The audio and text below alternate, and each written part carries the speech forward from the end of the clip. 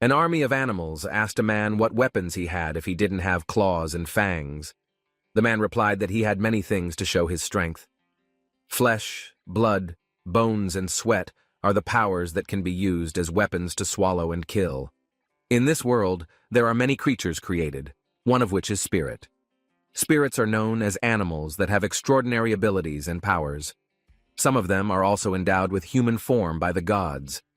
The spirits that have a human-like or humanoid form are called prophets. Among the spirits, there was also an incarnation that was infatuated with evil called evil spirit.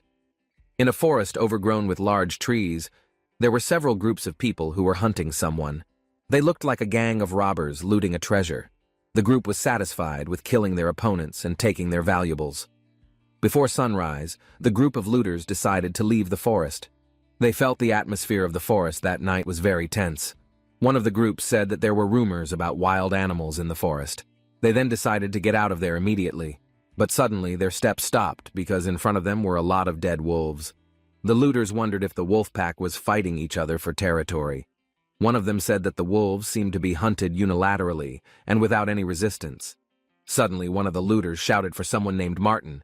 The man told Martin that he saw a very large spirit. Martin said maybe the wolf was the leader of the wolf army they saw first. Near the wolf king, a dead man was seen. Martin suspected that the man had killed the wolf pack, but his members said that it was impossible. Martin then asked his troops to take the valuables of the man they thought was dead, but suddenly, a red lizard bit Martin's leg. A man with a bald head asked Martin to calm down. The man said that he would cut the lizard's body in half. Unexpectedly, the man they thought was dead punched the bald-headed man in the face. The man's eyes looked very upset and angry. The man's entire body was covered in cuts and blood. The man said not to disturb his pets. He threatened to kill the bandits if they dared to hurt the red lizard. Martin yelled at the rest of his men to attack the man who had killed their member, Hans. But the man said that Hans was not dead. Martin was so upset, he shouted for all his troops to surround the man. The man said that they were all very stupid for daring to fight him. He asked them to retreat if they wanted to survive. With a sharp gaze, the man told the looters that he would cut all of their bodies like wolves. Of course, the bandits didn't listen to what the man said. They all ran towards the man while brandishing their weapons. One of the bandits screamed in pain as his hand was slashed by the man with the red lizard. Martin was getting furious. He then ordered all the shooters to shoot at the man. But suddenly, the man grabbed the red lizard and hugged it. The man drooped limply and made the looting troops wonder if the man was dead. But from the man's body came a very creepy aura. From his body came out a lot of wolf-shaped monster figures. The bandits knew that the man was an evil spirit. Suddenly, the man regained consciousness, and without realizing it, someone was watching him on the tree. Not long after, the man called Evil Spirit was already tied up in chains with the Wolf King he killed. He was carried away by the plundering herd in a carriage. A big old man was amazed that the Evil Spirit was able to kill the Wolf King. The man asked the group of people in front of him to burn the Wolf King's corpse immediately. The big man then approached the Evil Spirit and asked for his identity. The Evil Spirit said that his name was Ananta. The old man asked what Ananta's purpose was in exterminating all the wolf packs. Ananta looked at the man and said that he was hungry. The old man was surprised by Ananta's words. Meanwhile, his subordinate said that the old man did not need to listen to what Ananta said. The subordinate told him that they all saw Ananta turn into a very scary monster. The subordinate also confirmed that in recent times there had been a lot of rumors about murders in the mountainous area. The subordinate said that the rumors were related to stories of evil spirits eating the corpses of intruders in their area. But the old man called the Lord replied that Ananta looked clearly human. The subordinate asked his master to look at the scars that had formed on the body of the Wolf King Ananta had killed. The subordinate said that Ananta was an evil spirit who was using his illusion. Ananta suddenly chuckled and made the subordinate feel very upset. Ananta then said how could they all feel fine in the presence of an evil spirit who had killed another spirit. With a mocking face, Ananta said whether they all felt safe just tying themselves using a mine. Ananta said that they all knew nothing. Suddenly, a crow flew over them and was immediately devoured by the Wolf King that they had assumed dead. The blood of the crow splattered and hit the face of one of the old men. They were all shocked at the gruesome sight. Ananta said that the Wolf King had the body of a special monster. Ananta mentioned that the wolf had once been a spirit being but had fallen into the hands of an evil spirit. Not long after Ananta spoke, a huge evil spirit appeared. The evil spirit brought a pack of wolves to attack the humans. The looters screamed hysterically. The evil spirit's wolf army attacked their territory and made them all panic in fear. Huge flames burned the wolf army. The fire came from a tall figure who was none other than Ananta. Ananta stepped up while saying that he was very thirsty and hungry. He said that he would use his blood, sweat, flesh and bones to defeat evil spirit's army. Ananta, who had transformed into a large, tall figure, stepped toward the evil spirit leader. Ananta said that he would tear the evil spirit king to pieces until the king wished for his own death. The evil spirit's wolf army attacked Ananta's large figure, but Ananta easily defeated the wolf pack. The fierce battle between Ananta and the evil spirit was still ongoing. The two creatures gave no quarter at all. Ananta had a firm grip on the hand of the evil spirit king. Ananta then drove his fist into the evil spirit's face. The evil spirit fell to the ground and died. Not long after, Ananta transformed back into a human figure. Ananta stepped closer to the evil spirit. He then lifted the body of a white-haired woman. Ananta muttered that the woman was apparently unconscious because her eyes even looked like they were being controlled by something. Not long after, a black creature came towards Ananta. Ananta shouted at the creature that it must be his figure that had eaten the corpses in the area. The large black creature was none other than a demon god. The demon god took off his bird mask and said that he did not expect all his dolls to be defeated by Ananta. The demon god also said that he had been watching Ananta since he came to the land. Ananta asked the demon god to stop babbling. He asked the man to fight him and would split the demon god's body in two. The demon god said that the power he had was extraordinary, because he could control the souls of the dead as his army. The demon god said that Ananta would be killed and used as his army. The demon god also said that he could turn Ananta into a phantom. Ananta looked around him. He saw that the people who had died were alive again. The demon god said that his undead barricade would kill Ananta. Not long after, the mass of undead thrust their weapons into Ananta's body. But Ananta did not react in any way. Meanwhile, the demon god only chuckled while saying whether Ananta no longer had energy. The demon god stepped closer to Ananta's body, while asking Ananta to say his last message before dying. But suddenly Ananta's eyes turned bright red. His figure turned into a giant monster that surprised the demon god. The monster Ananta attacked the demon god and made him scream in pain. Meanwhile, the white-haired woman who had been unconscious since the beginning finally woke up. The woman was shocked to see the scene in front of her. Ananta's figure realized that. Ananta then stepped his foot towards the woman. The woman was now terrified to see Ananta's very creepy form. Ananta then told the woman that she was now free from the demon god's control. The woman held her head, saying that she had previously gone in the direction of the glowing wings. Ananta was surprised to hear the woman's words. The man seemed to recognize the figure in question. Ananta asked if the woman was also a victim of the white wings.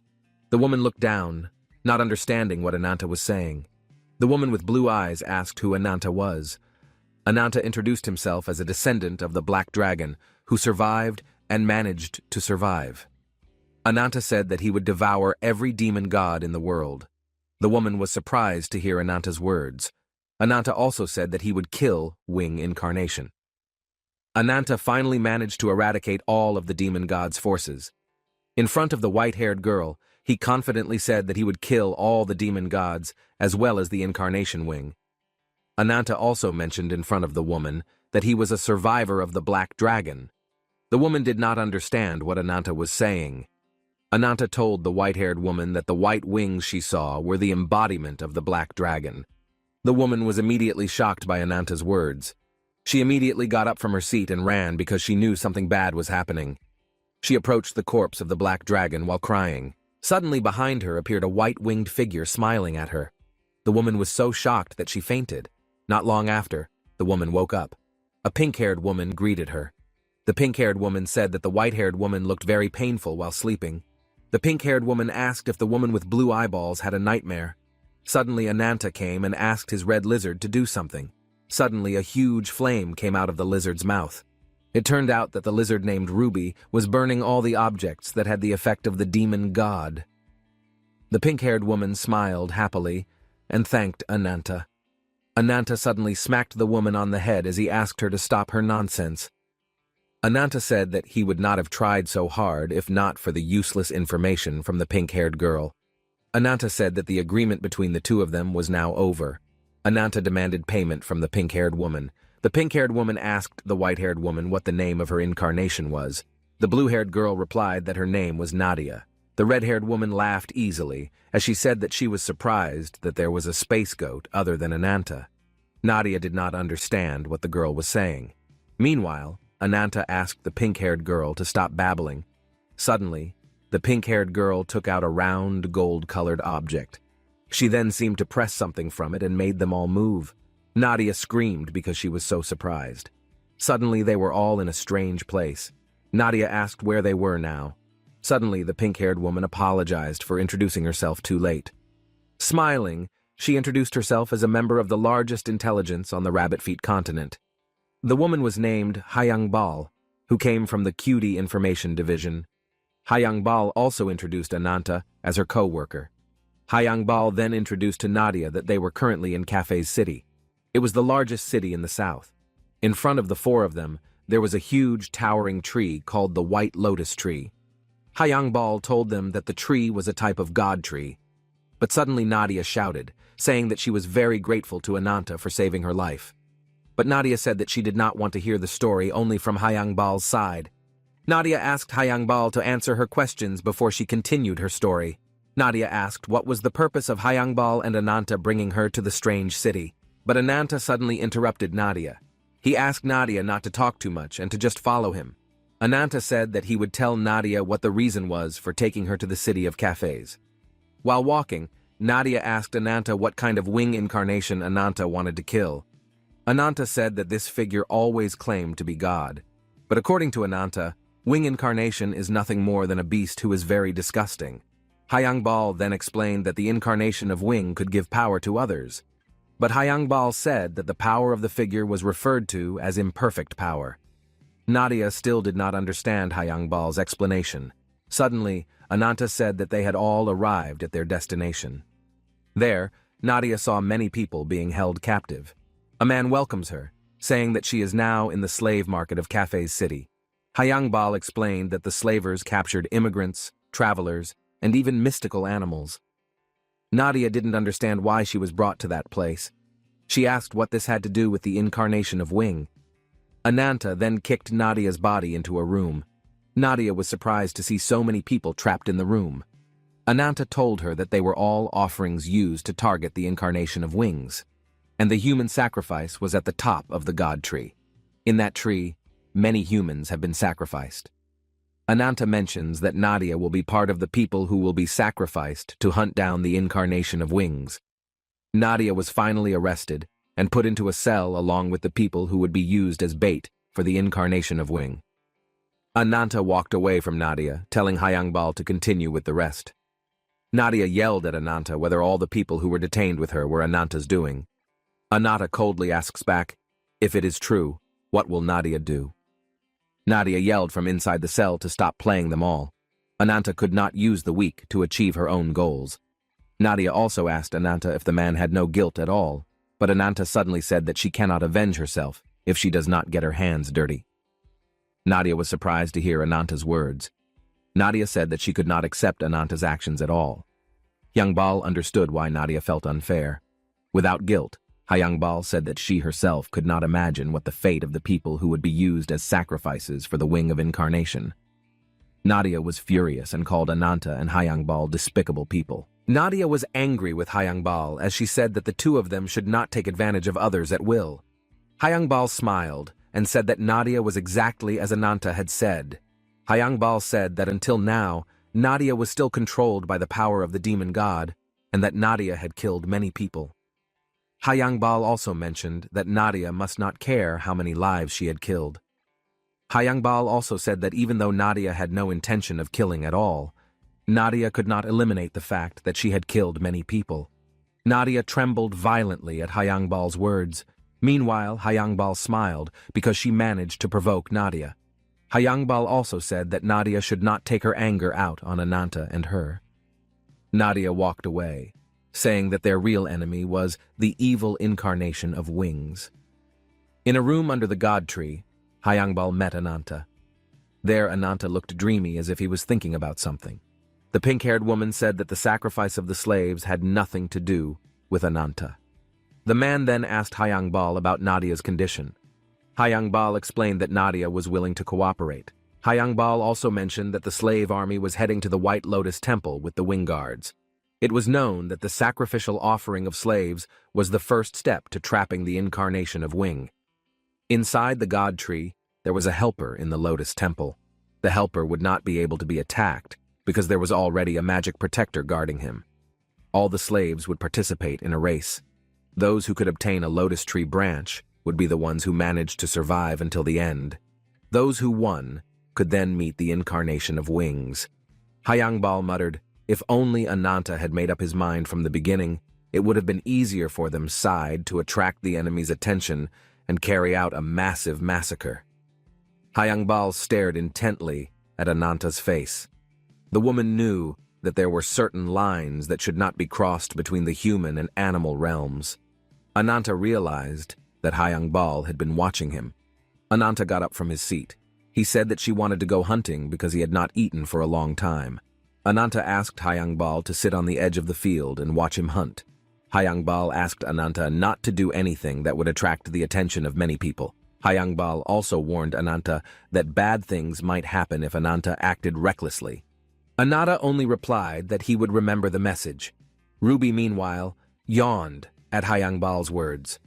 Not long after, Ananta was already inside a very grand colloquium. There were several people trying to defeat a giant mystical tiger. Ananta asked them all to step aside. Ananta, with his axe, was now in front of the tiger. Without taking long, Ananta killed the tiger with ease. Everyone in the Colosseum was shocked. They wondered how a mere mortal could eradicate a mythical animal. Meanwhile, Hayangbal thought that Ananta was a big problem. All the spectators at the colloquium screamed hysterically and showed faces of disbelief. Ananta shouted at the god tree, saying that he would cut and eat the incarnation of Wings in the near future. Meanwhile, the slaves, including Nadia, were already walking towards the gate of the White Lotus Temple. Not long after, a white-haired person appeared to welcome all the slaves. Nadia guessed that it was the incarnation of Wings. The person greeted all the slaves while saying that welcomed them all to the god's temple. The incarnation of Wing is known to create avatars of the Wings to ask for sacrifices, and anyone who can fulfill his request will get a chance to participate in the Cepheus arena. The participants who could prove their strength and win against the spirit beasts would receive extraordinary powers from the incarnation of Wings. Those who grant that power are called the Guardians of the Wings. Before all the slaves went to the god's temple, Hayangbal answered all the questions from Nadia about her curiosity towards the incarnations of the Wings. Nadia asked why all the slaves with her were used as bait. Hayangbal replied that it was a strategy to break through the enemy defenses and infiltrate the temple. Nadia also asked why Ananta wanted to kill the avatar of the Wings so badly. She also wondered if her plan had anything to do with Ananta's power. Hayangbal said it was difficult to give that answer, but Hayangbal said there was something called revenge incarnate. Hayangbal said the revenge was something that other beings could not even imagine. Meanwhile, inside the god's temple, the incarnate of the Wing saw the terrified slaves. He asked the slaves not to be afraid and raised their heads. The white-haired man introduced himself as the saint who received the offering. The man's name was Balzac Ilgini. Balzac said that he was the owner of the White Lotus Tree and an avatar of the Wings. Balzac also boasted that he had extraordinary flapping wings that could be heard in the dark world. Balzac said that they were all people who accepted the offer of mercy as a sacrifice. Balzac asked all the slaves to prepare themselves for eternal solitude. With a cruel gaze, Balzac said that their bodies would all be safe in the wings of salvation. Suddenly, someone cried out to Balzac for mercy. The black-haired woman asked for mercy from Balzac to save her innocent sister. The woman begged Balzac to spare her sister. Balzac approached the woman and called her a beautiful human being. His hand grabbed her hair and instantly decapitated her. Blood splattered in front of her sister's eyes, which terrified her. Everyone became very frightened. Balzac sat on his throne saying that her sister was purified and free from fear or pity, with a sinless face. Balzac said that her brother would soon be sent to Nirvana. Suddenly, Nadia, who was still controlled by the demon god, went berserk. She called Balzac not a savior, but only a crazy killer. Balzac smiled and said why there were always avatars among the offerings. Nadia then transformed into a monster that made everyone scream in fear. Nadia turned to the slaves and said that she would protect them all. Balzac attacked Nadia, telling her not to act arrogantly in front of him. Balzac also mentioned that Nadia was just a nameless avatar whose origins were unclear. Balzac also said that Nadia was very arrogant for daring to interfere with his business. Nadia told Balzac that she also had a name to be proud of. The girl introduced herself as Nadia, the avatar of nature. From Nadia's body came a string of green and brown roots. Balzac laughed as he called Nadia a brave woman. On the other hand, at the Colosseum, all the spectators, including Ananta, were surprised to hear a commotion in the white lotus tree. Ananta wondered what was going on in the temple of God. Meanwhile, Nadia was surprised why her succubus power was successfully dispelled with one attack. Nadia knew that this power was the highest level of her ability. Nadia felt that now the level of the incarnations of Wing was different from before. Suddenly, Balzac raised a monster that made Nadia surprised. Now Nadia's stomach has an object piercing her stomach. Balzac said that Nadia must be careful when serving Yo's loyal followers. Behind Balzac appeared a very large monster. The monster was gray and had claws and a body filled with sharp thorns. Currently at the Colosseum, Ananta is still dealing with the mystical tiger. Ananta swung his axe, saying that the tiger must not hate him. He also asked the tiger to face death with open arms. Finally, the mythical animal was dead, and the host announced that the winner of the arena was Ananta. Meanwhile, there were two men who felt unhappy with Ananta's victory. One of the men asked his colleague named Duke Bernhard what he would do to Ananta, because according to the man, the winner should be Duke Bernhard. The host said that Ananta would get a branch from the white lotus tree given by the Wing Guardian. Duke Bernhard told his partner that the plan would go ahead, and no matter what, Bernhard had to get the branch of the white lotus tree. Ananta took the gift and immediately opened the box containing the branch of the white lotus tree. The branch was now in his hands. Meanwhile, inside the Temple of Gods, Nadia sat on the floor, holding her stomach. As a result of the puncture from Balzac's large, sharp thorn, her stomach was wounded and bleeding. Balzac said to Nadia that she would proudly protect the slaves.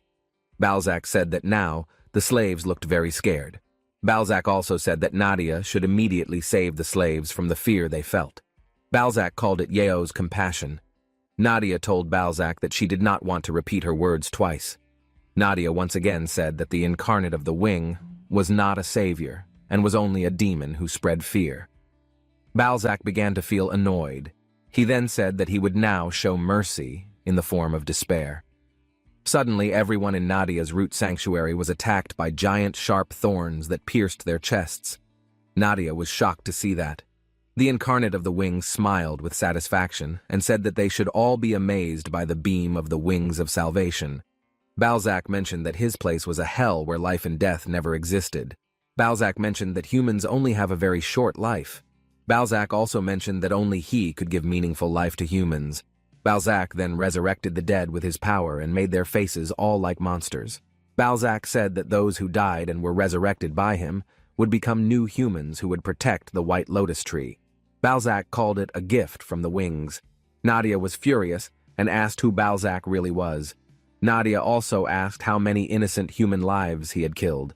Balzac did not answer Nadia's question. The snag incarnate of the Wing unleashed his power and bound Nadia with a giant root. Balzac answered Nadia's question that he had never counted how many humans he had killed. According to Balzac, they all have no value. Balzac asked if Nadia had a last message before her death. Nadia said that Balzac should die and boil in hell. But suddenly someone came infiltrating, and a force attacked Balzac from the direction of the door of the Temple of God. That person is none other than Ananta the Black Dragon. Ananta's presence with his axe took Balzac by surprise. Ananta plunged a branch from the lotus tree into Balzac's eye. Meanwhile, Ananta greeted Nadia and did not expect the white-haired woman to survive. Balzac looks at Ananta while asking if Ananta won the hunt at the colloquium. Balzac said that it was very unlikely for Ananta. Ananta asks Nadia where the incarnate of the wing is and why Nadia is dealing with Balzac. Nadia was confused by Ananta's question because all she knew was that Balzac was the incarnate of the wing. Balzac was upset that Ananta was able to trespass into the White Lotus. Balzac was also furious because Ananta had insulted Sang-yo, who was the incarnate of the wing. Ananta told everyone inside the White Lotus that Balzac was not the incarnate of the wing. Meanwhile, on the sidewalk leading to the White Lotus, Duke Bernhard was seen beating up the guards. Bernhard was surprised that he had never heard the name of the person who won in the arena.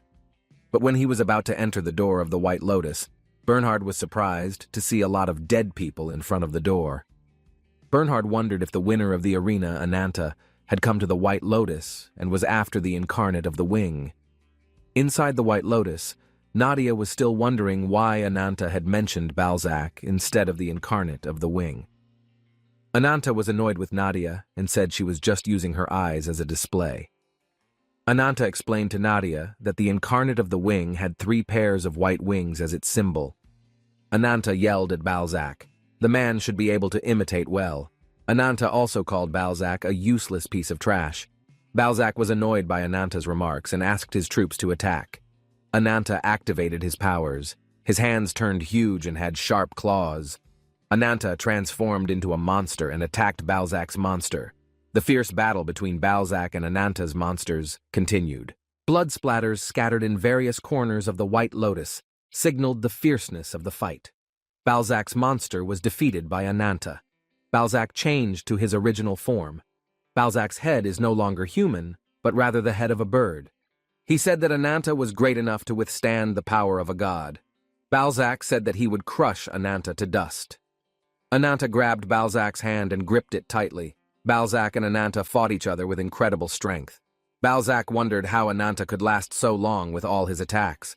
Ananta exerted all his strength to defeat the fake incarnate of the wing. Now Ananta's attack managed to hit Balzac in the chest and made him cry out in pain. Balzac fell to the floor, cursing Ananta with curse words. He called Ananta a lowly creature. Ananta then showed his ultimate power and said that he would show the power of a god. A white-clothed person with a sharp gaze descended from the sky and went towards the White Lotus. Meanwhile, at the White Lotus, Balzac showed Ananta the power of his monster called Glorious Wings. But Ananta suddenly immediately attacked Balzac's stomach and made him scream in pain. Balzac felt very upset. He then released all his strength. Now from his body, more sharp thorns appeared than before. Balzac said that he would turn Ananta into minced meat. With his ultimate power, Balzac attacked Ananta and made the White Lotus room shake violently. But it turned out that Ananta managed to avoid Balzac's attack and instead made a counterattack on Balzac. Balzac was furious. His eyes glared at Ananta. Balzac called Ananta a crazy bastard. Balzac is surprised that Ananta's body is now much stronger than before. Similarly, Nadia is confused now that Ananta's physique is getting bigger and looks very strong. Balzac feels that Ananta's speed is beyond human understanding. Balzac wondered if Ananta's ability had regenerated and changed his body. Balzac knew that he could not avoid Ananta's power at all. Ananta and Balzac fought again. A large mass of roots emerged from the floor. Ananta jumped to avoid the attack. Ananta knew that Balzac would always regenerate and heal from his wounds no matter how many times he attacked him. This was because Balzac had a branch of the White Lotus tree. Ananta also felt that if he continued to fight with Balzac, then it would not benefit him at all. Ananta suddenly thought of an idea. He then flew to the rooftops and destroyed the ceiling. Balzac immediately caught Ananta with the power of his roots. Balzac asked if Ananta thought that the ruins of the rooftops could make him die. Balzac also asked if Ananta was planning to make a stupid plan. Ananta asked Balzac how many he had taken away. Balzac mentioned that he was so bored with life that he never counted the human lives he had killed. According to Balzac, they were all meaningless. Suddenly, from the rooftops that Ananta had torn down, a multitude of undead appeared. The souls brought to life by Ananta fell from the ceiling and took Balzac by surprise. The army of souls attacked Balzac from all sides. Balzac screamed and asked them all to stay away from his body.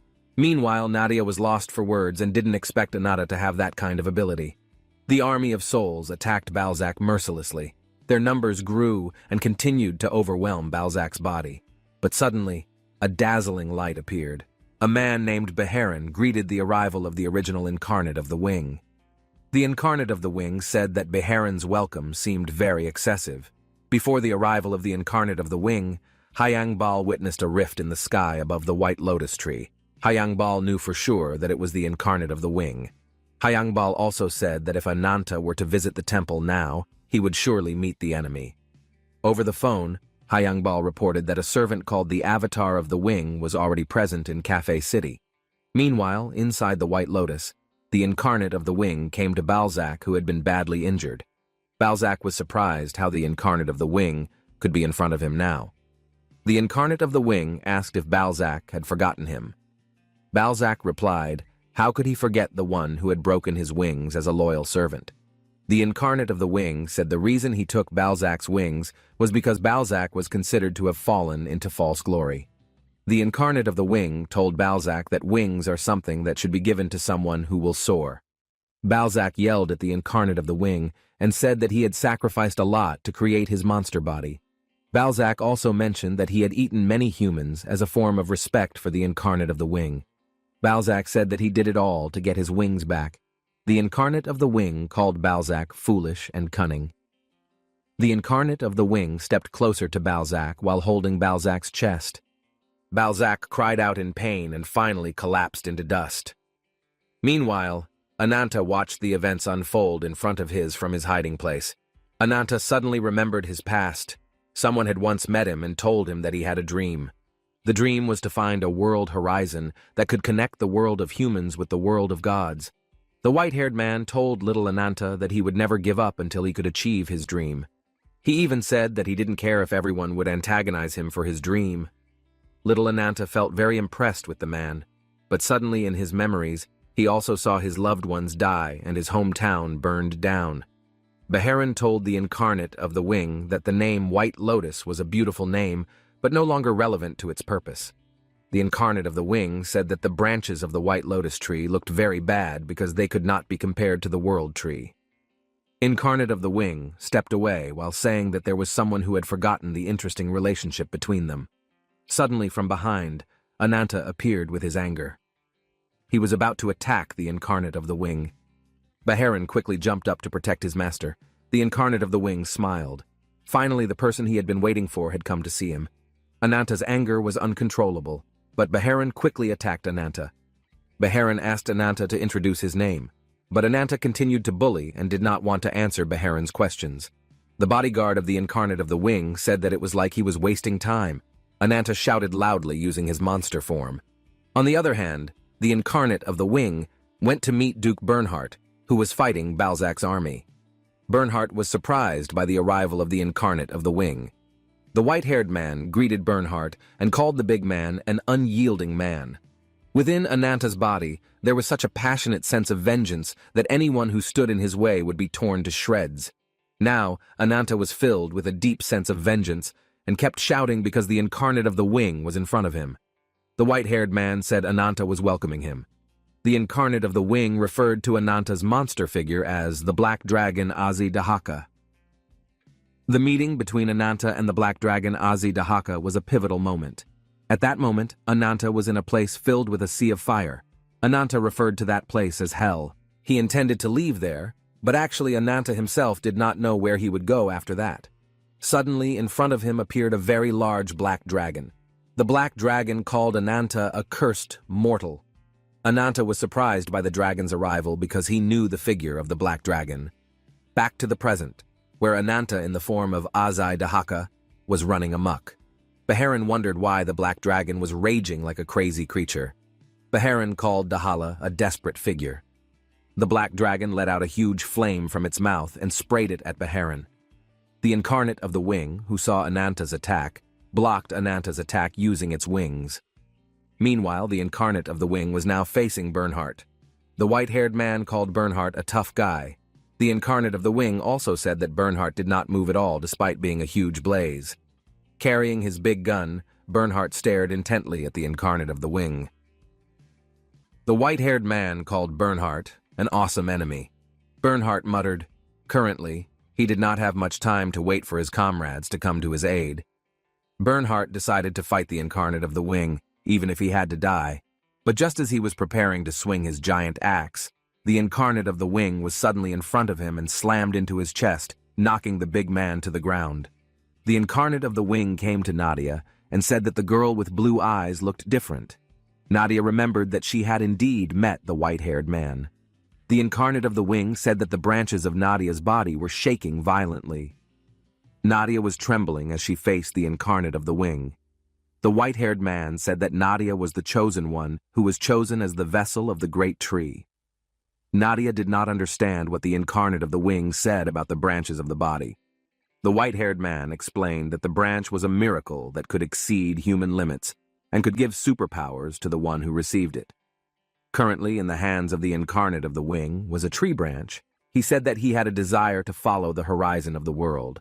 Suddenly, a yellow light shone very brightly. Not long after, a girl who rose from the dead appeared. The incarnate of the wing asked the girl who she was. The girl with red eyes introduced herself as Ziz.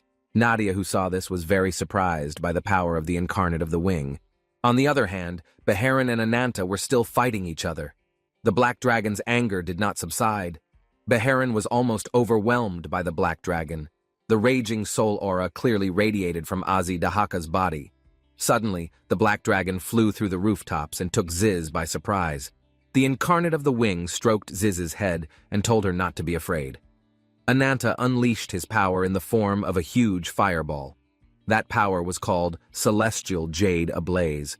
The Black Dragon immediately sprayed the fireball towards the incarnate of the wing. The white-haired man was annoyed and said Anata had underestimated his power. The incarnate of the wing said there was no proper place for the Black Dragon to be in the sky. Incarnate of the wing unleashed the power of blue-colored light towards Dahaka. The blue light shone brightly and destroyed the power of the White Lotus tree.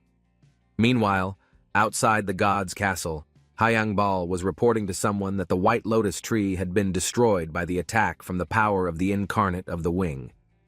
Hayangbal also said that Ananta, their trump card, the incarnation of revenge, had been defeated by the incarnate of the wing. Ruby has a historical relationship with Ananta. When Ananta was a child, he once helped Ruby, who was being chased by a pack of desert dogs. Ananta threw his axe to scare the dog pack and asked them all to retreat. To frighten the wild dog army, Ananta made one of them die and screamed as loudly as possible. Soon after, the dogs left Ananta and Ruby's presence. After rescuing the red lizard, Ruby continued to follow Ananta. Ananta mentioned that the animal had no body parts to enjoy. Ananta was annoyed with the lizard and asked Ruby to leave his presence. However, Ruby suddenly let out a flame from his mouth, which surprised Ananta. Not long after, a giant rhino appeared and chased Ananta and Ruby, both of whom immediately ran away. Ananta and Ruby jumped off a cliff and saw someone. Once at the bottom of the cliff, Ananta shouted to the giant rhino if the giant animal wanted to continue chasing him. Ananta turned his axe and told the rhino that he was not at all afraid of the giant rhino. Ananta also said that he would show the power of a descendant of the Black Dragon or Black Dragon to the rhino. A man behind Ananta suddenly opened his hood and startled Ananta. The white-haired man stared intently at the giant rhino, and all of a sudden, the giant rhino just left. The man asked Ananta if she was okay. That day was also the first time Ananta met the incarnate of the wing. From that meeting, Ananta's life began to change. Ananta then invited the incarnate of the wing to come with him to the village. Everyone in the village wondered who the man was that Ananta had brought with him. Then a woman came up to Ananta. The woman held Ananta's face in concern. She asked him if he was all right. She also asked if Ananta had gone to the spirit realm alone. The woman asked Ananta a lot of questions. She also asked what the strange creature was above his head. Ananta replied that it had just followed her.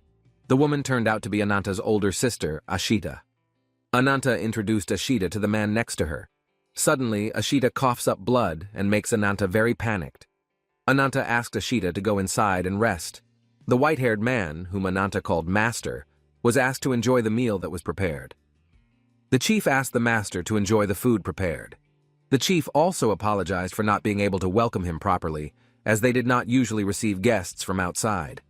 The chief, who was called the Old Man, invited the master to rest comfortably before continuing his journey. The master, whose name was Ryu, thanked him for the warm welcome. Meanwhile, Ruby stared intently at the master, as did he. The old man then said that as long as Ryu was in their village, Ananta would help Ryu.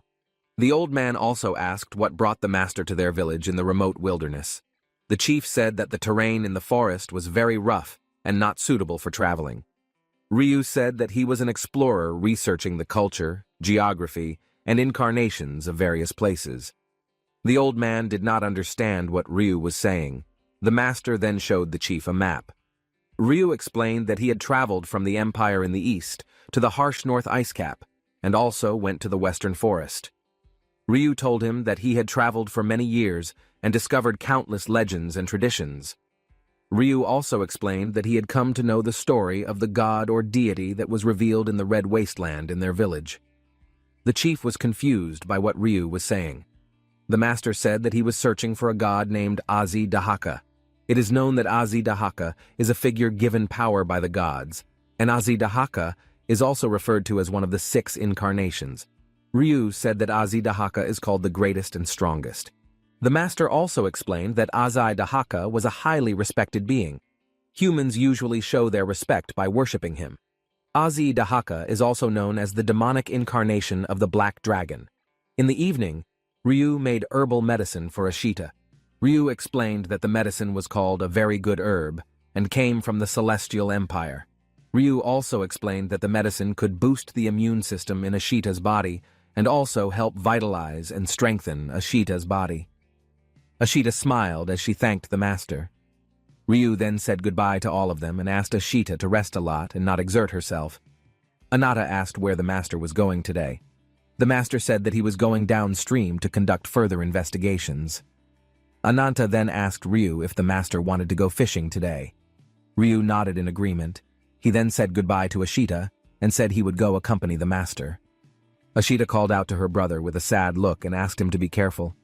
Ananta smiled cheerfully and remembered his sister's message. As Ryu and Ananta were about to go downstream, all the villagers stared at them. Ananta wondered why they were all acting so strangely. Downstream, Ryu and Ananta managed to catch some fish. Both of them enjoyed the fish by grilling it. While enjoying the fish, Ananta asked Ryu if his investigation of Suda had made any progress after a week in their village. Ryu said that he had not found many bright spots. The master said that so far, he could only gather information about the descendants of the Black Dragon. Ryu tells Ananta that in the past, Ananta's ancestors suffered from foreign invasion.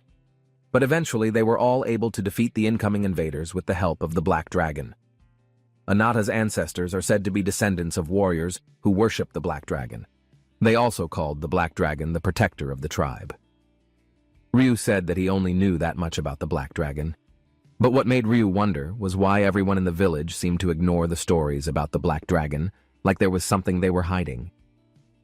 Ryu looked at Ananta as he noticed the wounds on the boy's body. Ryu asked if Ananta was secretly still hunting without his sister's knowledge. Ananta, who heard that, was very surprised. Ryu said that he tried to pretend not to care. The master also mentioned that Ananta would soon be caught by his sister. Ananta asked Ryu to keep it a secret from Ashita, because he didn't want to worry his sister. Ananta said that winter would soon arrive, so he wanted to hunt as much as possible. Ananta said that he and his sister did not have parents. Both their parents died when he was a child. Therefore, Ashita is very protective of him and pays excessive attention to him. Ananta said that his sister still considers him as a child. Ananta mentioned that his sister had worked hard all this time by taking care of him as an adult. Ananta told Ryu that he would love to give a big gift to his sister in the form of abundant offerings. Ryu paused for a moment and then asked Ananta, wasn't that task very hard for Ananta? With a cheerful face, Ananta replied that it was not a problem for him at all. He said that he was fighting for his family members. Ananta asked the master to stop talking about heavy topics. The boy then asked Ryu why he wanted to investigate the first incarnation so badly. Ryu replied that he was eager to find divine revelations. Ryu explained to Ananta that divine revelations are the source that contains the 6th divine power of the incarnation. This power is said to exceed the laws of the world as well as human understanding. The 6 incarnations also contain the powers and abilities of the gods. Ryu explained that if someone could get the 6 incarnations, then that person would certainly be able to see something that existed outside the world. Suddenly, Ananta asked about the old scale, which surprised Ryu. Ryu asked if Ananta knew anything. Ryu grabbed Ananta's shoulder and asked him to explain about the old scale. Ananta said that he actually knew about it from other people, and it was a secret that should not be revealed. Ananta explained that he got the story from Ashita when he was a child. His sister told him that in ancient times, the Black Dragon went on a rampage and defeated all the invaders who came to the village and turned their village to ashes. Afterwards, to contain its power, the Black Dragon entrusted a scale to Ananta's ancestor. The ancestor then extracted the source of his power, and finally Black Dragon was able to sleep peacefully. After that incident, the ancestors built a temple called Dragon Canyon to immortalize Black Dragon. Ananta's ancestors also entrusted the temple to the village's elite warriors to be able to protect the Black Dragon's scales from criminals. Ananta suddenly stopped his speech and asked Ryu, mad that he could not continue his explanation. Ryu was silent and could not say anything. Ananta then continued to say that the village chief had allowed the master to stay as long as possible. Ananta stood up from his seat and said that he was ready to take the master to explore other places. Ryu then said that there was a place he really wanted to visit and asked Ananta to guide him. Not long after, Ryu, Ananta, and Ruby were in a vast desert. On top of a cliff, Ryu told Ananta that he had a dream that he wanted to realize. Ryu said that he longed to find the horizon of the world that could connect him to the land of the gods. Ryu was determined that he would never stop his steps until that dream could be realized. Ryu turned to Ananta with a smile. The master said, even though everyone in the world would hate him, he would never stop. Ananta did not understand what the master meant. Ryu asked if Ananta had heard about the Black Dragon curse. Ryu mentioned that Ashita was sick because of the curse of the Black Dragon. Ananta was surprised to hear that. The master told Ryu that Black Dragon was using the villagers to carry on the demonic deity curse brought by divine revelations. Ryu also told Ananta that the reason his parents died was because of the Black Dragon. At that moment, Ananta's thoughts were that Ryu could easily blame their Black Dragon. Later that night, Ashita woke up from her sleep. She was surprised that Ananta had not come home yet. Ashita stepped outside and felt the cold air. The elder sister was very worried about her brother and said that Ananta must not get sick. On the other hand, Ryu went to the Dragon Abyss Temple, but his steps were stopped by the elite soldiers of the village. They said that Ryu was not allowed to set foot there. The soldier attacked Ryu with his spear, but Ryu easily reversed the attack and made the soldier fall to the ground. Meanwhile, the other soldiers shuddered in fear. Ryu asked them to get out of the temple. Behind Ryu, Ananta was hiding and watching Ryu, who could defeat the village elite soldiers very easily. Ryu invited Ananta to come inside the temple and asked him to move quickly before dawn. Suddenly, Ryu chuckled and said that everything was going according to his plan. Meanwhile, Ananta does not understand what the master's intention is. Ryu told Ananta not to worry. Ryu then opened the box in front of him and saw a scale inside. Ryu said that it was the scale of the last report that was deliberately arranged in reverse. Ananta asked if the Black Dragon scales they saw were an inverted scale. Ryu thanked Ananta for all his dedication over the years. Ananta then asked if the master could help him heal his sister after this. Ryu held Ananta's shoulder while saying that humans are very stupid creatures. Ananta was shocked to hear this. Suddenly, Ryu took Ananta's hand and placed it on the Black Dragon scales. Suddenly, blue light radiates out of the fort. On the other hand, Ashita, who was in front of her house, was surprised to see the light. She knew that the light came from the Dragon Gorge. The Black Dragon that had been sleeping for a long time finally woke up. All the villagers who saw were very surprised. One of the villagers asked, which fool had dared to wake up the god? Inside the Dragon Gorge, Ananta woke up from his stupor. He was surprised to see Ryu on a mound of earth smiling. The man grabbed an object shaped like a flower. Ryu said that he could finally obtain the miracle that formed the horizon of the world. Not long after, Ryu stuck the flower stem into his chest. The man screamed hysterically, accompanied by a dazzling blue light. The Black Dragon then came close to Ryu. It asked the master if the man knew the consequences of laying hands on dragon scales. Azidahaka asked what the master's name was. Suddenly, Ryu's physique transformed into the figure of a white bird. The man introduced himself as Gyuyo, the incarnation of the wings. On the other hand, Ananta finally woke up from his stupor. He was confused by what was happening. In front of him, he saw a black dragon and a white figure with wings. Ananta was confused about what had happened while he was unconscious. Dahaka said that he could feel the power of divine revelation in Ryu's body. Dahaka said that he didn't believe Ryu's body could withstand the power of divine revelation. The black dragon wondered what Ryu had done to the recipient of the revelations. Ryu replied to the black dragon that Dahaka's question was very predictable. With innocence, Ryu said that he had killed all the recipients of revelations for his own interests. Ryu, who had changed his figure into the incarnations of the wings, said that the Anga had become weakened. Ryu said that this was because he had separated the divine revelations. With a haughty tone, Ryu said to the black dragon that he would bury the dragon's body with his own hands. The black dragon felt very angry. Dahaka then released a huge fire. He then asked Ryu to show all his strength.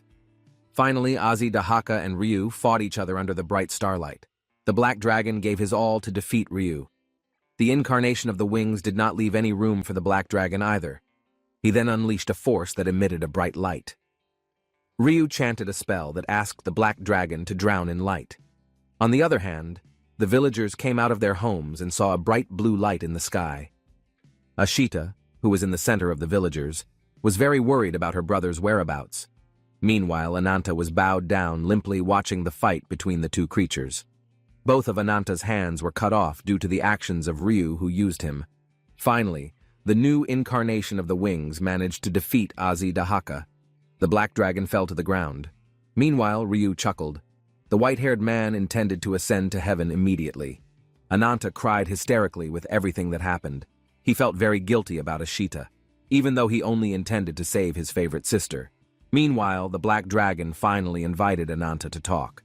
The black dragon knew that Ananta had helped the incarnation wing. Ananta cried in fear. He apologized to Black Dragon and said that she did everything for his sister. The Black Dragon said that what had happened was very sad. The Black Dragon shouted angrily that he would never forgive Ananta. Dahaka said that Ananta would be cursed. Not long after, Dahaka was awakened by a blaze of red light. Ananta, who was in front of him, was terrified. Ananta was surprised that the demon was flying towards the village. All the villagers were shocked to be hit by the flames from the Black Dragon's mouth. All the villagers were burnt, including Ashita. Ananta ran while crying to see all the people he loved burned in the flames. Suddenly, Dahaka entered Ananta's young body and made all of Ananta's blood boil. His body shook violently and his heart seemed about to explode. Not long after, Ananta's physique changed drastically into that of a grown man. Ananta's hands grew back after being possessed by the Black Dragon. Ananta suddenly woke up from his long dream after rampaging in front of Ryu. Now he was locked up in chains. The look in Ananta's eyes reflected a deep hatred for the incarnation of the wings. It was no longer the cheerful gaze of little Ananta, but a gaze filled with rage. Back to the present, when the incarnation of the wings managed to destroy the White Lotus, he invited Beharin and Ziz to return to Dilapidate Temple. But before Ryu left, he told the incarnation of the wings that Ananta hated him and called Ryu a disgusting animal. Ryu smiled as he said that he and Ananta did have a very long history. Nadia kneels in front of Ryu and says that she's dead set on meeting the incarnation of the wings again. Meanwhile, two people were reporting to a red-haired woman called Her Majesty the Queen. The two subordinates said that someone named Bernhardt had returned from the Southern Watch Post. The Queen said that she was very happy to hear the news. She asked her subordinates not to ruin her mood. The Queen got out of her bath and told one of her subordinates named Mer that she now had to leave immediately. Mer also reported that according to the messenger, inside the White Lotus, there was one incarnation and two humans engaged in battle. The Queen confirmed with Mer whether the incarnation in question was a creature with flipper wings. But the other subordinate said that she didn't know either. The subordinate told the Queen to see the condition in person. The Queen smiled as if she was impatient. Bernhard was not killed, but he did have a chest wound. At the White Lotus, the big man introduced himself to Nadia as someone who hated the incarnation wing. Bernhardt then invited Nadia to come to his organization's headquarters, saying that he was going to hold a match. Nadia knew for sure that Bernhardt's goal was to see Ananta's true power.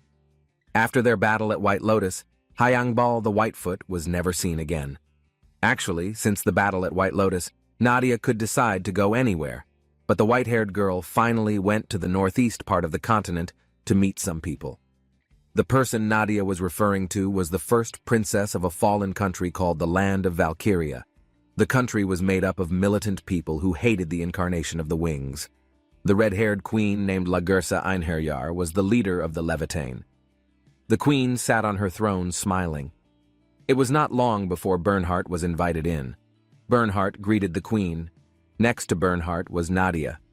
The queen asked Bernhardt to explain the results of his expedition. Bernhardt explained that he and his troops had eliminated everyone who participated in the arena and eventually disguised themselves as the people he had killed. Bernhardt said that initially he found unexpected things happening. But finally, Bernhardt managed to get to the top of the sacred tree.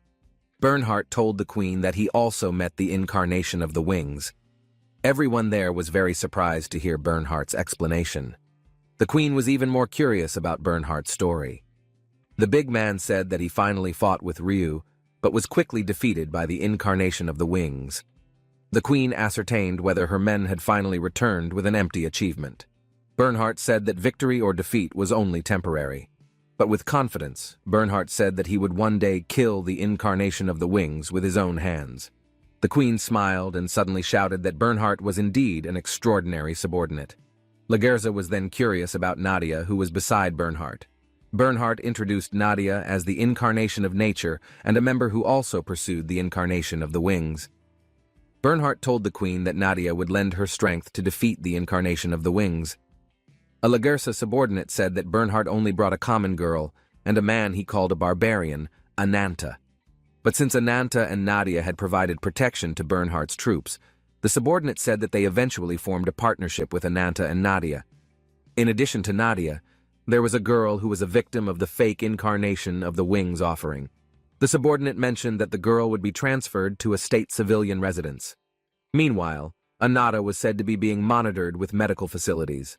The subordinate said that Ananta was now in a coma and unconscious.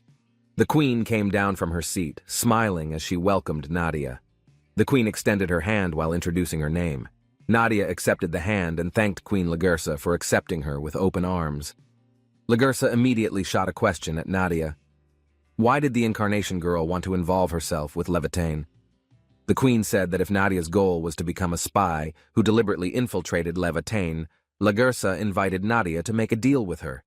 But Nadia suddenly said that she wanted to know information about the branch inside her body. But suddenly a subordinate shouted that the queen did not need to care about what Nadia said. The brown-haired woman said that she could not stand the smell of incarnation wings from Nadia's body. The brown-haired woman pointed at Nadia while saying that Nadia must have received the winged incarnation branch inside her body. Lagersa confirmed with Nadia whether what her subordinate said was true. Nadia was silent for a moment, and then replied that what the brown-haired woman said was indeed true. Nadia even mentioned that after her encounter with the incarnation of the wings, the branch's pulse in her body kept racing. However, Nadia said that she herself did not have clear information about the branch inside her body. The queen then asked Bernhardt if his subordinate could provide information about the wings of Incarnation Branch. Bernhardt bowed respectfully to the queen and said that he did not give any information until the queen gave him permission. Lagersa said that if Nadia was indeed the incarnation she was looking for, then it would be a very unique thing. But suddenly, a subordinate came and made Lagersa very upset because the subordinate was said to have disrupted the meeting. The subordinate said that in the civil residence precisely at the fort, there was a big commotion going on. The commotion was precisely the massacre carried out by Ananta, who had woken up from his coma. During his coma, Ananta had a very long dream. In his dream, a terrible memory of when he was a child entered. He saw all the villagers of the Black Dragon descendants die in the fire. Meanwhile, he was possessed by Azi Dahaka, who had cursed him. In the midst of the enormous flames, Ananta walked over to his sister's corpse. Ananta remembered well the last message Ashita had spoken before he left with Ryu. She had asked Ananta to be careful and return home safely. Ananta hugged Ashita's corpse, which was already burnt by the fire. Ananta screamed hysterically and said that he would kill the incarnation of the wings. In the nightmare, Hyangbal appeared staring inside Ananta's body. Ananta woke up from his dream. He was surprised to wake up in a strange place. Suddenly next to him was a small brown-haired child who mentioned the word Koko Nene. Ananta did not understand what the child was saying. Ananta wondered if the child in front of him was an incarnation, but Ananta did not want to worry about that. He immediately got up from his seat to immediately meet the incarnation of the wings. But just as he was about to take a step, Ananta coughed up blood. Ananta felt that he could not breathe at all and his vision was blurred. Ananta knew that he had used too much curse power. Ananta suddenly collapsed to the floor and made the brown-haired girl very surprised. The girl just ran out like nothing had happened, and that made Ananta a little upset. Ananta then walked out and became the center of attention of many people. As he continued to walk, Ananta continued to pay attention to his surroundings. He wondered where he was now, because in front of his eyes, he could not see the vast sky at all. Ananta guessed that he must be in the underground city. Ananta was suddenly stopped by several people who looked like guards. One of the guards asked Ananta to stop because he saw Ananta as very suspicious. The guard asked Ananta to obey the arrest order. Ananta let out a long sigh while saying that he just wanted to pass by, but suddenly Ananta's body was hit by someone. Ananta felt upset. The man who hit Ananta asked the guards if they had seen his child. The guards addressed the black-haired man as Mr. Owl. Ananta was surprised to see the mark on the back of Mr. Owl's hand. Ananta seemed to notice and recognize the symbol. Ananta knew that the sign had been told about it by Haonime when they first met. Haonime showed her the mark as a symbol to find the incarnation of the wings. At that time, Haonime showed a badge called Myongho. The badge symbolized a family, group, or authority that was a follower of the incarnation of the wings. Ananta was about to touch Mr. Owl's shoulder, but the black-haired man realized quickly. He then pointed his gun at Ananta, who was behind him. With a sharp look, Mr. Owl said that he really hated being touched from behind. Ananta was very annoyed with Mr. Owl. He then threw his fist at the man with the yellow eyeballs. Mr. Owl knew that Ananta was very strong. He then said that today was his day of rest. Mr. Owl looked at Ananta and didn't expect Ananta to emit such a strong aura of hatred. Ananta suddenly asked about the symbol on the back of Mr. Owl's hand. Ananta ascertained whether the symbol had anything to do with the incarnation wing. Mr. Owl did not answer Ananta's question. Mr. Owl quickly swung his sword at Ananta. With a smiling face, Mr. Owl said, if Ananta wanted to know about something, then he had to show his strength. Feeling challenged by Mr. Owl, Ananta immediately showed his strength by showing his hands, which had very large claws. Mr. Owl wondered what power Ananta had. Meanwhile, the Levation soldiers immediately shouted and hurriedly ran to report it to Queen Lagursa. Mr. Owl began to get nervous about Ananta's strength. He muttered that his sword would not be able to withstand Ananta's attack. Mr. Owl actually knew that Ananta was in no shape to start a fight. Because of this, Mr. Owl felt that he had an opening to attack. Not long after, Mr. Owl connected his sword to Ananta's body. But suddenly Ananta went berserk out of control and terrified all the villagers. Mr. Owl knew that he was now afraid. Suddenly someone shouted for Mr. Owl to back off. The man whose real name was Yaoi looked back and saw Queen Lagursa coming. Queen Lagursa quickly swung her sword at Ananta. Ananta screamed hysterically because of the attack from Lagursa. Meanwhile, Nadia shouted that Ananta was not their enemy. Bernhardt tried to dissuade Nadia, but Lagursa said if Ananta became a threat to her people, then she would not hesitate to kill Ananta. Lagursa shouted at Ananta and said that she would end Ananta's life soon, but suddenly the black dragon that enveloped Ananta's body moved on its own as if it was about to fall. Not long after, Ananta's human body fell to the ground and shocked Lagursa. Finally, Ananta was taken to the dungeon. Meanwhile, Nadia was also being watched on alert by the royal guards. Mare told her colleague that everyone had been ordered to be careful. Her colleague responded that soon, rumors would spread throughout the fortress. Meanwhile, Lagursa finally held an executive meeting to discuss Ananta. A fourth commander named Lupa expressed his opinion. Lupa said that they all had to kill Ananta immediately because the man was very dangerous. Meanwhile, Yaoi, known as Mr. Owl, said that Lupa had too wild an idea. The third commander of Levitane said that they could use Ananta's power, while a second commander named Tarkin, he said he was not interested in the existence of Ananta at all. Queen Lagursa then asked Bernhardt, the first commander, for his opinion. Lagursa asked if Bernhardt knew who Ananta was. Bernhardt said that Ananta's presence would definitely cause a lot of internal opposition. However, Bernhardt pleaded with all members of the meeting to accept Ananta joining, even though there would be a lot of instability in the future. Bernhardt told Lagersa that Ananta had extraordinary abilities. Bernhardt also mentioned that although Ananta had unstable emotions, Ananta was said to be a person who had a deep grudge against the incarnation of the wings. Bernhardt stated seriously that if Levitain could utilize Ananta's power, then Ananta could be powerful against the incarnation of the wings. Lagersa said that he accepted Ananta as part of his army. But Lupa strongly rejected the decision and asked Lagersa to reconsider her decision. Lupa then asked for confirmation from Yewi as the one who first fought Ananta. While smiling, the Lord Owl said that what Bernhardt said was not wrong.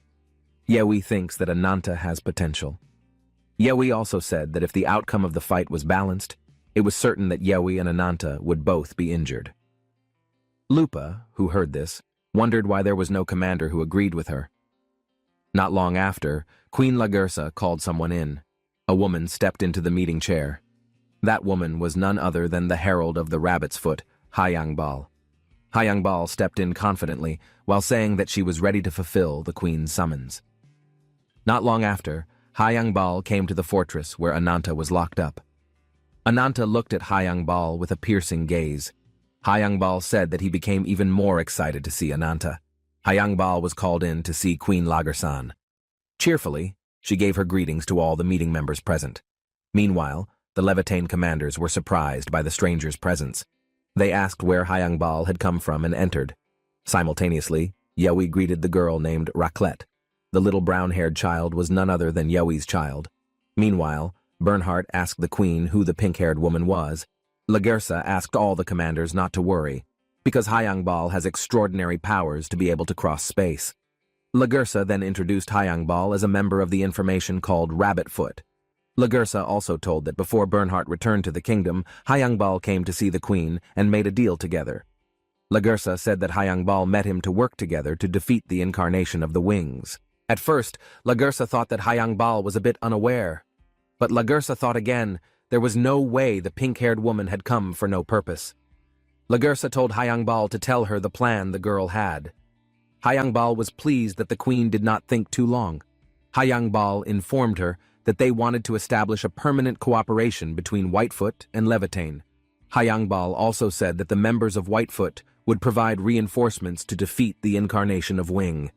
Eagerly, Hayangbal would also give Levitain the power called Incarnation of Revenge. Lupa said that she strongly disagreed with Hayangbal's invitation to cooperate. Lupa asked who Hayangbal was referring to. Suddenly, Ananta walked in and referred to himself as the Incarnation of Revenge. Ruby, who saw his master return, immediately jumped up and ran towards Ananta. Meanwhile, Raclette was shocked by the red lizard's behavior. Ananta said confidently that he would kill the incarnation of the wings. Lupa's anger was further inflamed by Ananta's arrival. The female commander said that Ananta should remain in prison. Lupa wondered what the guards had done to let Ananta out. Lupa asked Lagersa to give her an order to kill Ananta, but the queen asked Lupa to calm down because Lagersa wanted to hear Ananta's story. Lupa felt upset, but she had to respect the queen's order. Lagersa looked at Ananta's wounded body. Lagersa called Ananta an interesting figure because there were so many scars indicating that Ananta had been involved in many battles. Lagersa also thought that Ananta's ferocious gaze could not be compared to anything she had ever been through. Lagersa said that Ananta was a human incarnation. Hayangbal then introduced Ananta as the greatest power in Whitefoot. Ananta grabbed Hayangbal's head while saying that he never said he was part of Whitefoot. Hayangbal was shocked while chuckling, but suddenly the figure of Blackfoot, Hayangbal's partner, appeared. Blackfoot whispered to Ananta that the man had just been defeated by the incarnation of the wings. Ananta could not deny this. He finally could only remain silent while holding back his annoyance. Hayangbal also said that Ananta's emotions were currently very unstable. Lagersa then asked Ananta if he could kill the incarnation of the wings. Whitefoot was about to answer the question, but Lagersa immediately cut him off, saying that the queen had asked Ananta to answer her question. Lagersa said that she didn't care about Ananta's origins, because according to Ratu Lagersa, Ananta is very strong. Lagersa also mentioned that everyone who was present at the meeting had the same goal to eradicate the incarnation of the wings. Lagersa said that Levitain had a big goal, which was to take revenge on the incarnation of the wings. Lagersa informed that one of the people who held a grudge was Yehui, who had previously fought with Ananta. Yehui is an incarnation of swordsmanship. Yaoi used to be a follower member of the incarnation of the wings. However, the group was destroyed due to the enmity within it. Yehui vowed to avenge himself by burning the incarnation of the wing symbol on the back of his hand. Therefore, Lagersa accepted Yehui into her group. It was the same with Ananta. Lagersa could see that Ananta had a very burning grudge with the incarnation of the wings. Ananta finally opened his voice. The man confirmed again to Lagersa whether the queen asked about Ananta's desire to kill the incarnation of the wings. Ananta told her that he had been cursed by Azi Dahaka for preying on the power of the evil spirit. Therefore, every time Ananta eats animals and takes their power, Ananta will continue to grow stronger. Ananta said that he would soon hunt the evil spirit to regain his strength so that he could defeat the incarnation of the wings. Ananta firmly said that he would kill the incarnation of the wings on behalf of Queen Lagersa. Ananta asked the queen to cooperate with him, but in the middle of his speech, Ananta also slipped harsh words that made Lupa very angry. Lupa got up from her seat and asked angrily what Ananta had just said. However, Lagersa laughed out loud and called Ananta unique and had no ethics at all. Lagersa walked up to Ananta while saying that he was willing to cooperate with the incarnation of vengeance. Lagersa then ordered her subordinates, Mare and Scald, to bring Nadia before her. On the other hand, in the place of the incarnation of the wings, Ziz, the new incarnation of Ryu's creation, was enjoying a very large meal in the form of a giant white tiger. Ryu said that all those present would be celebrating Ziz's birth. Biharin then bowed as he said that all present would follow the orders and directions of the incarnation of the wings. Ryu then ordered Biharin to open a door.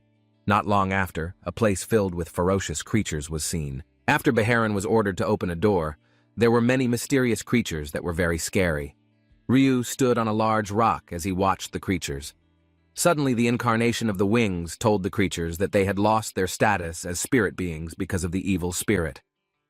Ryu also mentioned that they would not be able to return to their original form. Ryu asked the beings to remember that as an insult. Ryu continued to provoke the beings by saying that they had given up on the reality of life and irrationality. Ryu also confidently said that he was the one who inherited the horizon of the world and could connect with the gods. Ryu called out that if the beings were willing to follow him and blaspheme the gods, then he would transform the beings' sinful bodies into holy ones. The incarnation of the wings asked the group of creatures to prove their ability through the grace of wing. It wasn't long before the creepy creatures were fighting each other and making Ryu laugh fast. Meanwhile, in the Levitain's kingdom, Mir and Scald had brought Nadia to Queen Lagersa. Lagersa welcomed Nadia. Nadia was surprised to see that in that place, she also saw Ananta and Whitefeet. But Nadia was confused by the unrecognizable figure of Blackfeet. Lagersa told Nadia that she had just had an important conversation with Ananta. Lagersa said that Nadia and Ananta had officially become members of the Levitains. Ananta protested that she had never claimed to join the Levitains.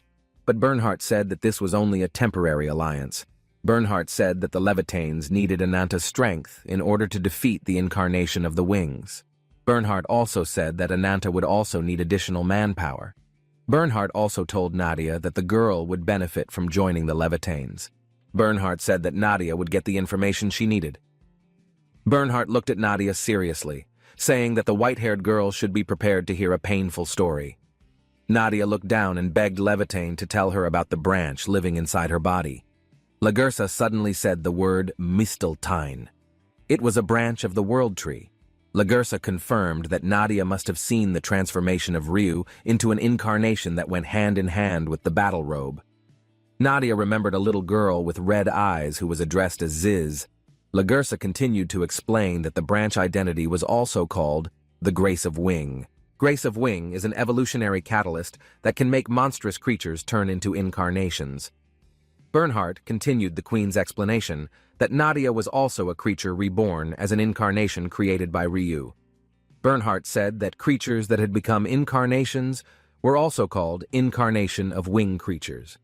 Bernhardt said that Nadia's current appearance was a result of the power of the branch. Bernhardt also said that Nadia's original appearance might be an abomination. Nadia couldn't believe Bernhardt's explanation, and even called Bernhardt out for talking nonsense. Nadia asked why the incarnation of the wings, who had the power equivalent to a god, would utilize monster creatures that were not incarnations. Lagersa let out a long sigh while saying that the power of the branch could turn the incarnation into an evil spirit. Lagersa then said that she had seen the scary incident herself, the moment when his homeland Valkyria was destroyed by the incarnation of the wings. At that moment, heavy rain fell. Lagersa saw the figure of the incarnation of the wings who controlled the power of evil spirit. The monster came to destroy her entire village. The monster itself was the embodiment of the Valkyria guardian, who eventually turned into evil spirit. Ananta interrupted the queen's conversation, wondering if the Levitanes suspected that Nadia was a follower of Ryu or evil spirit. Because according to Ananta, Nadia just looked like a useless fool. Bernhardt mentioned that Nadia was special because the girl had the closest connection to the horizon of the world sought by Ryu. Ananta didn't understand what the horizon meant. Lagersa explained that the royal family had long passed down the myth of the branch from generation to generation. The dimensional horizon is a dimensional gap formed by the birth of the world tree. The purpose of the incarnation of the wings was to make an attack on the divine world through the dimensional rift. Therefore, Ryu is currently still creating tons of creatures that will become the seedlings of the world tree. Lagersa also explained that the power of the branch was so strong that ordinary beings would not be able to withstand such power. As for creatures that could withstand the power of the branch, there were very few of them. Lagersa explained that the topic was just about to begin. Lagersa said that their goal was to find out about Ryu's branches. Ryu is known to have a very large number of branches. With the help of Nadia and Ananta, Levitane wanted the two of them to defeat the royal family guards who had been transformed into evil spirits. In a place, Lagertha is seen standing to announce the mission that will be carried out now. Today she appointed the 3rd Army Commander, Aul, and the 4th Army Commander, Rupa. She has ordered the 2 army commanders to line up towards the land of Pasa.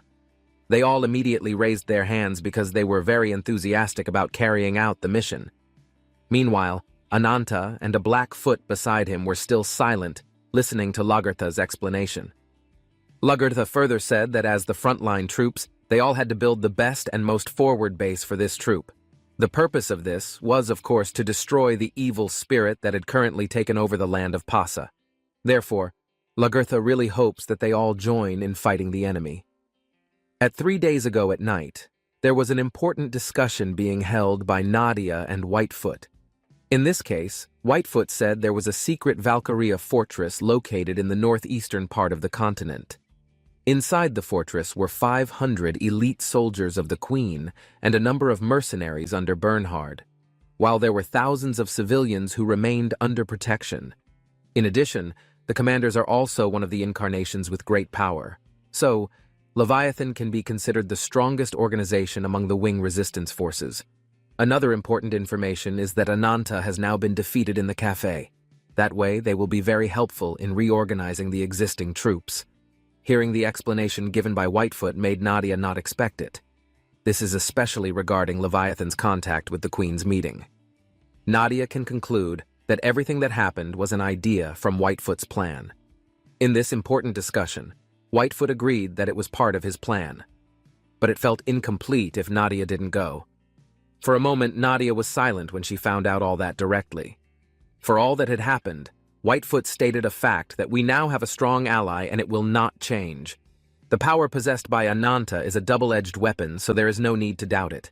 Although his power and authority can be taken by eating evil spirits, if he does not continue to eat the evil spirit, the impact that will arise is losing his mind after that, turning into a scary monster. Nadia is curious about who the woman who looks like the Whitefoot was told about. She immediately stood up and told that the woman had the same race as her. The woman in question can be called a Blackfoot member of the Rabbitfoot family. Actually, Ananta's anger can be prevented by using hypnosis. In the end, that was one of the temporary solutions that could be done. Now it's better to hunt down the evil spirit as soon as possible and then stop the curse. So that's more or less what will happen based on observations from Whitefoot. She immediately asked if in this case Nadia wanted to do business together. For a moment Nadia was silent and still did not understand what business would be done together later. Whitefoot asked Nadia for help to help Ananta by subduing the incarnation of Wing. The reward that will be obtained is that Whitefoot will promise to protect Nadia's personal safety. Not only that, a woman like Nadia is the owner of a branch that has been sought by the incarnation of Wing. Whitefoot is very sure that the incarnation of Wing will reveal himself to Nadia someday. After that, Nadia answered the offer and firmly rejected it. Actually, she really wanted to no longer see someone who was continuously sacrificed. Moreover, she also didn't want to just watch a fight or something without any power. Therefore, Nadia did not want any price or anything just to protect innocent people until they had to be sacrificed. Suddenly, she agreed to cooperate with Whitefoot. Hearing the decision immediately made Whitefoot happy, and they both shook hands.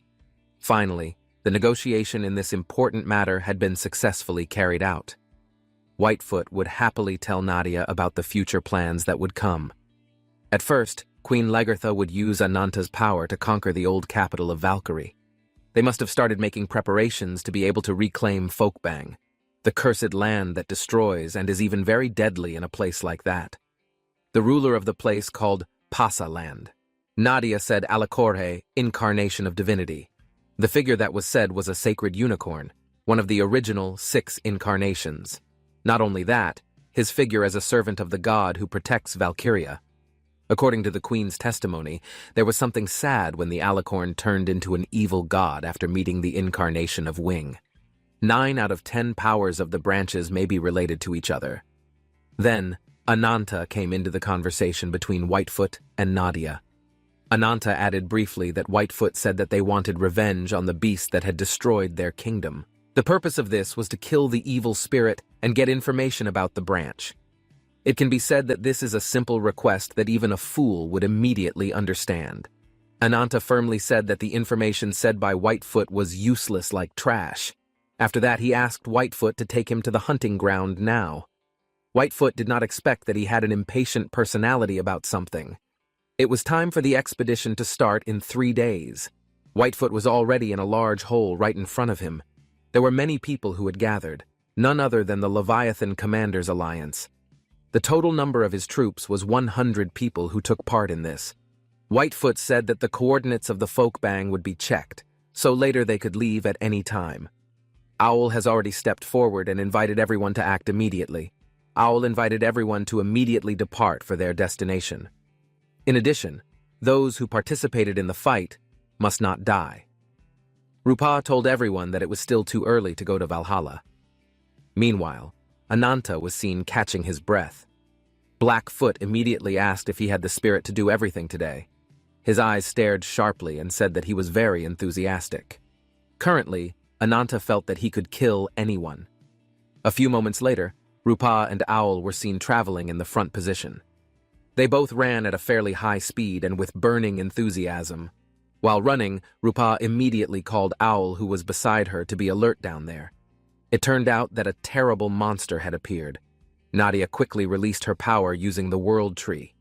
Then, an animal figure immediately appeared that was no less terrible to fight the monster.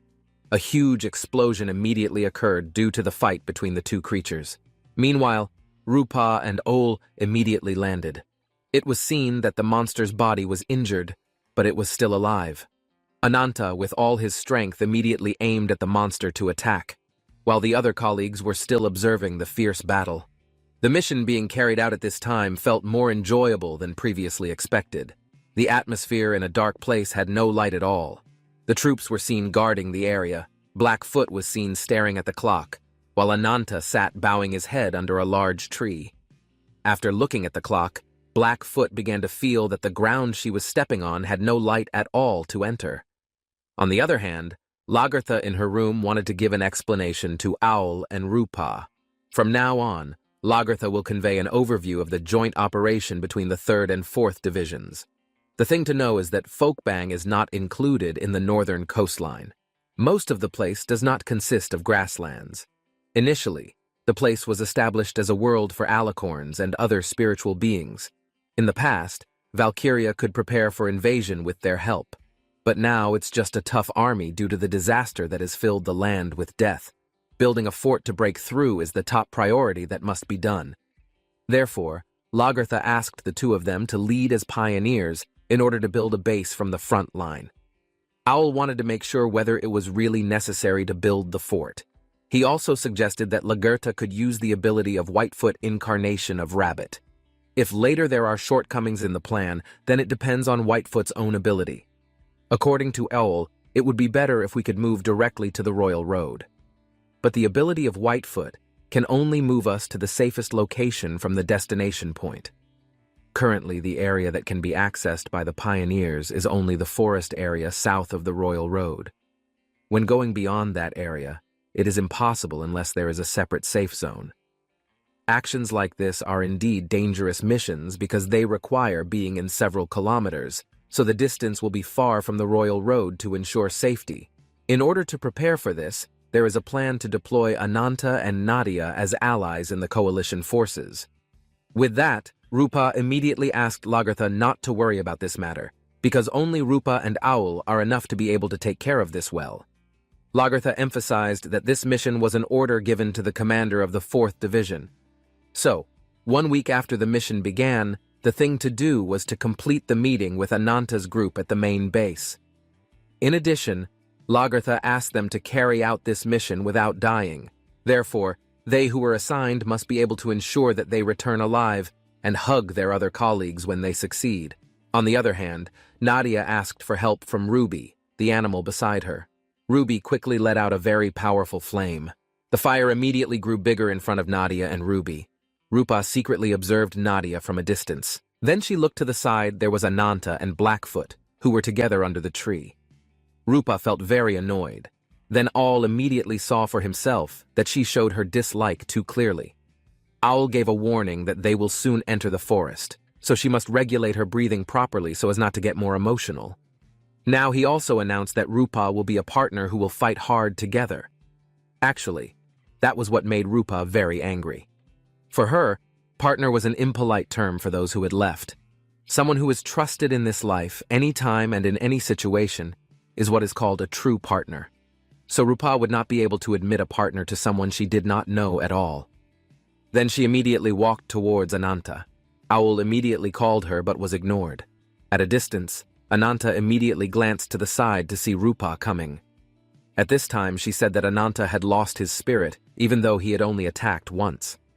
She did not expect a man like Ananta to be weaker than expected, and was really beyond her expectations. Rupa continued to say that this was very impressive when Ananta, who was an ally, could not move his muscles without a guard.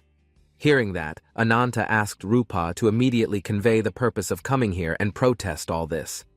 With an annoyed face, she told Lagertha that she was not interested in the power that Ananta currently had. However, Rupa had a different opinion from Lagertha. Honestly, Rupa saw for herself that she had not fully mastered control over that power, even when Ananta defeated the disaster a few years ago. At that time, Ananta had held back her own power because she was afraid of going berserk. Suddenly, Nadia came and wanted to know if what Rupa said was true. She had no idea what was really happening right now. Rupa told her that a man like Ananta was like a time bomb that could explode at any time. Slowly, she immediately stood up and asked Rupa to tell her business, not anything else. Rupa's face became increasingly annoyed and asked Ananta not to talk any further. Her emotions could not be held back anymore until her nails turned long. She asked Ananta to bring her gang and then told him to disappear somewhere. Rupa would make sure to spread the news that Ananta had run away in fear. This news would be conveyed directly to Lagertha. If Ananta refused, she would tear the body apart here without wasting any more time. Hearing the threat, Ananta asked if Rupa really wanted to hear the answer. His anger could no longer be controlled before killing Rupa. So he asked for this matter to be stopped here. Suddenly, in front of Rupa, there were many corpses of very scary monsters. She didn't know what was happening in this place because it was very strange. A wall above immediately collapsed, and not long after that, Lagertha came with other troops. Blackfoot asked Ananta to stop this immediately. Hearing that, he felt that Blackfoot had told him to avoid the fight that was about to happen. At this critical moment, she gave an explanation, whatever it was. If it was outside the enchanting void hypnosis point, Ananta would cross the line. Ananta was immediately furious. His eyes stared sharply and immediately attacked the black foot in front of him. Luckily, she was able to avoid it well and saw the current situation still confusing what would happen. The figure of a terrible monster was opening its mouth wide. In an instant, the monster immediately put Rupa into its mouth. Seeing this very terrible incident made Owl immediately scream loudly while calling Rupa's name. The snake-like monster immediately went away. Because of this incident, he immediately mobilized 10 members to join him and chase the monster. The situation became even more chaotic when other monsters also arrived. Nadia's hand immediately took out something to be able to kill the monsters. From the ground, a sharp trap immediately came out and stabbed the monster's body sadistically. After the monster was killed, Nadia immediately gave instructions to everyone to prepare for this battle. In front of there, the monsters had come in very large numbers. Meanwhile, Ananta's voice was heard asking to hold Rupa's mouth. At this time, she couldn't say anything because her mouth was held. He tried hard to provide protection because there were many snake monsters targeting her. In a dark and gloomy place, the big snake monster was still wandering around the area. The previous incident, Ananta and Rupa were trapped in the monster's mouth. He really felt unlucky because he was trapped in this, so he couldn't do much. That way, he did something inside this monster's body. As a result, the snake's eyes immediately opened wide because they felt something was happening. Without waiting long, the body of the snake monster immediately bled until it screamed in pain. This incident made the snake helpless until it lay on the ground. Now Ananta has managed to get out while catching his breath. He immediately carried Rupa's body, which was currently helpless. A few moments later, the atmosphere of the forest was quiet. Rupa's body was lying alone on the ground. She began to open her eyes and get up to see Ananta sitting leaning under a tree. Ananta immediately saw that she was now starting to wake up from her fainting. This time he could admit that women like Rupa did work hard quite well. Hearing that, she immediately got angry and immediately asked what the meaning of the statement was. She realized that some of her clothes were torn and covered her with 2 hands. Ananta wanted to know if she remembered when she entered the body of the big snake monster earlier. As seen, he said we escape in various ways. When she found out in her heart, Rupa wondered if Ananta had protected herself from the terrible monster earlier. While finished speaking, he immediately looked at one of his hands. Regeneration is currently slow, therefore he cannot move for a while. In addition, Ananta is also curious if he has been poisoned, because it smells like acid. Rupa tells him that she is currently analyzing something before she was eliminated. She asks her friends how much time has passed. Suddenly, he immediately holds her hand tightly. Rupa is confused about what Ananta will do to her. Quickly, he immediately closes his mouth because he is not allowed to speak a word. Behind the very large tree, there are many large snakes that are already eyeing. Therefore, he provides protection to Rupa so that she is not eaten again like before. This snake monster has surrounded the 2 of them from all directions. There is a possibility that this is the area where the snakes live. In addition, the feeling now is getting more uncomfortable. However, what Ananta feels is not about disgust, but like there is a spirit in this gloomy place. A few moments later, his hand does not cover Rupa's mouth. She can speak again and asks if Ananta has a plan to fight. In this condition, he will not fight. The reason is because she can't fully control the curse now. If she dares to use a lot of power without Blackfoot, what will happen is that she won't be able to control her body properly. At this critical moment, she can't just stand still, let alone be eaten by this giant monster. There are 2 choices that can be done now. First, we withstand the damage and then fight. The second choice is we try to avoid fighting and join other colleagues. Then the last choice, they both ran through the encirclement of the snake monster and escaped from the forest to the previous initial target location. After listening to that choice, Rupa said that she could tell from the smell she smelled. In this place, there are a lot of snakes that want to chase their prey now. When you dare to fight, the risk you get is being surrounded in an instant, even when you want to join other colleagues. Bad things will happen and cause casualties. After getting the advice, he made sure that it was really the choice Rupa wanted. She's face immediately became annoyed because she didn't like something like this happening, but she had to do it anyway. Now Rupa was ready and asked Ananta to immediately get on her back now to launch the action. Ananta was confused about what Rupa really wanted to do. With this increasingly critical situation, she didn't want to hear Ananta asking a lot of questions and just talking nonsense. Instantly, her eyes turned bright red. Then she asked Ananta to hold on tightly so that she wouldn't fall down in vain. It was clear that the snakes were still roaming around looking for prey. Meanwhile, at high speed, Rupa had turned into an animal that was speeding along carrying Ananta. The snake monster immediately realized that something was passing by around it. When the snake wanted to fight back, it immediately received a sadistic attack until its body was badly injured. A piece of the snake's flesh was immediately in Rupa's mouth. A group of snakes immediately came chasing Rupa and Ananta. While still speeding, he saw with his own eyes that Rupa had caught the snake's attention. Rupa told him that we would soon be out of this terrible forest. Now what needs to be done is to hold on a little longer.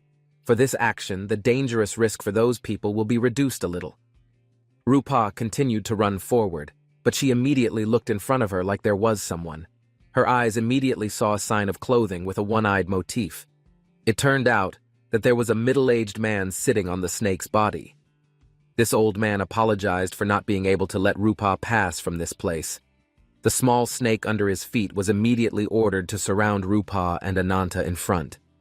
The terrible snake immediately showed itself. Ananta immediately panicked because this incident could not be predicted because it was too fast. With this snake, he felt that he and Rupa could not avoid it anymore. One of Ananta's hands was immediately bitten by Rupa and threw it carelessly. Meanwhile, she's body was immediately bitten by the snake.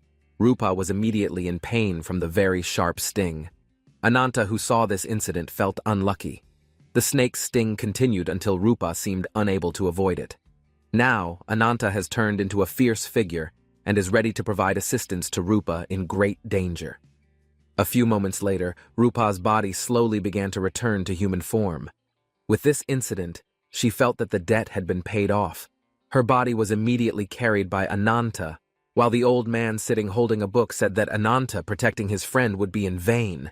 The old man's face immediately stared sharply. So did Ananta, who didn't want to lose. Ananta called the old man and made sure if he wanted to be beaten to death immediately. On the other hand, there is currently a terrifying monster being faced. Owl will fight the monster using the bird of prey strike. The weapon he has immediately stabs the monster's body hard and he uses a heavy lance. Without waiting long, the monster is immediately helpless and falls to the ground. He continues to observe his monster to make sure it will not come back to life, while Nadia managed to wrap tree roots around one of the terrifying monsters so that it would not rebel. The other troops also seem to have succeeded in killing the monster. As expected in this battle, no one was seriously injured. All were able to survive well. Owl immediately called Nadia to tell her that something strange had happened. Owl said that these terrifying monsters had no intention of attacking us from the start. He was sure that these monsters seemed to be running away from predators who were scouting. In his mind, he clearly remembered the previous incident, when a giant snake came and swallowed Rupa alive. When analyzed properly, Owl felt that the arrival of this monster had nothing to do with the giant snake that swallowed his friend. While the conversation was still going on, Blackfoot came to meet Nadia and Owl. She said that now there was no time if we had to stay like this. So now it was time to move to find Ananta as soon as possible. On the other hand, Ananta tried hard to remove the poison from Rupa's body. Even though he had tried various ways, Rupa still had not regained consciousness. The old man immediately said that such actions were completely useless. The deadly poison from the old man's alter ego was very strong. Even worse, the spirit could die in an instant. If Ananta doesn't quickly find a healer to help, then something bad will happen to Rupa, and her incarnation will die. The old man continued to observe the two of them in front of him.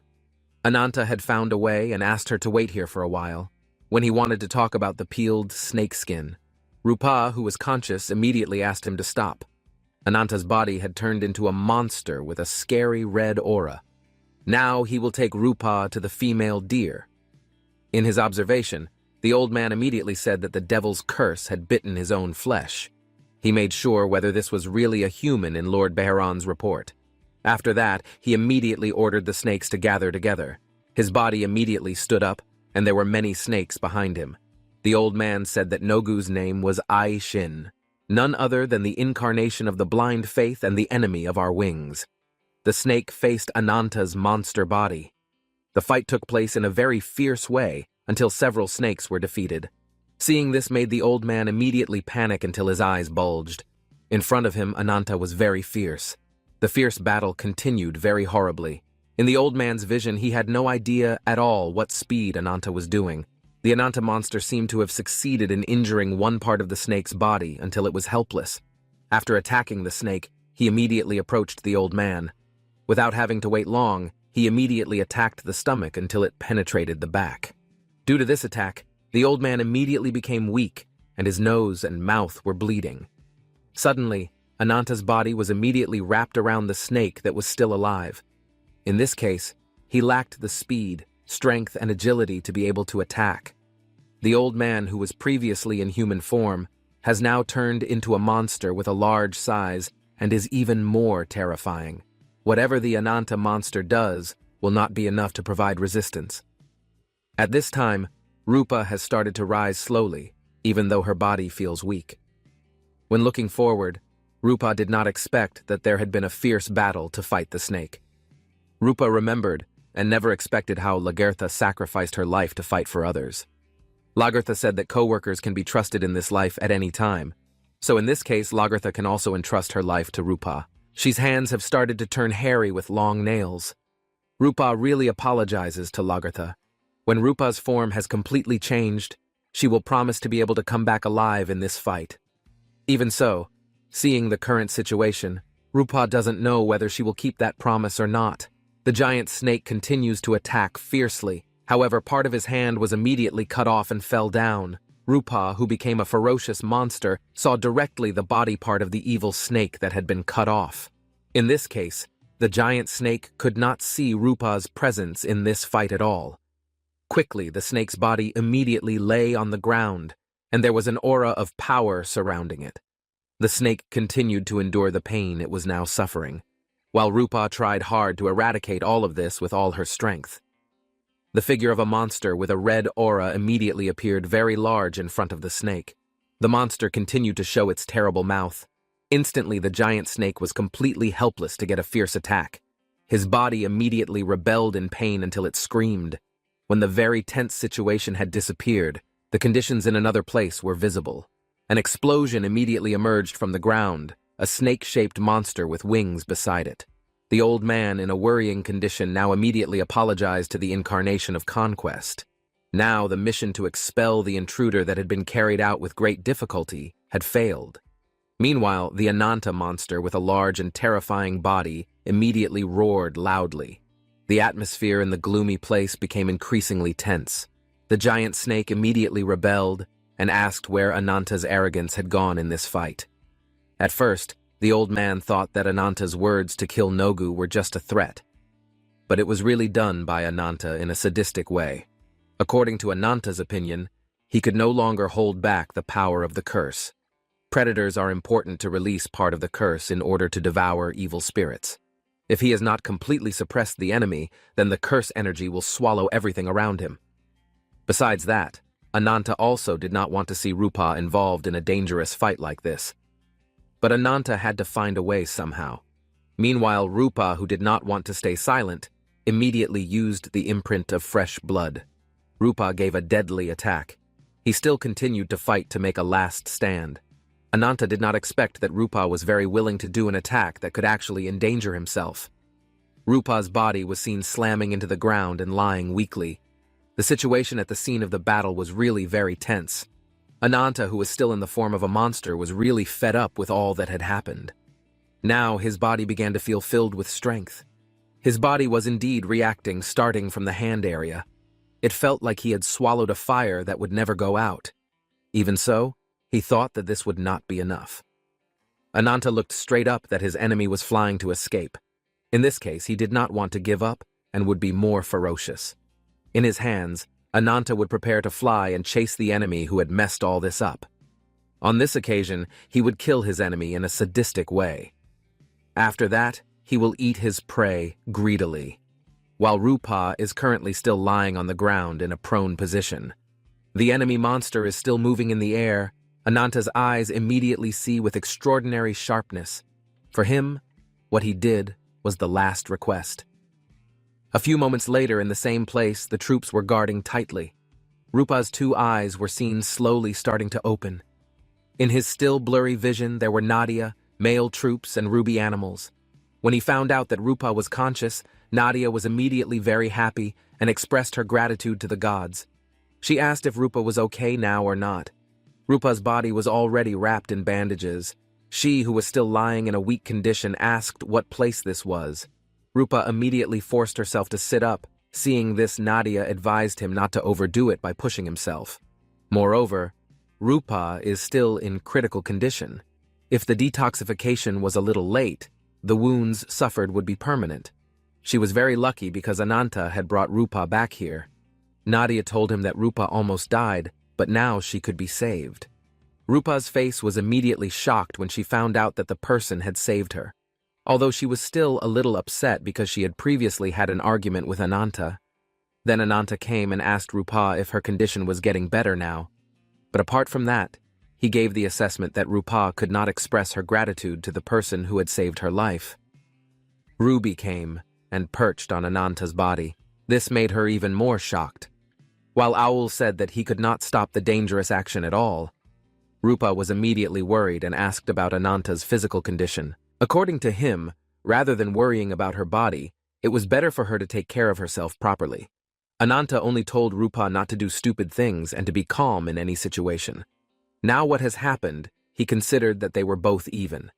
Hearing those words, Rupa was still silent, while Nadia was also surprised that he said that. Rupa's face still looked annoyed because in her eyes, Ananta was still a stupid bastard. When it was already night, they all gathered in front of the fire to warm their bodies. Owl said that if Rupa rested for a while, her body condition could recover quickly. So far, Rupa has always had a strong body condition. The point is, he also wanted to thank Ananta very much, and this represents his colleagues for the rescue. Nadia told him that Ananta had fought someone who turned out to be a subordinate of Gyuyo. Ananta said that he had fought an old man named Aishin. In his assessment, the old man had the ability to summon snakes just from shadows. Moreover, snakes are unintelligent animals, alter egos. Therefore, the actions that can be taken start from simple things. Judging from the fact that no bodies were found around, the snake's goal was probably to ward off intruders who entered. It is possible that after catching the intruder, it will head to the market land. So Ananta also thought that the snake was given an order to return to its owner as soon as possible. Nadia was so curious about what the desired goal was for that to happen. Ananta honestly admitted that he had no idea at all. But part of the branch that was owned could be felt by Ananta very clearly inside himself. Blackfoot saw for himself that the curse on Ananta was now stable. She immediately hugged his body, even though the curse was only visible in a small part. The effect was already clearly visible.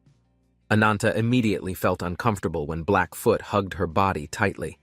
In addition, she also said that if Ananta preyed on a branch that was still intact, of course it would make curiosity even higher because he wanted to know what the results would be. Then there was something that made him curious, namely the sixth seat of Sephiroth. Shin, the incarnation of blind faith. The word for Sephiroth is Halazing, so not many people know about it. Based on his explanation, Sephiroth is an elite who is carefully selected to provide protection to the incarnation of wings. The name is a title that is only given to the 10 strongest people and also gets the power of the branch, with the top-ranking powerhouse known as the 5 minions. That is the general term for the 5 main advisors who help every trusted person. In this explanation, Shin, referred to by Owl, is a figure who dares to show himself. This means that one of the 5 Gyuyo confidants might appear. Ananta and Nadia listened carefully to Owl's explanation. Furthermore, the power of Sephiroth's confidant above is like a natural disaster that moves on the face of this earth.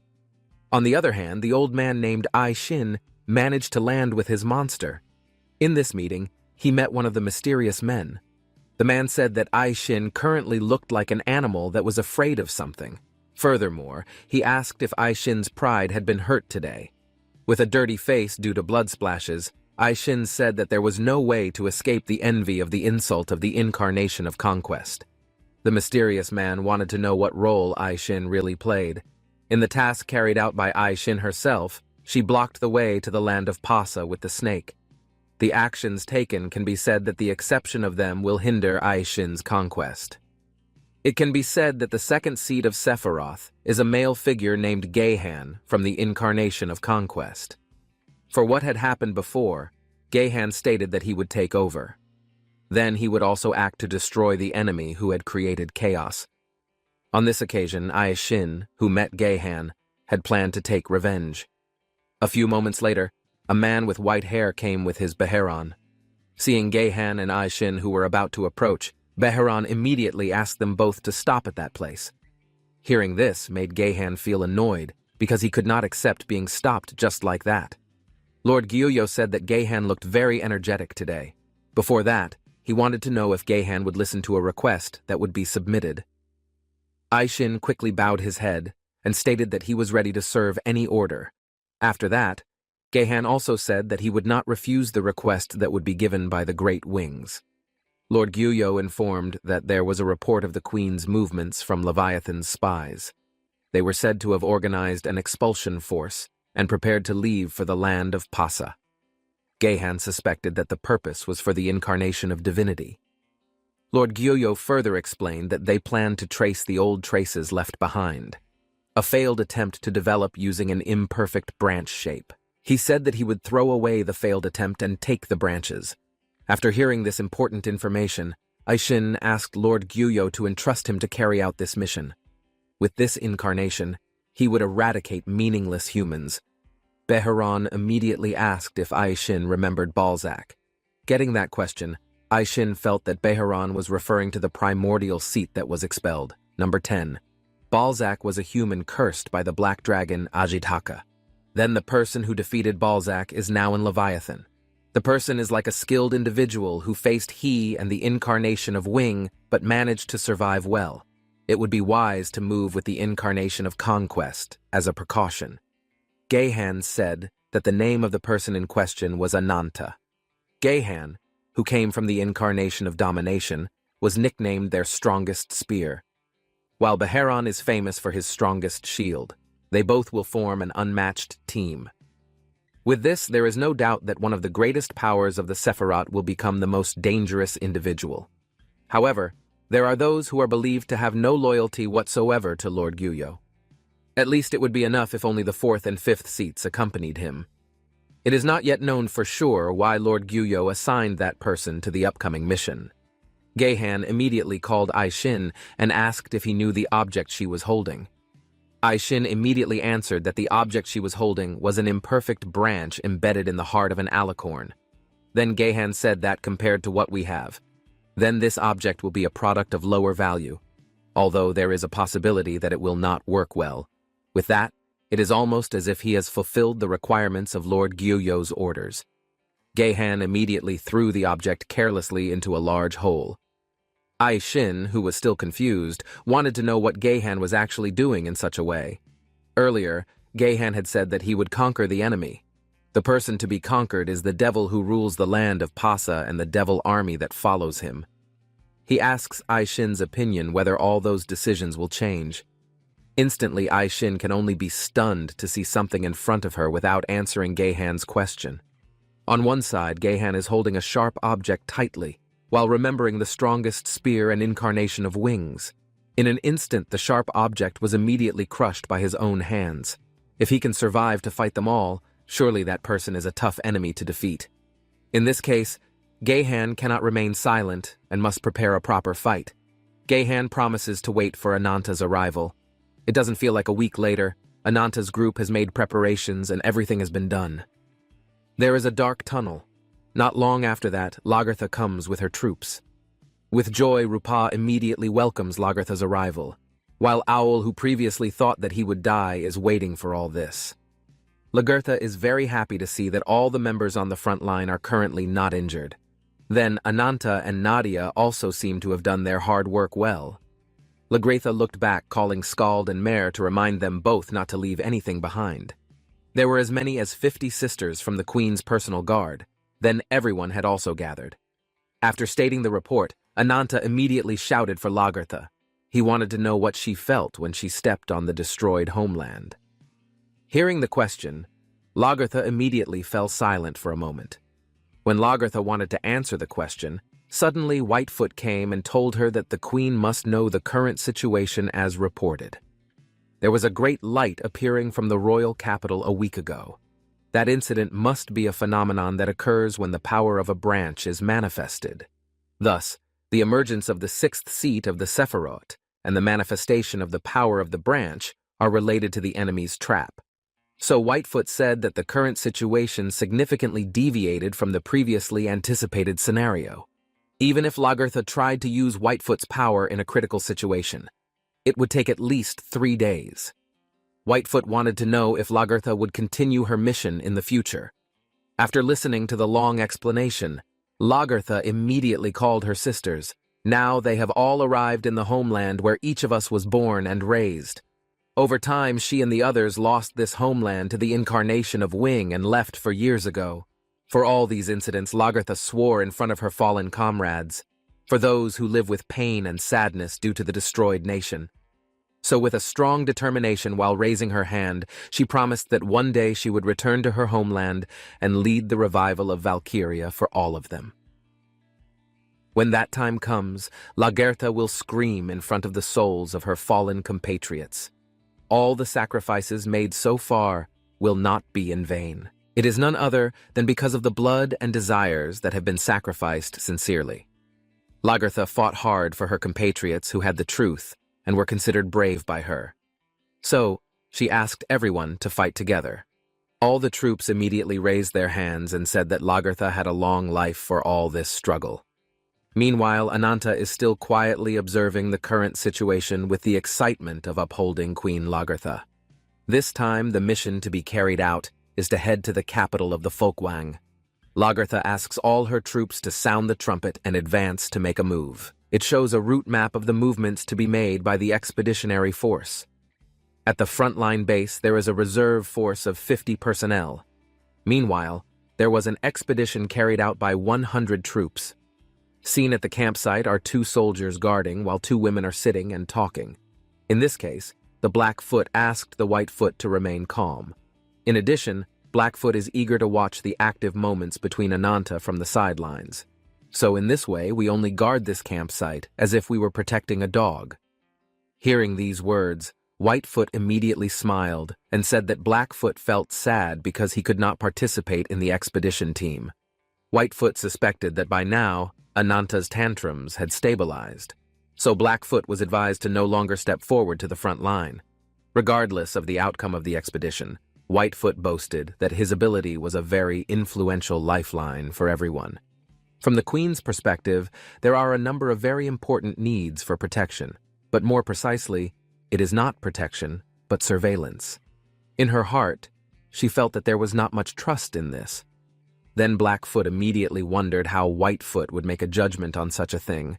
Was it true that Whitefoot believed that the expedition carried out by the Lagertha Queen could succeed as expected?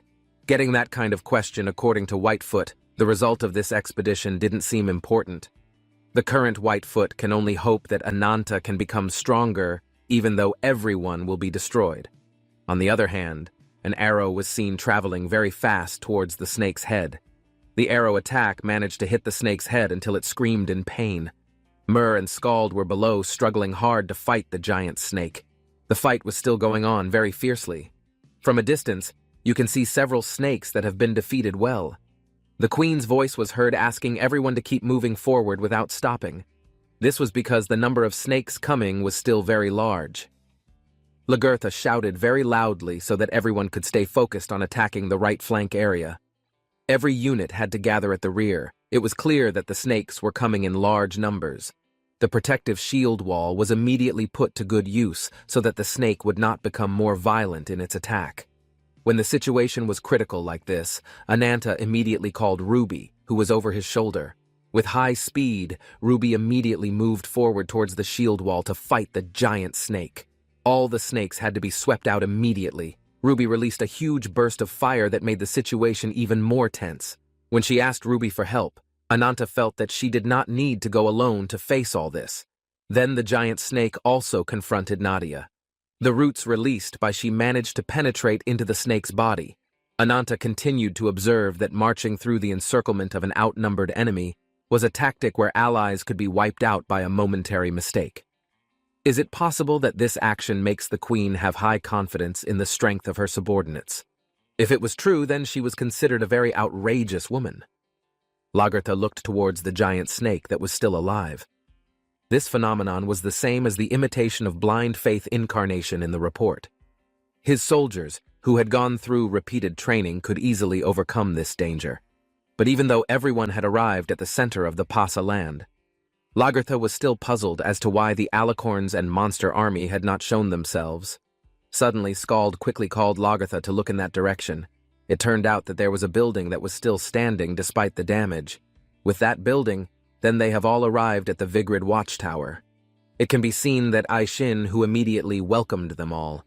He immediately said that all of them who were cruel had denied the divinity of the incarnation of wings. That way he wanted to witness a very sad ending. An arrow immediately came towards the Aishin.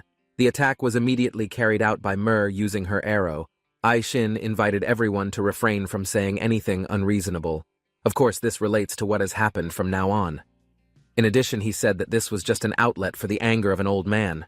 Clearly visible behind Aishin is a giant snake standing very large, while the shape of his hand is the head of a snake. When finished delivering a few sentences, Aishin, who was on top of the tower, immediately took out a large flying monster. Lagertha, who was below, was immediately surprised to see a creature that had a very strange shape. The monster was seen carrying a disgusting liquid. Then, not long after, it was immediately ejected down. Seeing that there was something dangerous, Lagertha immediately called all her troops again. She wanted everyone to be able to maintain a good defensive formation. The strange-looking monster deliberately dropped the blob of red liquid downwards. Quickly, the object was immediately blown down violently right near the tower. Lagertha was immediately annoyed because he was hit by the dust that coagulated from the falling object. Instantly, the red blob that was dropped earlier immediately decomposed, as if it wanted to form something. Lagertha, who was in front of him, immediately saw the red blob directly. It turned out that the red blob directly formed a very terrible skull body. Lagertha's eyes bulged at the sight, as if she couldn't believe there was something even more dangerous. When the form was perfectly formed, she just knew that it was an alicorn. Then the alicorn immediately made a sound without being able to understand what it meant. Lagertha shouted again and asked everyone to get out of danger. Now that the alicorn had come back to life, it opened its mouth, which contained a very large eye. The red liquid immediately clung to the giant snakes. The liquid even reached the troops who were providing protection. Seeing that the liquid was getting more dangerous and spreading, Skald acted immediately and would not let things get worse. However, the liquid traveled fast enough to eventually cover the shield where there were troops performing their duties. There was a voice that asked the Skald to retreat quickly and not touch the dangerous red liquid. The terrible red liquid immediately coagulated and covered the troops and the shield. In just a moment, the blob immediately extended upwards in the form of pointed horns. Not only that, there were also some very terrible eyes. Then, the terrible alicorn immediately opened its mouth so wide that it stuck out its tongue. The red liquid continued to come towards the troops. Then came the voice of Aishin, who said that he would no longer look down on them all. Aishin also asked the alicorn to show them all the differences between those extraordinary powers. Quickly, the strangely shaped alicorn immediately walked forward. The atmosphere is very precarious after that. The alicorn meets Ananta, who has now turned into a monster. The two of them fought each other ferociously. Not to forget, Owl immediately gave an attack using the claws of the bird of prey. Meanwhile, Rupa with her sharp hands uses the power of the stigma of blood. The battle is still very tense. Lagertha, who is preparing to take out her weapon, says that the alicorn should not worry. With all her strength, she will face the alicorn. That is the duty that should be done as a friend. Lagertha is already standing right in front of the alicorn. The atmosphere is still very tense as Ananta, who has become a monster, is getting more and more violent. The battle is still ongoing. Unexpectedly, the body of Ananta was immediately bounced up due to an attack by the alicorn. Not enough to stop there, the horn of the alicorn is also releasing something dark, after throwing the black hole to Ananta, who was above the air. In an instant, the black hole directly hit Ananta's body, making her surroundings turn purple. Ananta's body was spinning around, and blood was slowly coming out. Seeing this terrible incident made Rupa immediately shouted Ananta's name, who was in danger. Then Ananta's body was immediately blown down, and the blood scattered quite a lot. With the high speed of the Rupa directly chasing towards Ananta, she felt very unlucky. After that, the alicorn's body immediately underwent another terrifying change. In the elongated body shape, there are sharp teeth and strange-looking eyes. At this time, Rupa, who intended to help Ananta, was surrounded by the dangerous alicorn. Come Owl with his 2 sword weapons to kill the monstrous form of the monster. This time he used the golden dance of birds of prey. That power makes ugly monsters instantly immobilized. After that, Rupa rose again to approach the monster, hoping to die as quickly as possible. A green blob looked very powerful once it walked. Owl's eyes immediately saw the arrival of the green liquid. Then the blob was immediately slammed to the ground hard. Suddenly, Owl's arm bled immediately, making Rupa very anxious. While in the tower, Aishin and strange monsters were still observing the events below. He said about the vile woman who stole the old man's right arm. That way he will take revenge and want to boil his skin with his own hands. The horrible monster immediately released green liquid back down. Owl, who was below, felt very unlucky, because all this did not go according to his plan. The green liquid was getting more and more. Owl's body that was in danger was immediately pulled by Rupa. Currently, Rupa's body was turning into a terrible beast monster. Suddenly, the monster on top was immediately hit from below until it was in pain. Aishin immediately saw the incident and did not expect it at all. Currently, Mer is still using her crossbow well. She uses the spirit of free wind. In addition, she asked to be given wind protection so that it would be easier to penetrate her enemies.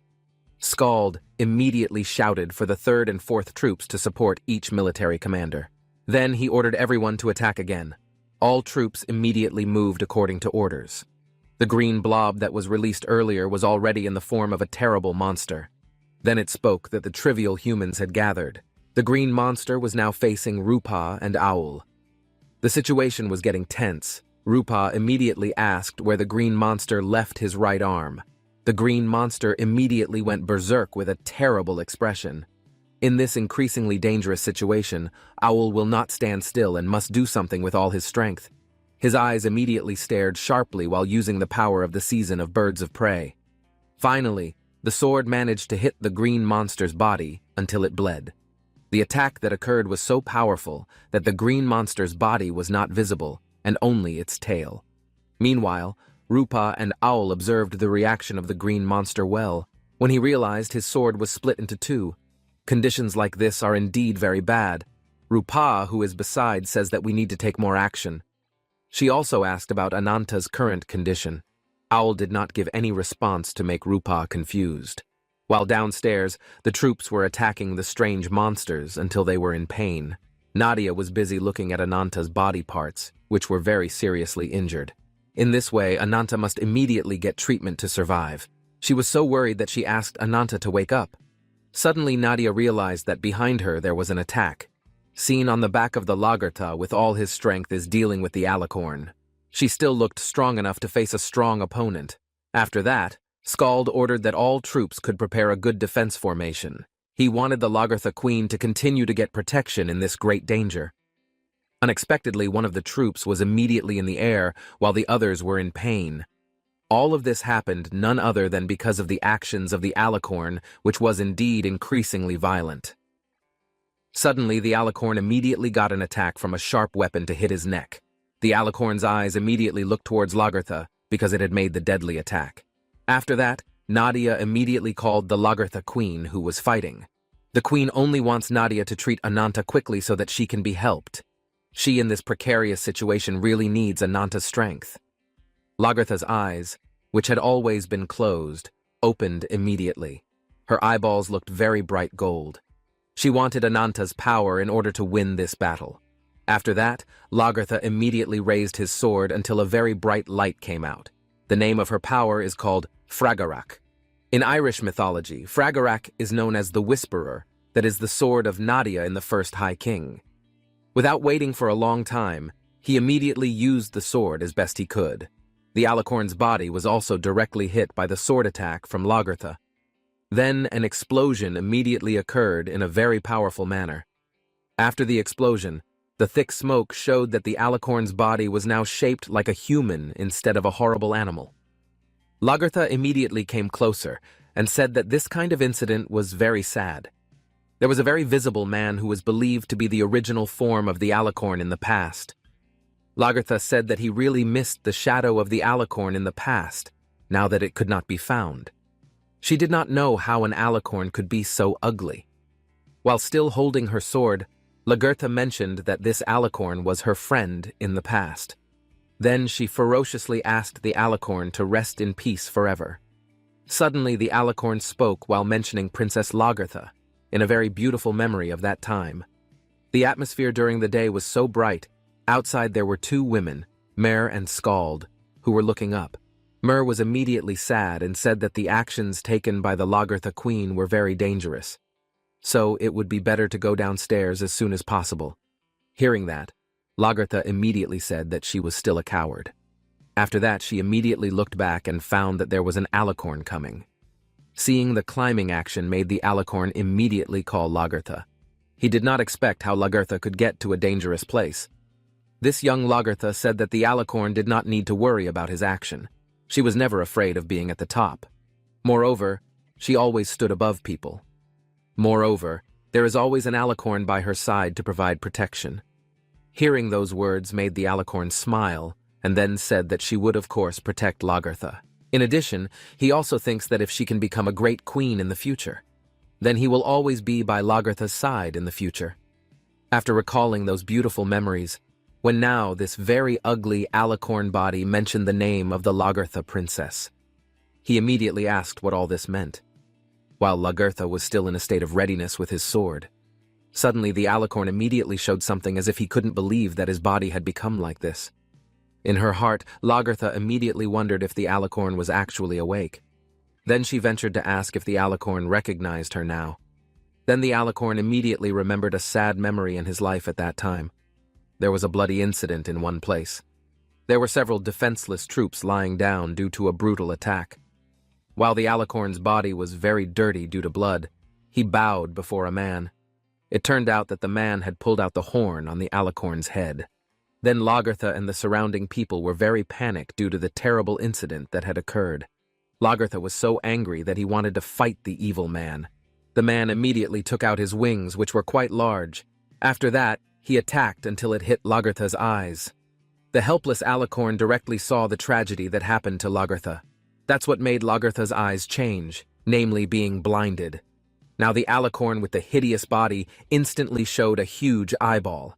The alicorn's body instantly disappeared, and there was only liquid flowing. Nadia quickly used her roots to pull Lagertha's body as quickly as possible.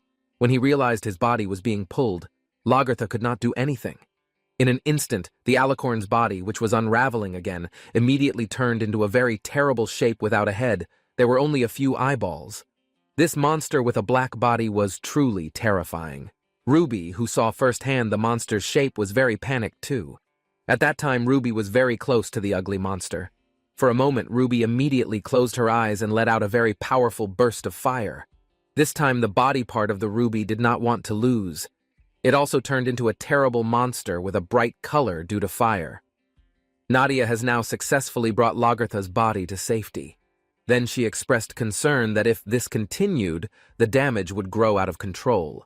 The best course of action was to immediately treat the wounded and then retreat. Lagertha immediately cried out loudly, showing her sorrow while not expecting it. Nadia said that she was so scared that she thought of running away. Meanwhile, the alicorn had reached the limit of its ability to maintain its form. That way, Lagertha immediately invited Nadia to gather strength. She has a plan to defeat the alicorn with a final blow right now. But a voice was heard asking the two women to leave this place to stay safe. Lagertha and Nadia simultaneously looked back. It turned out that Ananta had revived after being helpless from the attack. Ananta did not want the two of them to become a pile of ashes. Ananta's form was now even more terrifying. Lagertha carefully guessed that the form was none other than the spirit of flame. Perhaps it was the protection of a spirit like the one possessed by the woman named Mer. Ananta slowly came straight to meet the alicorn's disgusting, deformed body. The black monster's mouth immediately opened very wide. Meanwhile, Ananta, with his fire body, immediately took out a fireball to give to his enemy. The name of the fireball used is Canopy Flameball 1000 Flame House. Alicorn did not want to lose to release his black hole to attack Ananta. The two forces clashed with each other. A few moments later, the power of the black hole finally lost to the powerful fireball. The alicorn's terrifying body was instantly surrounded by hot flames. Ananta will not just give up. She immediately comes forward with fire. The attack overwhelmed the alicorn to fight it. Ananta's movements were very violent in the midst of the fire. Alicorn said in his heart as a victim of the incarnation of wings. The fireball was released again to deliver a relentless attack. Then Ananta still moved to attack. He was a coward who cowered in fear of death. The ferocious Ananta immediately asked how long the alicorn would plan to live its life in this ugly way. The big explosion immediately occurred very tense. Now the alicorn's body instantly turned into a skull again. For her, life was completely pointless. Nadia had already made preparations with her power Yggdrasil. The roots that spread upwards immediately wrapped around the body of the alicorn strongly. With this attack, the alicorn was completely helpless. Meanwhile, above the sky there was a very bright light extending. The sword came from Lagertha's weapon that she used in order to finish the fierce battle. Then she said that this was done because of orders from Lagertha Einherjar, Queen of Valkyrie. So, the alicorn as her friend could now rest in peace. The great sword is still doing very well. The black clouds in the sky began to open up to give off a bright light. In the air you can clearly see stone fragments floating. Then on the ground, there was still thick smoke and damaged roots. The part of the skull that has been severely damaged. The alicorn's face was very handsome. He saw that the sunlight was hanging over it. In an old memory on a rooftop, the alicorn sat together with Lagertha while looking at the beautiful view above the sky. Alicorn always said that he would be by Lagertha's side. In addition, he would also provide protection to Lagertha. In his shadow, he seemed to see Lagertha standing in front of him. After imagining that, he immediately said goodbye to his queen. The sky slowly brightened again as some light had begun to sneak in. Meanwhile, Ananta's body was still in the form of a monster. Ruby immediately climbed on Ananta's body while speaking an incomprehensible language. When he realized Ruby was there, he wondered what power had actually just happened. Meanwhile, Lagertha's hand was still holding his sword. She seemed to be sitting sluggishly looking down. On the ground was a small glowing object. Nadia, who witnessed it, was sorry for this heartbreaking incident. For Lagertha, what he did was the norm to honor the dead. For this truly draining incident, she said that she did not have time to shed tears. In front of the tower, the troops immediately raised their weapons as the situation began to improve. Lagertha only asked everyone to move forward so that their deaths would not be in vain. An angry Rupa voice is heard saying that Aishin is a cunning bastard. She pulls the shirt of he who is currently badly injured. She is very upset that this bloody incident has occurred as a result of Aishin's actions. Rupa reminds Aishin not to think of dying in peace for causing all this. Despite the protests from Rupa, she still laughed loudly as if she didn't feel guilty. Rupa is getting annoyed and wants to hit him because nothing is funny. Aishin says it would be better to eat quietly on the stage that has been prepared. While Rupa was still arguing with Aishin, Owl immediately called her. In his sharp observation, Owl said that it wasn't over yet. When standing on the tower, Owl witnessed a very bright light. It turned out that there was someone standing in the center of the light from the sky. The man who came was the enemy who came from the direction of the royal road. Ananta, who was still in the form of a monster, was below along with Ruby. Several troops noticed the arrival of Gahan. Without stalling for more time, Gahan immediately walked at a very high speed. Owl's eyes are still looking very sharp, even he looks down. Surprisingly, Gahan came and ran through the dancing wall until it was badly damaged. But Ananta's hand was immediately in front of Gahan and gave him an attack. He would not let anyone make a mess again. It turned out that what the prosecutor had said about the Gyuyo's henchman was very true. In his heart, Owl still saw the events below. When it came to Sephiroth, the carefully selected elite protected the incarnation of Wings. That title was only given to the 10 strongest people and gained branch power. Then there was the top rank referred to as the 5 minions. The term was very general for the 5 main advisors who helped each confidant. Owl saw that a person like Ai Shin could be judged by the fact that he had shown himself. Then it meant that one of the 5 Gyuyo confidants would appear. There was also the possibility that his ability was comparable to that person.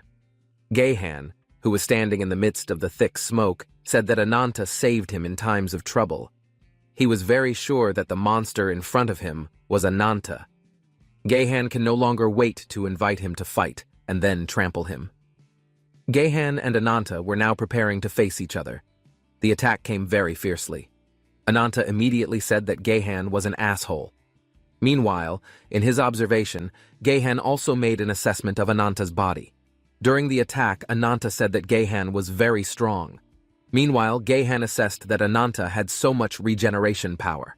Geihan's hands immediately clenched strongly while using the power of Nyungri.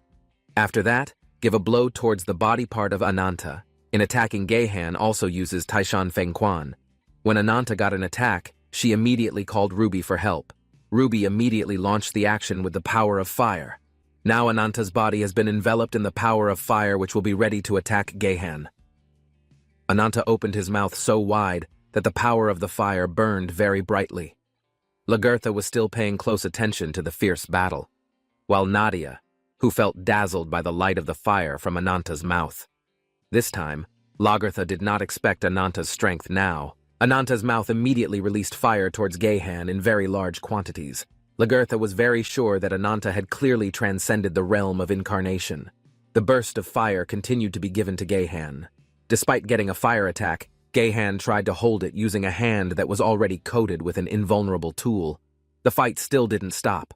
Nadia unleashed the power of Yggdrasil to bring up thick roots to provide protection. A few moments later, a very thick black smoke appeared. Instantly, Nadia immediately looked forward to whether Ananta had killed Geihan. When you look again in the future, there is no sign of anything, and there is still thick smoke.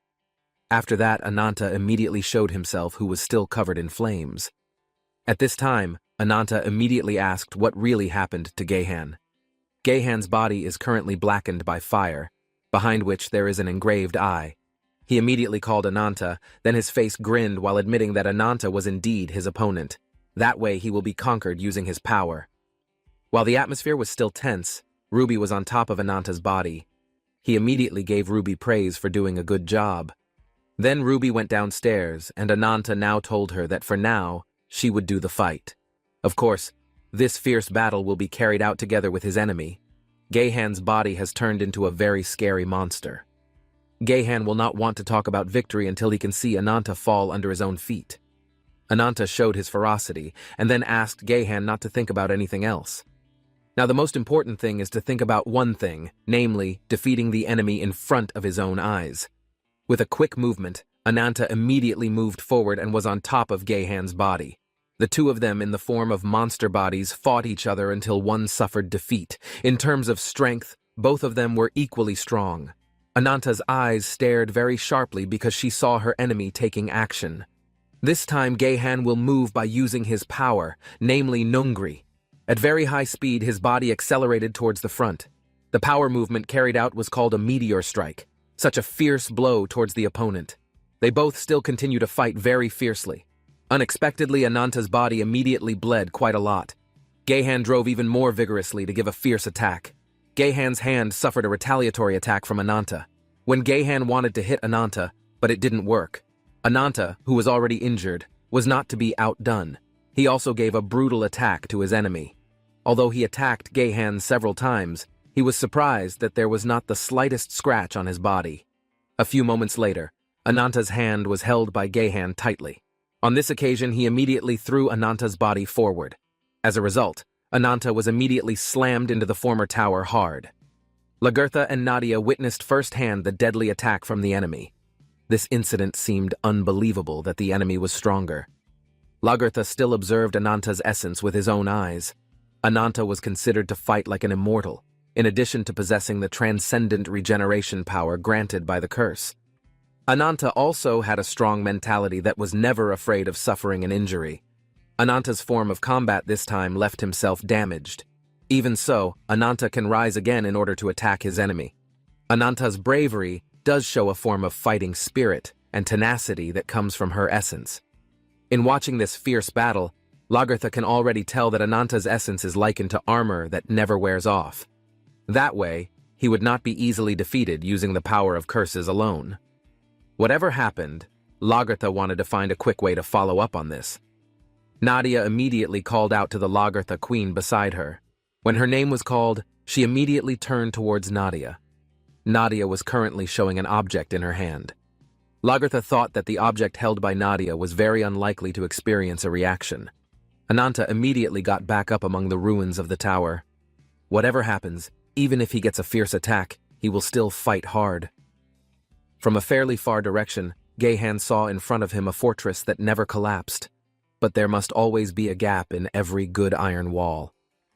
Then came the sound of Rupa calling Ananta. He immediately turned his head towards the form that called him. The monster-shaped Rupa, while holding tightly to Aishin, just wanted to say that now we are safe.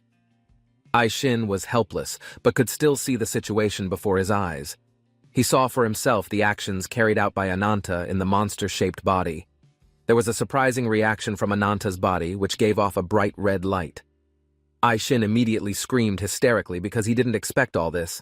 He called Gehan's name because he saw him just watching without taking any action. The reaction of Ananta's body is indeed very amazing. After that, an object shaped like a white twig was seen burning brightly. At this time, Ananta's eyes turned green with a very sharp gaze. Not long after, he stuck out his long tongue plus a terrible face. Several snakes emerged from Ananta's body ready to attack. Ananta said that the second round was time to start. In addition, he also said that his enemy was an asshole who was very noisy to disturb him. Owl saw this incident firsthand and knew that Ananta was using predatory powers. Gehan also recognized that the power possessed by Ananta was now extraordinary. Gehan's half-monster, half-human face is seen grinning. He asked if Ananta had stolen the power possessed by Aishin. Without stalling longer, Gehan immediately rolled using the power of Nungri. The speed when rolling is so great, then the next power uses the bogey wheel. Meanwhile, Ananta mobilized the snake in her body to attack. Suddenly, the body of Ananta was immediately slammed to the ground fiercely. Comes Gehan, who is still in a rolling state attacking Ananta's snake, while the other snakes were tasked with wrapping around the bodies of Aul and Rupa to be moved to a safer place. Those who survived were ordered to be treated, and then as quickly as possible had to get out. Gehan, who was still in a rolling state, did not want to stay still. He came towards Ananta to give her a fierce attack. They both finally returned to fight again. Ananta ferociously pounced on Gehan's rolling body. Even his mouth can no longer wait to pounce on Gehan's body, so that he is quickly defeated. After rolling for a long time, Gehan got back up while showing his great action. His hand was ready to give a punch to Ananta. He hopes that Ananta can immediately kneel to him. With a sharp look in his eyes, Ananta will never want to kneel under Gehan's feet, because it will decrease his self-esteem. This time, Ananta ordered the snake on his body to attack. Simultaneously, the snake's mouth immediately opened very wide and very terrible. Instantly, the ferocious snake wrapped around Gehan's hand and pegged him. Gehan seemed unfree to want to avoid because his hands and feet were successfully wrapped around the deadly snake. Gehan's eyes immediately looked in a direction. Ananta asked where his enemy was looking at this time. Ananta firmly reminded Gehan to never take his eyes off this fight. Ananta's body stood right in front of Gehan, who was currently unable to move to attack. While the battle was still going on, Ananta's body, which was standing in front, seemed to show the shadow of a man with wings. The man seen was of course the only person appointed by heaven. Gehan, who was still wrapped by the snake, immediately remembered a bad memory in his life. Ananta's head immediately moved fiercely. Gehan saw the action with his eyes looking very sharp. Ananta's hand was ready to give a fierce attack to the enemy. The attack managed to hit Gehan's body quickly. In a memory from the past, there was a lonely place and many rocks stood like a mountain.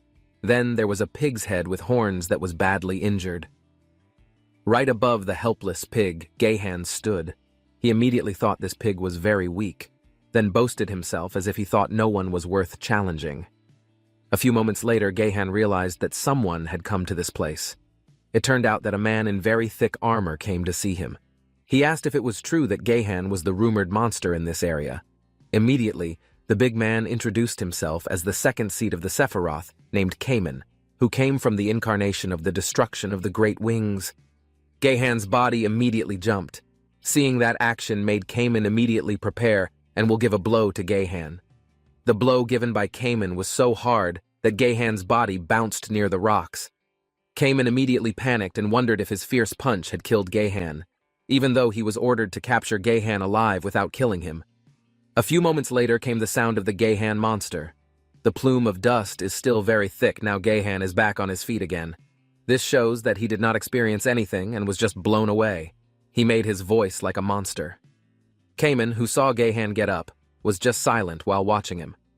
After that, the Cayman's body also immediately turned into a terrible monster. He is still insulting Gahan. When Gahan approached the front, Cayman thought that the attack was still not satisfied. From the shape of Gahan's body size is very small, while the Cayman has a large shape like a giant. Without feeling the meeting had passed, and 3 days later there was a man wearing a robe standing on a rock. The man's name was Gyuyo. He thought that the person was lazy as usual. Below there is a Gahan in human form who managed to defeat the Cayman helplessly. Although the Cayman's body is much larger, it does not guarantee that he will be great. Gyuyo didn't think that this kind of thing would happen at all. That way, the actions taken by Gahan are considered extraordinary because they were able to defeat him. In addition, Gyuyo knew that Gahan had stolen a branch from a trusted person. It didn't even cause any injuries at all. Gahan, who was below, listened carefully to the words of the Gyuyo. Then he looked at the existence of Gyuyo, who was currently at the top. Previously, Gahan did not recognize who Gyuyo really was. He dared to make sure by asking if the man above was Great Wings. Gyuyo immediately confirmed that he was indeed a Great Wing. He also asked who this great man was. In that meeting, they both introduced themselves to each other. Gyuyo said the name Gahan was someone who had been appointed by heaven. Instantly, the eyes of the Cayman monster opened very wide. His mouth also opened wide right behind Gahan, who was standing talking to Gyuyo. Realizing his condition was in great danger, Gahan immediately entered the big mouth and gave an attack. The power used by Gahan is called Taishan Feng Quan. Gahan began to feel that indeed this Cayman monster was strong enough to fight. For the first time in his life, Caymana is among the strongest people who can be considered a worthy opponent. Whatever the greatness of his opponent, Gahan will defeat a strong man with his own strength. That was the meaning of Gahan's life, which was indeed given by heaven. He immediately grinned with pleasure, as he was the pinnacle of incarnation. Usually, Gahan's nickname was the Incarnation of Conquest. Seeing that, Gyuyo said that he really liked the prowess possessed by Gahan. Furthermore, he said that the peak of the world that Gahan had to conquer was right in front of his eyes now. Gyuyo explained that he was the Incarnation of Wings, the only person appointed by heaven. Gahan was getting very excited that his opponent had to be defeated well using various means. Gyuyo's hand pointed forward and asked that the light be allowed to remain there. Gahan's body was immediately surrounded by several lights in the form of a circle in large numbers. A few moments later, the circle of light immediately extended like a rope and tied Gahan's body. When tied around his neck, Gahan was in pain and could not do anything. In this good opportunity, Gyuyo wants Gahan to admit his defeat and then serve him as well as possible. If Gahan is willing, then he is guaranteed to be able to see the world from Gyuyo's own side, the horizon of the world that will be revealed with a call from heaven. While shackled, Gahan wanted to ask if Gyuyo had ever heard of a fighter who lost a battle without a single wound. So he assumed that Gyuyo hadn't fought at all to defeat him. That way, Gyuyo immediately took action according to Gahan's wishes. His hand began to react to make a defeat carving on Gahan's body. The area of Gahan's eyes that was exposed to the light was very bright. Gyuyo continued to ask for the light to stay there. Instantly, Gahan's eyes were attacked. In the form of a monster's body, he screamed in pain. Gyuyo asked Gahan to engrave his wound today into his soul. He believes that later Gahan will grow into a big puppy. Moreover, Geihan could feel his desire to conquer Gyuyo's self. All this Gyuyo did so that Geihan could reach the horizon of the world. After remembering those memories, now Geihan still has to deal with his strongest enemy, Ananta. While not yet fighting, Ananta observed the figure of Geihan, whose characteristics were slowly known. When he gave a blow to the face area, Geihan moved to avoid the attack on his injured left eye. Ananta was very sure that Geihan's weakness was in his left eye. Ananta was still silent and did nothing, while Geihan with his damaged eye just stared with a flat face. Lagertha and Nadia are still observing the two of them, who momentarily stopped their fight. A few moments later, Geihan said that he was shaking. The wound in his body had pierced his soul, and now he could only scream. Geihan stood up and said that his clean blood had never been injured. Ananta said that was the true power of the Geihan branch. Of course, that power was once considered a disgrace. Geihan told him after he killed with this power. He promised to challenge the incarnation of the wings once again. Ananta and Geihan's bodies faced each other. Ananta is an enemy who is ambitious to defeat the great wings like Geihan. The large-size monster can no longer wait to fight directly. Geihan said there was only one person who could challenge the only peak of this world. Whatever his enemy said, Ananta didn't want to care. Geihan himself had made such a big fuss over a mere scratch. He was seen as someone who was not prepared to self-destruct in the face of an enemy. Ananta was sure such actions would only be a warm-up for him to get used to fighting the wings. Several snakes on his body immediately moved forward and opened their mouths wide. In this case, he ferociously declared that he would kill the Gyuyo. Geihan was so angry that he tore off the snake's head, using only his hands. Ananta will not be able to stand still. She immediately moves towards Geihan's hand. Then his mouth opened very wide. A form like that is indeed very scary. Geihan immediately gave an attack right in Ananta's mouth. Blood finally came out in large quantities because the attack had been successfully carried out. After that, Ananta felt helpless again, immediately moved away from her enemy who was too fierce. Meanwhile, Geihan will not stop here. Both hands were seen doing something until the rotation was very powerful. He said all the things Ananta did were very futile. Ananta's body looked terrible because it was bleeding until the skin peeled off. Without giving up, Ananta continued to move forward to attack again. In her heart, this was impossible to defeat, but he will keep fighting with all his might. Ananta showed her strength again fiercely. Seeing this incident then made Geihan dodge a little, but his eyes still showed a very sharp gaze. The light from Ananta's body shone so brightly, then something seemed to be coming up. Seen from above, Ananta's body seemed to be enveloped by a blob. Then a new form appeared like a dragon with wings. Meanwhile, Geihan has not taken any action because he is still silent. Between Geihan and Ananta represent conquerors and predators. There are some monsters that look so scary. By defeating many strong people is the way we do it. He himself had conquered the techniques and arts of his enemy. He doesn't care about what has happened in his life so far. In addition, he has also feasted only on the blood and flesh of his enemy. It can be said that we are the same spirit that will never be able to match each other. Between Ananta and Geihan are still fighting a fierce battle without stopping. Ananta already has a great determination to kill Geihan and then rise again, everything he did to challenge the sky. Seen from a distance, there is a Rupa carrying the body of her colleague while watching the ongoing battle. Owl, who was behind it, asked the Rupa to move quickly. Meanwhile, Lagertha was ahead of all the remaining troops. This time, the evacuation of the survivors was completed. There was only one remaining in this place. Then Nadia was seen alone holding her staff. In her heart, she could feel everything that happened this time. There was a branch inside her that was resonating with the alicorn's branch. It can be said to be a source of power that evolves its owner. If a person cannot withstand that power, the effect will be that the person will be consumed and become crazy. This incident is indeed considered imperfect because it has reached the limit in maintaining its form. The branch of the alicorn itself still has enough power. Nadia closed her eyes for a moment, then fantasized that if only she could unleash all the power that was still left, then it would be much better. Nadia suddenly opened her eyes and promised to make it happen according to her ability. The strongest spear is believed to pierce through any shield. Now in front of the branch staff, something happened.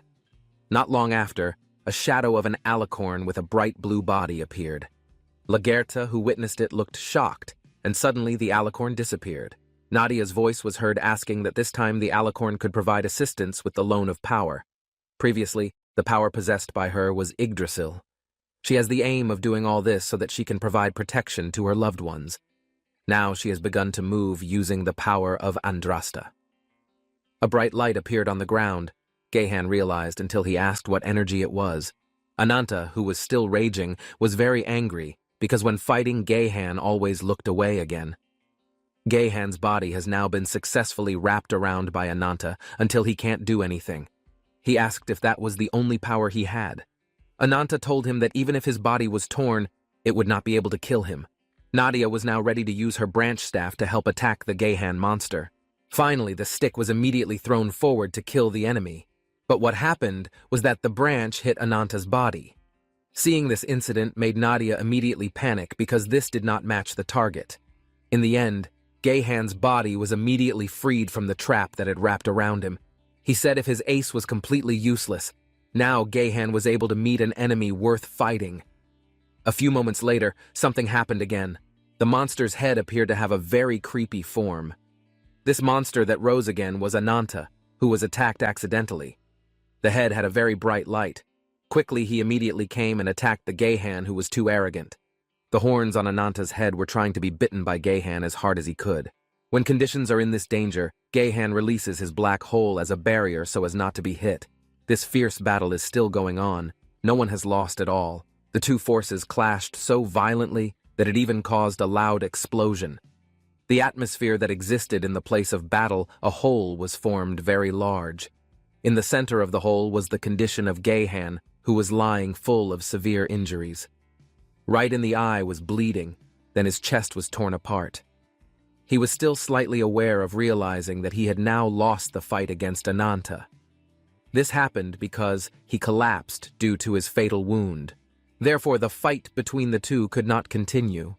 Meanwhile, Ananta, who had turned into a human, stood looking towards the hole. Ananta's body is enveloped in a bright red aura.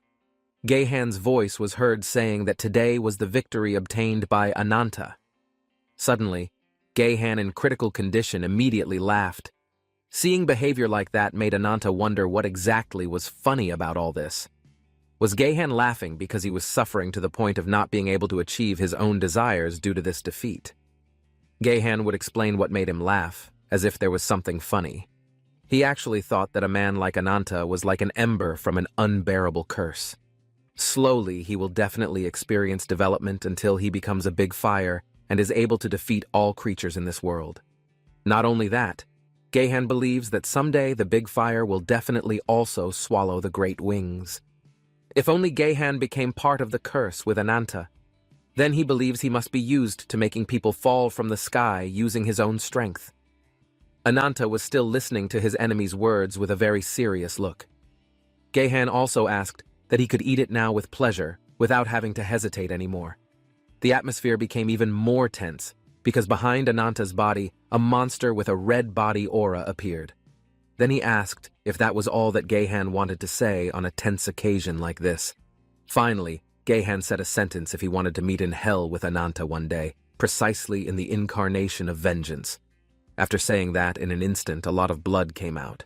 The atmosphere at the scene of the battle was very gloomy. Seen from a distance, Ananta was sitting alone. His face looked brooding and then said if today really felt so tired. In a short time, a very large monster appeared right behind Ananta's body. He said that today was very bad for the events that had passed. The dragon came to say Ananta was a stupid living being.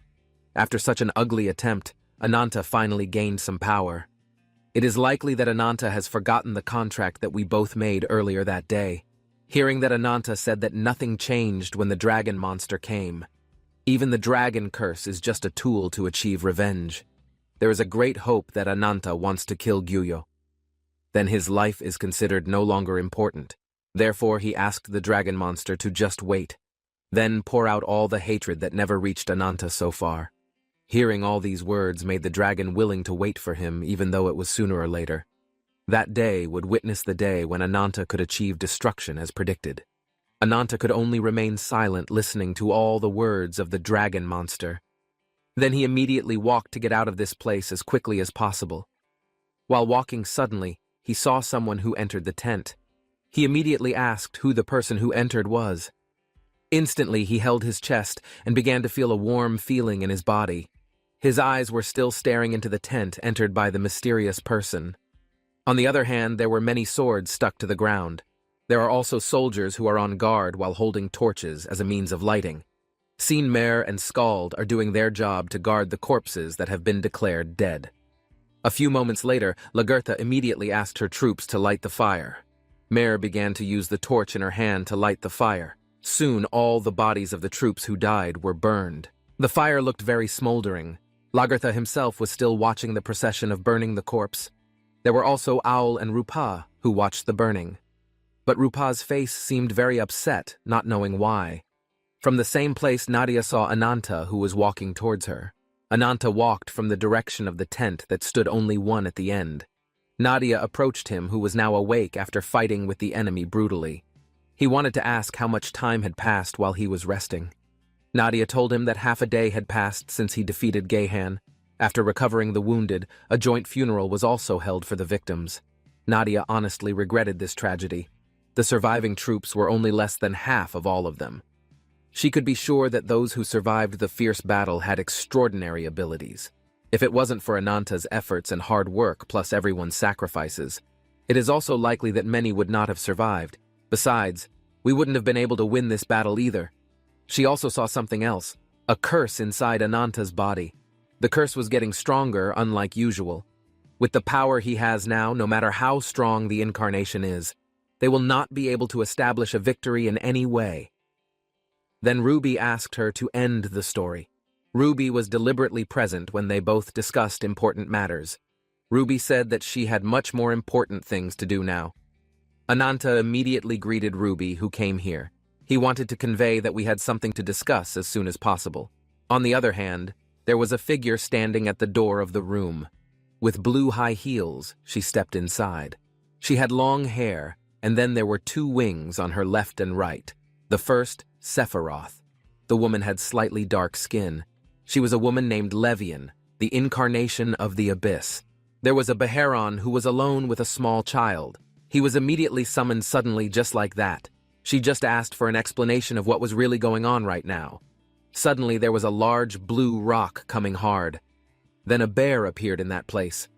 In this meeting, the bear wanted to convey that he had gotten bad news. This bear was the fifth Sephiroth. He surprisingly heard the news that Gahan died in battle with a hateful enemy. He is named Yuri, who is the glacial incarnation. Then there was a centipede that was crawling on a pole hearing the news as if it couldn't believe it. It really seemed impossible for Gahan to die so quickly. This centipede belongs to the fourth Sephiroth. There was a woman who was very upset with the young man who was considered to have killed Gahan. Did that young man really dare to want to trouble Gyuyo? But according to her, Gyuyo does not need to worry about Gahan's death. She will protect this Kishu for the rest of her life. This woman's name is Kisholga from the incarnation Madness. Then we see a child's hand with sharp nails anchoring the floor. This little boy belongs to the third Sephiroth. His name was Jiz from the incarnation of lightning. Suddenly, Beharon hit a wall nearby. Then, on the wall, a large eye appeared and asked his brother and sister to be quiet without making a fuss. Today, we all feel a sense of mourning for the death of the patriot named Gahan in a fierce battle. All things have come together because of this sadness that seems to have become exhaustion. So sadness and such can only be cleansed with blood. He will automatically prepare a requiem to soothe Gahan's soul so as not to make things worse. While still outside, there was a woman who called Nadia. She just wanted to ask if Ananta was okay after everything happened. Hearing that question, she gave a warning to Rupa not to disturb Ananta. Currently, he is alone with Ruby discussing something very important. Rupa is just curious if he has said anything else. For a moment, Nadia closed her eyes and told her that nothing else was said by Ananta. Then Rupa could only remain silent while looking at Ananta and Ruby who were there. In a memory of the past, during the day the atmosphere had begun to be peaceful. There were Ananta and Ruby who were looking at a corpse. The white cloth immediately covered the corpse so as not to open and look terrible. Then Ananta immediately called her sister. He promised to come back here someday. Ananta begged his sister to wait until she arrived. Then Ananta's voice was heard saying that he would return with Gyuyo's heart and present it to his sister. That is the memory of the past that until now is still very much remembered by Ananta. Finished remembering that memory, he returned to walking, and Ruby continued to follow him wherever he walked. When he was contemplating this, he said the day his sister died. At that time, his sister's death coincided with the villagers. He continued to convince himself that his sister's death was not his fault. His eyes were bulging because the curse was still inside his body. If not for this curse, then he would not be able to realize. A memory of Ananta crying hysterically while carrying his sister's lifeless body. Since his sister's death, Ananta has always filled his heart with grudges against Gyuyo. That's not the only thing Ananta has done so far. He had also patiently endured all the emotions that he really wanted to vent. But he must be able to wait patiently until the time comes. Except that the grudge against the Gyuyo could not be removed at all. If not for this curse, then Ananta would not have been able to hold it in for too long. Surprisingly, someone appeared behind Ananta's body. He continued to speak and said that he really hated all incarnations in this world, including Gyuyo. In his head, there was always an image of his sister's face. Ananta's own sister was a beautiful woman. He didn't know why it had to be his sister who died and not him. His mind always feels guilty for all the events that have passed. Ananta always fought to find answers to all this. Ruby has turned into a woman, continuing to follow Ananta and listening to his conversation. Meanwhile, he is still upset and even mentions that Gyuyo and they all have the same attitude. The way he can do this is by holding power based on his own desires and standards. All of this is done just to get revenge on the vile reincarnation. After venting all his frustration by continuing to speak, he looked back and saw Ruby, who had turned into a human figure. Ruby had tears in her eyes as she listened to the sad story. Ananta mentioned that Ruby was also an incarnation.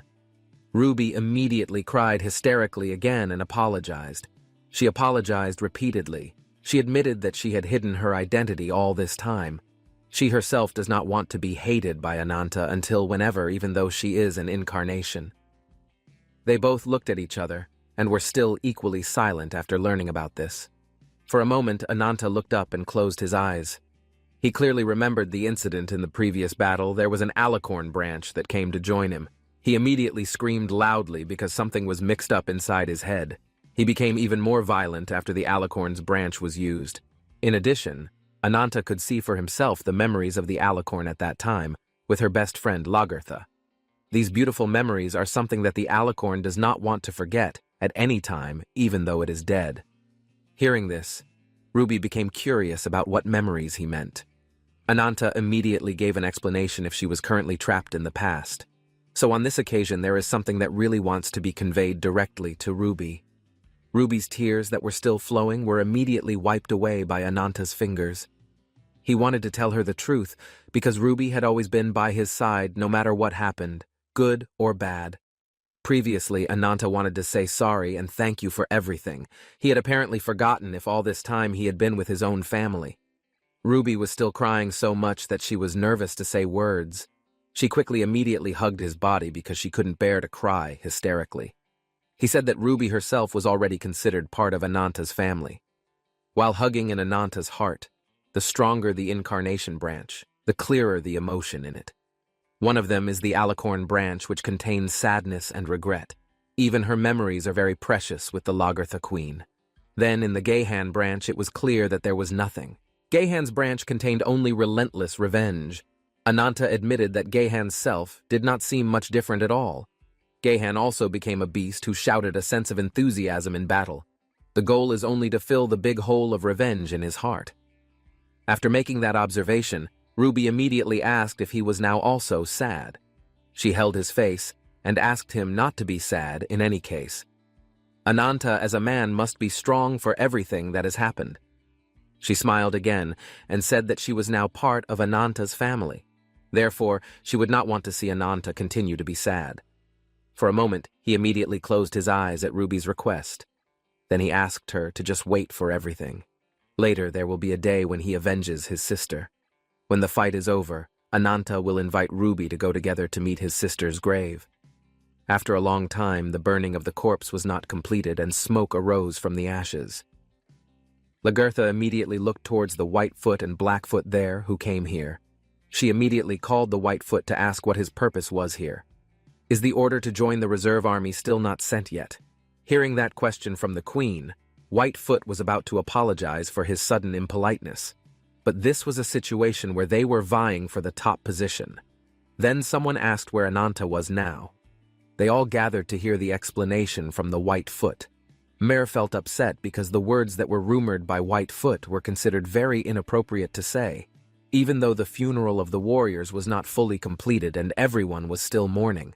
Whitefoot further explained that this was related to the Leviton fortress. Queen Lagertha's face immediately panicked when she heard this news.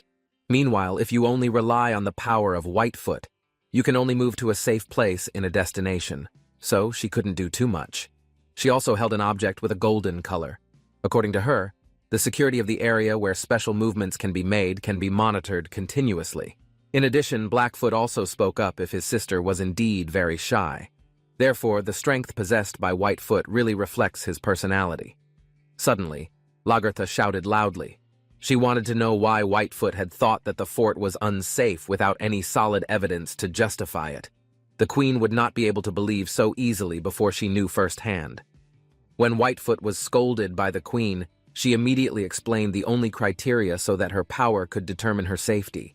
She, as someone who did not have the ability to do any fighting, so it will be difficult for her to take action. In addition, she also felt afraid, whether the threat would have a big impact on Whitefoot's life in the future. Whitefoot is very afraid if something bad happens and cannot be handled properly anymore. On the other hand, during bad weather, the feet of the Ksholga were seen stepping on the ground. There is a high probability that the secret fortress of the current Leviton will be invaded by the enemy. Ksholga came out with Yurei to carry out a mission that seemed dangerous to the security of the fortress. In the story of a long time ago when the world was still nothing, it can be likened to if the world was still clean and empty without any kind of creature living. There used to be a huge shock wave that once shook the universe. Then space and time expanded endlessly. That's what made a way to open the horizon of this world. A flash of light with various colors in the sky. Slowly, it turned out that a figure was born among them. A human form with a very bright light came to Earth. This creature is the leader of blessings and life known as the God of Divinity. Not only that creature, but there is also evil in the form of curses and death, known as the God of Demonic Nature. Furthermore, there is a person with a female body shape who is the leader of law and miracles called the God of Magic. There are also living beings with strange body shapes like roots and plants all over their bodies. This being is the leader of circulation and harmonization known as the God of Witchcraft. Another creature is a monster-like figure with a red aura, the leader of war and adversity called the God of Warrior. Then a creature with a strange shape does not look like a human being. This being is the leader of creation and destruction called the God of Machinery. They are all 6 absolute gods who first filled this world. As time went on, in the end the gods created a new planet that people live on now. In addition, they also created lives whose numbers until now cannot be counted anymore. Including the lives created are human beings. They strongly believe that a prophet is needed to help them live. There was a secret treasure belonging to God that contained the power they had given to 5 spirit beings. They were called the First Incarnation. A middle-aged woman was explaining this understanding to the children. One of the children had an important question for the godmother. On this occasion, he recalled that the First Incarnation in this world numbered 6 beings. Hearing this, the godmother said that his question was very good. She further explained to the children that unlike other gods who give their respective holy treasures to powerful spirit beings, in a story, it is also said that the God of Machinery has created their own representative. A flawless figure idolized like a human being comes from the incarnation of machinery that was resurrected for the first time to find its own land. When they coexist with humanity, they can slowly become a couple for a long time. However, it turned out that the peace could not last for the whole year. This happened, of course, because the incarnation of Wings did all that. The incarnation of Wings has deliberately stolen the treasures of the gods. Even worse, it destroyed the first incarnation. After that, he massacred all those who dared to fight him brutally without mercy. That's why Leviathan went to defeat the incarnation of evil wings, so as not to make the ugliness continue. In a story, they have all prepared for war under orders from the queen. Then, a little girl immediately called the godmother again to ask something that made her curious. This little girl seemed to be anxiously afraid that something would happen to the queen, especially when the queen was on an expedition. It wasn't long before a man came to ask the little girl to stay calm. All the little children immediately looked back. It turned out that the one who came was Bernhard, with the characteristics of a large and muscular body. The children immediately approached Bernhard, who came here. He further said that the incarnations and warriors who followed the Lagertha Queen were all elite people, so there was no need to doubt. Therefore, the Lagertha Queen was also a warrior of reversal. In this matter, he was very confident that he would return safely from his expedition. Then he asked the godmother if his coming here had disturbed the children who were studying. The godmother said that Bernhard was not disturbed at all. Even the godmother was very grateful for Bernhard's time, even though she knew that Bernhard had a very busy time at work. Then there was a little boy who said that the girl next to him, Raclette, was an incarnation. Raclette will definitely become very strong like the Bernhard. Hearing her friend's conjecture, she still confirmed whether it was true or not. In the conversation, Bernhard said that Raclette was still young and didn't know how to use her abilities properly. As the little boy had said before, one day it was possible that Raclette would become a much stronger incarnation than Bernhard himself. Carlette's face was very happy because she wanted to become like a warrior of reversals. Then there was another little girl wondering how children like Raclette could become an incarnation. The godmother explained that the incarnation would later marry and produce offspring. Then the offspring of the incarnation are often passed down to their own offspring. So it must be that Raclette had received his powers from parents who came from the incarnation as well. Then the little boy immediately fantasized about being Bernhard's son. Then he could definitely become an incarnation as well. Bernhard's eyes immediately looked at the little boy sharply. Then he stated that he wanted to be an owl child because he liked the look of it. Raclette was shocked when she heard those words. The atmosphere outside was still raining very heavily. There was one of the soldiers who wore closed clothes until his identity could not be seen. His eyes were immediately surprised because he saw something unknown. Suddenly, the bells rang out in the rain. Inside the room, the godmother and other children heard the bells ringing. She said that the sound was a warning of an attack. Bernhard, with his shocked face, just knew that an enemy attack was coming. The rain was still very heavy until it was seen that there was an ewer outside. On the left and right sides, there was a frozen ice. He confirmed whether there was the entrance of the fort. By making this capture, Ure felt very useful. Then he called Mansi, a creature with the shape of a very large elephant had come. Mansi is the 10th Sephiroth. This time in the midst of heavy rain, Mansi stated that he was no longer patient. Mansi comes from the incineration of formidable strength. Although her body is 100% elephant, but her shape is very strange and scary. It wasn't long before the prince's feet stepped up the stairs to look up. The two soldiers immediately asked Bernhard what was going on. From the top of the window, he looked out. He did not know why, when the Lagertha Queen left for her mission, the enemy came to attack. Ure immediately warmed up his weapons because he was going to use the snowstorm, which is to bring up snow. He immediately hit the ground very hard. In an instant, the power spread near the fort until the streets became frozen. Then he asked Mansi to quickly go ahead. With high speed, Mansi went straight through the ice and arrived in front of the fort door. One of the soldiers became worried that if this continued, then something very bad would happen. Bernhard immediately asked the soldiers here to prepare for battle. The enemy was already outside, so there was no time to stand still. The situation was even more tense because Mansi was now inside the fortress and something terrible happened. This made the destruction so devastating. Suddenly, Mansi's body fell out quickly. Ure, who saw something like this, didn't expect that Mansi would be hit so hard. Thick smoke appeared due to the incident until a figure with a monster-like body was seen. This person who came was Leviathan's second army, a very large and dashing body named Tarkan, the incarnation of breakthroughs. He had attacked the Mansi until it was knocked out fiercely. Such a fierce attack was completely unexpected to appear so quickly. The atmosphere was tense during the heavy rain in the fort area. Tarkan had come out to face the enemy that was currently in front of him. Suddenly, Ura's face was seen smiling broadly towards the front. Mansi said that if Ure called himself the vanguard, but now retreated as if not giving any attack. Hearing those words made Ure feel displeased. Then he asked if Mansi wanted Ure to come forward to face the strong enemy. Mansi's legs began to move again. She said words like, unfair. From now on, Mansi will rise again and try hard to conquer the enemy in front of her. There is no way Tarkan can hold him with the power of one incarnation alone. There must be special powers that have been used by the Tarkan. On this occasion, Mansi promised to turn Tarkan into minced meat with her own power that can double the body weight. From upstairs, Bernhard saw the attack and was very worried. He saw with his own eyes if Mansi came to start another attack on Tarkan. Finally, the blow landed as predicted, which made Tarkan's body to be hit fiercely.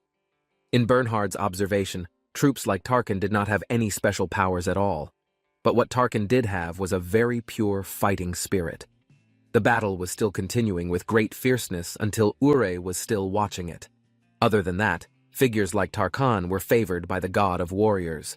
In fact, he was also the most powerful Leviathan military commander compared to the others. In this attack, Bernhard could not just watch from inside the fort. He quickly went downstairs to provide assistance while carrying his spear. The situation would be too bad to just let Tarkan fight. Tarkan realized that Prince Bernhard was already outside the courtyard.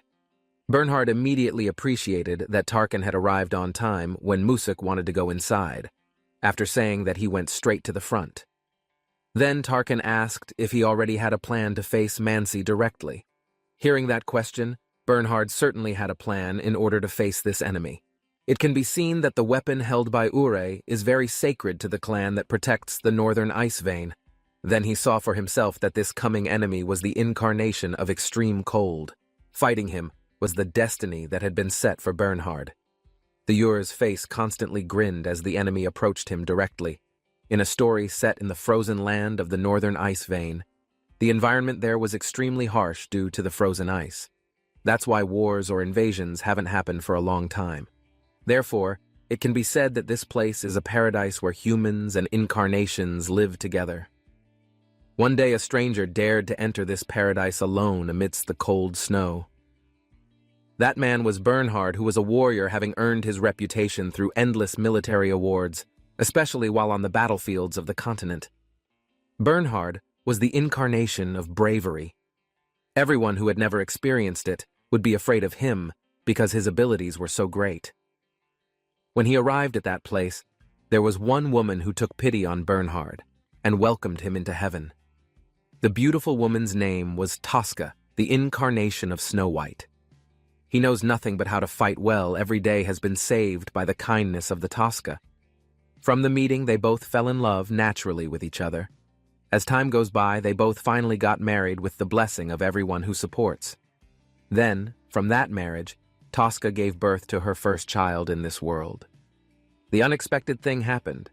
They both didn't know that the birth of the child would not be able to make life happy forever. The baby conceived by Tosca is a monster figure that is really very creepy in its form.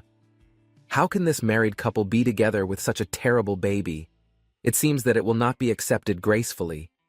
They are both very sad and even worried about the child's future. It is possible that this child will grow up ostracized by everyone. At first, they were both very depressed until they were full of regret. Unexpectedly, a savior appeared and provided assistance. This savior figure comes from the incarnation of great wings. This did not make Bernhard happy, but there was a very deep regret. He felt that he was very stupid for being deceived to save his son. It turned out that there was a consequence to that choice. After remembering all that, he who was in this fort area did not know how many years had passed very quickly. He said that it had been a long time since he met his own father, Bernhard. Seeing that child made Bernhard silent for a while without saying anything. In this meeting, he found out that biologically, he was a child born from a Tosca mother. He immediately asked if he called Bernhard now as a father. Ure was so impatient to fight that he would even call this bearskin a mother. Bernhard quickly jumped up and was about to attack the Ure. When the weapon was launched, he saw Ure's face and asked him not to insult his wife. He was very fed up with little children like this. The attack was very powerful. Even Ure immediately controlled her weapon to deflect it from hitting her body. Afterward, he said that this attack was very disappointing. Could this be the reason Bernhard was called the incarnation of bravery? The two weapons clashed so fiercely that Snowstorm appeared. With the appearance of that power, Bernhard's body immediately fell down. Even so, he was able to get back up again with sharp wind. For a moment, the fight stops. Ure says Bernhard should be proud of this power. Ure explained that he used to be a poor baby monster, but now he has grown to be this strong thanks to the power inherited from Bernhard and also Tosca as his parents. Bernhard's face immediately fell silent, wordlessly hearing his son's words. He immediately asked Tarkan to remain calm and not take any action before it was over. In addition, whatever attacked him, he said that he would not fall easily until the fight was over. Ure didn't know any of that, but he was getting more and more excited while having a fierce battle. But the most important thing is that the mission must be done first. Tarkan was silent without a word while looking in the wrong direction. The atmosphere inside the fort looks like there are several people who have been very badly injured. The situation was getting tense when there was one woman who asked for help to whoever was here. Bloody attacks continued without any mercy at all. Not long after, a woman appeared who laughed at this sadistic behavior. That woman was the 9th Sephiroth named Mantia, the incarnation of radiance. One of the old grandfathers who was still alive was so scared that he asked God for help for this unexpected disaster. In an instant, the grandfather who needed help was immediately given an attack on the head until he bled and died. Then there was a woman who had the body of the 8th Sephiroth insect named Arakra, the incarnation of silence. It seems that the poor woman has been badly injured by the enemy's increasingly fierce attacks. There was a Kisholga voice that said it had smelled blood as a sweet pomegranate smell. She didn't want to care at all how much she had eaten. Whenever it was preying on humans was not a boring thing at all for her. So this meal was a special treat compared to other meals. She immediately grinned and said whether this killing should be a craze for the luxury of preying. She's body as well as her legs are shaped like centipedes, which is really very horrible. She still wants all these prey to turn into bright red and tempting pomegranates. Ananta urged the crowd forward, the urgency in his voice rising. The fortress gates loomed ahead as shadows grew nearer. The group entered Leviathan Fortress, its inner shelter dark and damp. Ananta scanned for signs of safety amidst tense whispers. A young girl called for calm, her voice steady despite fear. The refugees huddled together, seeking courage from her presence. Uneasy murmurs filled the space as the sound of scratching echoed from the walls. Ananta stiffened, gripping his weapon tightly. From the shadows emerged a monstrous centipede, its body writhing menacingly. Ananta positioned himself, ready to defend the terrified crowd. A spider-like creature descended, its glowing eyes fixed on the group. Ananta shouted orders, rallying them to defensive positions. The creature cackled ominously, its body twisting unnaturally. Ananta felt its gaze pierce him, sensing the malice of a demon god. The figure of a grinning woman appeared, her haunting laugh reverberating. Ananta realized they faced more than a simple beast. Darkness enveloped the room as the woman's aura spread. The group clung to Ananta, trusting him as their last hope. Ananta confronted the woman, her smile unshaken. He prepared himself, knowing this was no ordinary fight but a cursed trial. Ananta analyzed the situation, his eyes narrowing. A diversion, he muttered, realizing the demon had planned this chaos from the start. He unleashed a burst of energy, his ice spell freezing the advancing creatures. "Blizzard!" he roared, his power filling the air. The creatures halted, encased in glistening ice. Ananta stood firm, his breathing heavy, but his resolve unbroken against overwhelming odds. Frost covered the cavern, creating a moment of calm. The fortress survivors stared in awe at Ananta, their glimmer of hope. Ananta's shadow loomed over the frozen battlefield. Though victorious for now, he knew the demon god's true challenge awaited beyond. Ananta swung his weapon with precision, the icy energy amplifying his strikes. Each movement was a calculated response to his foe. His weapon clashed violently against the barrier, frost bursting into the air. His frustration deepened as the defense remained unbroken. A taunting voice echoed, declaring the strength of the Crystal Palace. Ananta's strategy shifted as he studied the defensive structure. The atmosphere grew heavy as Ananta observed his opponent. He sensed the power emanating from the land honoring the fallen leader. Determined, Ananta prepared for the next move, knowing his only chance was to break through the fortress's cold, magical defenses. Ananta gritted his teeth as his foe declared no escape possible. The chilling promise of death hung heavily in the air. The foe's monstrous form revealed itself, an eerie combination of man and beast. Ananta braced himself, knowing the real battle began. The beast roared, its powerful voice shaking the icy cavern. Ananta held his ground, refusing to falter under the intense pressure. A wicked laugh erupted from the creature as it charged. Ananta prepared, knowing hesitation would mean certain death for everyone. The clash sent shockwaves through the icy arena, Ananta's focus razor-sharp as he sought the beast's weaknesses amidst its brutal assault. Ananta's relentless strikes carved through the icy mist, his movements swift and precise, his eyes locked on the beast's glowing core. The monster retaliated with a crushing blow, Ananta narrowly evading as shards of ice exploded from the ground around him. The tension built as Ananta's determination burned brighter. He anticipated the beast's next move, analyzing its attack pattern for any opening. With a fierce cry, Ananta drove his weapon forward, his muscles straining as he forced the beast onto the defensive. The beast's mocking grin faltered as Ananta's persistence overwhelmed it.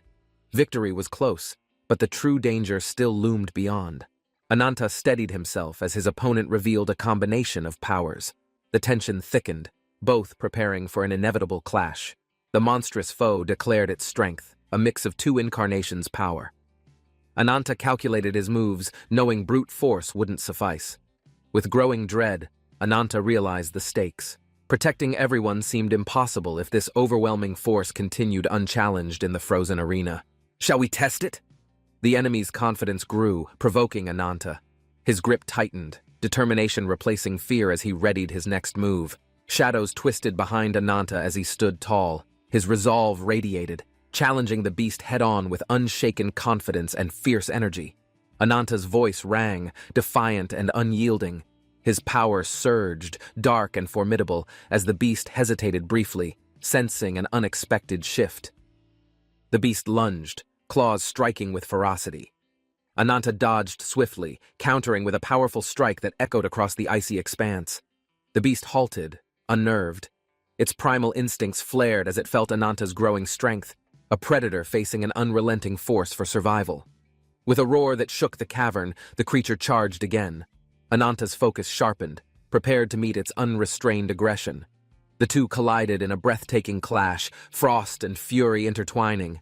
Ananta's resolve burned brighter, overpowering the fear gripping the beast. Ananta's strikes intensified, each blow resonating with purpose. The beast faltered under the relentless assault, its once daunting form beginning to waver. A second feral figure emerged, its strength equally overwhelming. Ananta braced himself, now facing two titans in the frozen battlefield. Tarkan and Bernhardt revealed their presence, commanding the battlefield with unrivaled might. Ananta's grip tightened, realizing the depth of their combined power.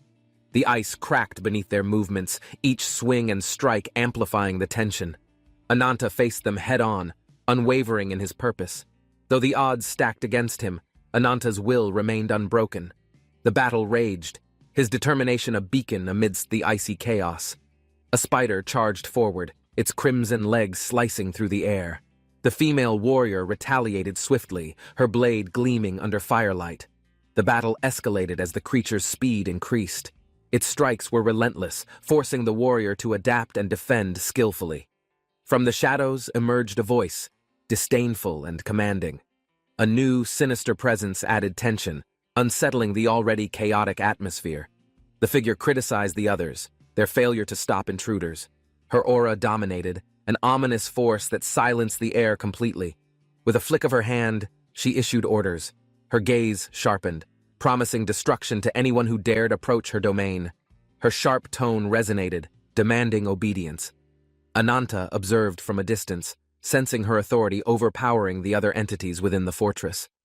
The woman's monstrous transformation revealed itself, a sharp tongue and malevolent grin that froze the atmosphere. A chilling energy spread rapidly. Her underlings responded, snickering nervously as they advanced toward their targets. Ananta tightened his stance, readying himself for their collective assault. Meanwhile, the captives huddled in fear, realizing their precarious situation. The woman taunted them, reminding them of their dwindling chances of survival. "The last humans alive," she proclaimed. Ananta, undeterred, moved forward stealthily, determined to protect the frightened survivors from their oppressors. A shadowy claw extended from the wall, tearing through it with a screech. The fortress trembled under its malevolent force. Cries echoed as the entity's power seeped through the cracks. The fortress walls seemed alive, vibrating with pure malice. The monstrous figure loomed over its targets, mocking their defenses. Her voice was laced with venom, her confidence exuding limitless control. Among the survivors, the girl trembled but clung to hope. Ananta's determined approach signaled a glimmer of salvation in chaos. The figure's piercing gaze landed on them. "One last chance," she declared. The final battle loomed, with everything at stake. A sinister voice demanded the children as an offering. The crowd hesitated, fear gripping their hearts at the unthinkable demand. The speaker's chilling gaze fell on the elders, their decision weighted with guilt. The children clutched each other, terror etched on their faces. She offered a cruel bargain, sacrifice the innocent to save the rest. Her malevolence filled the room, pushing hope to its limits. One elder stepped forward, her voice trembling as she stood against the tyrant. The children watched her, a flicker of courage stirring. The children's cries echoed through the hall. The elder clung to her resolve, refusing to let the innocent be sacrificed. The elder's defiance angered the tyrant. Her sinister power began to rise, casting shadows that threatened to consume everyone around her. The crowd grew restless, fear splitting their loyalties. A lone girl stepped forward, her small frame trembling yet steadfast, drawing their attention. The tyrant snarled, her anger palpable. The girl's bravery, however fleeting, managed to momentarily distract the darkness creeping into their minds. The elder's words pierced through the chaos, urging the others to resist. The crowd hesitated, torn between hope and overwhelming despair. The tyrant's power surged again, her shadowy form consuming the space. The elder gritted her teeth, determined to hold her ground. Darkness exploded from the tyrant's grasp, consuming the surroundings. The elder shielded the children, her determination a barrier against the looming death. A boy's cry broke through the chaos. The elder's hands trembled, her strength wavering but refusing to succumb to despair. The shadows lashed out, grazing the elder. The children screamed in terror as the tyrant laughed, feeding on their mounting fear. Just as hope seemed lost, a golden light emerged. The children turned, their teary eyes catching a figure radiating defiance. A young girl stood at the center, her resolve burning brighter than the darkness. Her presence silenced the tyrant's mocking laughter. A sinister grin spread across the tyrant's face, her golden eyes glimmering with excitement as she prepared to unleash her chaos. The young girl stepped forward boldly, her small form emanating defiance. She radiated a fierce determination, ready to challenge the darkness. A swirling portal stood behind Ethan, its violet tendrils ominously framing the eerie silence of the dark chamber. Lila's smile widened as she mocked Ethan's struggle, sensing his desperation while her piercing gaze flickered with malevolent intent. Her words cut deep, forcing Ethan to recall the helpless faces of the children he had vowed to protect at all costs. Their pleading eyes fueled his determination, even as Lila's chilling laugh echoed, ridiculing his every attempt at bravery. Lila loomed closer, her twisted grin stretching unnaturally, feeding off Ethan's despair and mocking the fragile resolve he clung to. "I too have someone precious," Lila whispered, her voice dripping with mockery, staring at Ethan's trembling figure. Her thoughts drifted to a figure shrouded in mystery, the person her heart clung to with obsessive, unrelenting love. "Even now, my mind belongs to them," Lila declared, her fingers tightening as her aura grew darker and suffocating. Ethan froze as Lila's expression twisted into something unrecognizable, her obsession palpable as shadows danced wildly around her. "Do you know this feeling?" Lila hissed, her luminous eyes locking on Ethan's, her presence crushing and intoxicatingly cruel. "It's love," Lila proclaimed, her voice a mix of madness and sincerity, her shadow clawing closer as Ethan gasped. Ethan staggered back, the raw intensity of her declaration leaving him reeling, the lines between villain and victim impossibly blurred. Lila's jagged smile sharpened as she lunged, her intentions clear, while Ethan desperately tried to shield himself from her wrath. "Are you resisting, little hero?" Lila sneered, relishing his defiance, the growing tension between their clashing spirits igniting the air. Her laughter roared as Ethan pushed back, his final stand against the overwhelming darkness closing in, refusing to abandon hope. Raclette's scream pierced through the chaos, her figure trembling as she confronted the beast that towered with malevolent intent. Blood splattered violently, marking the ground as the monster's movements became erratic, fueled by both fury and an unrelenting hunger. A gasp escaped Raclette as the creature recoiled, her mind racing to make sense of the sudden shift in power. Her knees buckled, but her resolve remained firm as she locked eyes with the figure who had risked everything for her. "Are you okay?" Her voice trembled, filled with concern, as the tension in the air finally began to ease slightly. Raclette clutched the hem of her dress, staring at the aftermath, her voice trembling. "Is it over?" As silence lingered. The monster's shadow loomed larger again, dismissing her relief as its twisted laughter echoed, reigniting her fear and determination. A cloaked figure intervened, his movements precise and calculated, the air thick with the undeniable aura of imminent retaliation. The beast's mockery grew louder, taunting the intruder who dared to ruin the entertainment it seemed to delight in endlessly. Shadows danced around the figure as he prepared to unleash a surge of power aimed directly at the monstrous enemy. A chilling scream erupted, shaking the cavern as Raclette's courage faltered. Yet a new glimmer of hope emerged. The monster sneered, dismissing the new threat, considering it an insignificant intrusion, as its claws flexed toward its intended prey. Raclette gritted her teeth, refusing to remain idle, her hand clutching a blade as she stepped forward with trembling determination. "I hate you," she muttered, her voice steady despite the fear gripping her, while her gaze remained fixed on the monster. The creature's laughter faltered as it noticed Raclette's resolve, her unexpected defiance unnerving, as if challenging the very core of its existence. Raclette's blade glinted in the dim light as her trembling hand swung forward, cutting through the thick tension surrounding her. The searing heat of her resolve ignited, carving a golden path as the beast recoiled in a mix of fear. With a deep growl, the monster charged again, only to meet a radiant strike, its momentum faltering with every blow. The air trembled as Raclette's chant grew louder, her fiery spirit causing the beast to melt under the intense pressure. The enemy's cries echoed, filling the chamber as its grotesque form began to dissolve, leaving behind an ominous, smoking void. "You damned brat!" The monster's voice rasped, its hatred evident as its energy coalesced, forming a final desperate assault. A swirling mass of shadows erupted, rushing toward Raclette, who stood firm, her hands glowing with the energy of resolve.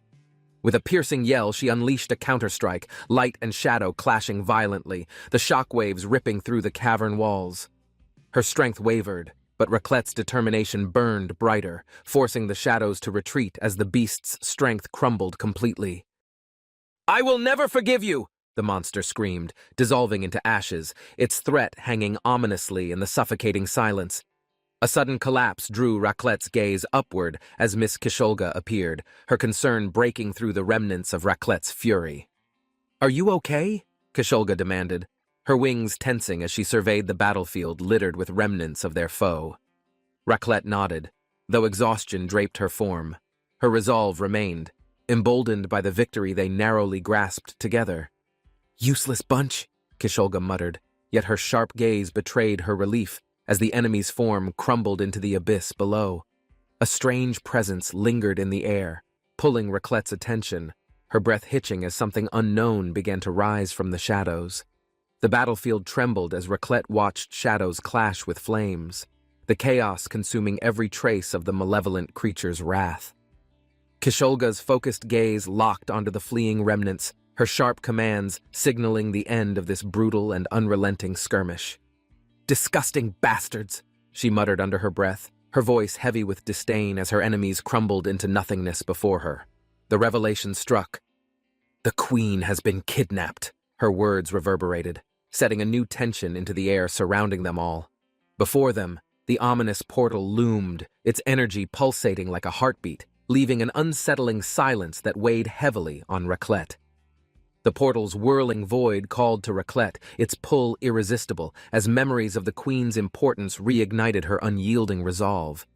Kisholga's voice broke the silence, her tone gentler yet firm, as she reassured Raclette of the strength she still possessed. "Were you very scared?" Kisholga asked softly, offering comfort, her presence a calming balm for Raclette's frayed and shaken courage. Raclette buried her fears into Kisholga's embrace, allowing herself a moment of vulnerability while the tension of battle melted away.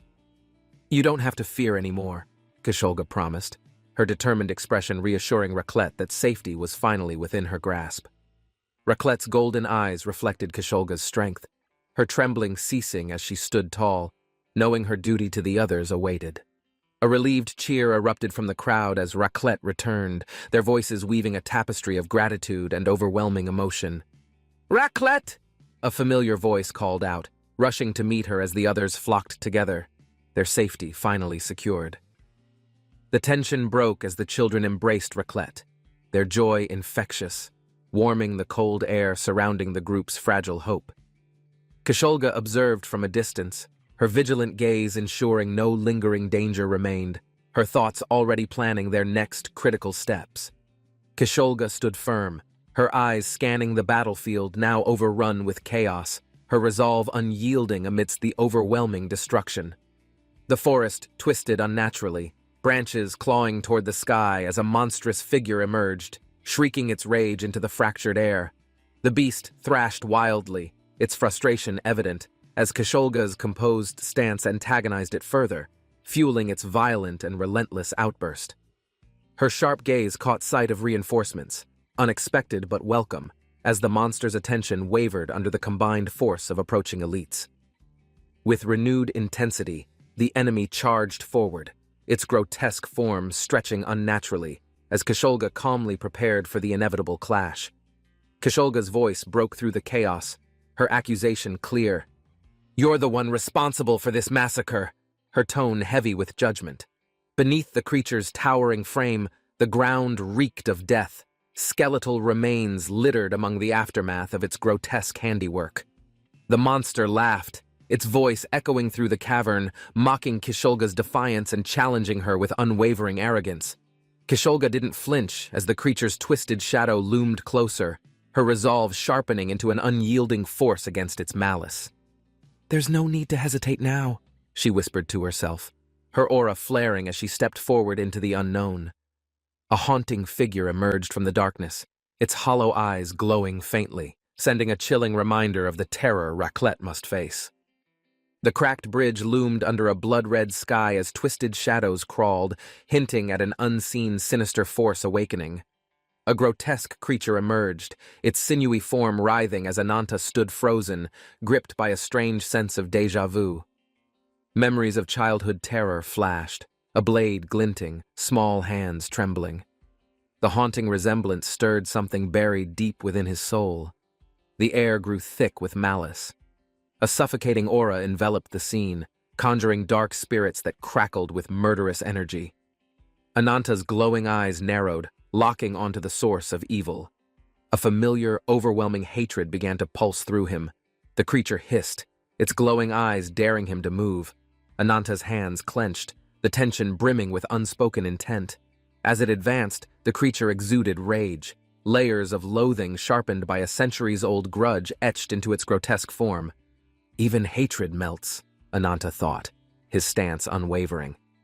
Yet, the piercing gaze bore into his resolve, pulling raw emotions forward. The clash shook the air. Dark tendrils slashed through space as Ananta leapt, unleashing raw energy in an unrelenting strike. A guttural roar pierced the battlefield. The collision of forces fractured reality, unveiling the beast's true, monstrous visage hidden before. Shadows warped, twisting into clawed arms. Ananta inhaled sharply, instincts roaring as ancient power surged through his body like fire. No memory of killing such beings exists, he mused, watching the creature's movements. It felt familiar but indescribably foreign. The aura radiated something primal, apex predator energy. Ananta's grip tightened, sensing this opponent belonged to the uppermost rungs of existence. The creature's power solidified, rivaling legends of old. Ananta braced, preparing for what could be his most defining battle. "Tell me your name," he demanded inwardly, marking the moment to forever remember this encounter if he survived its wrath.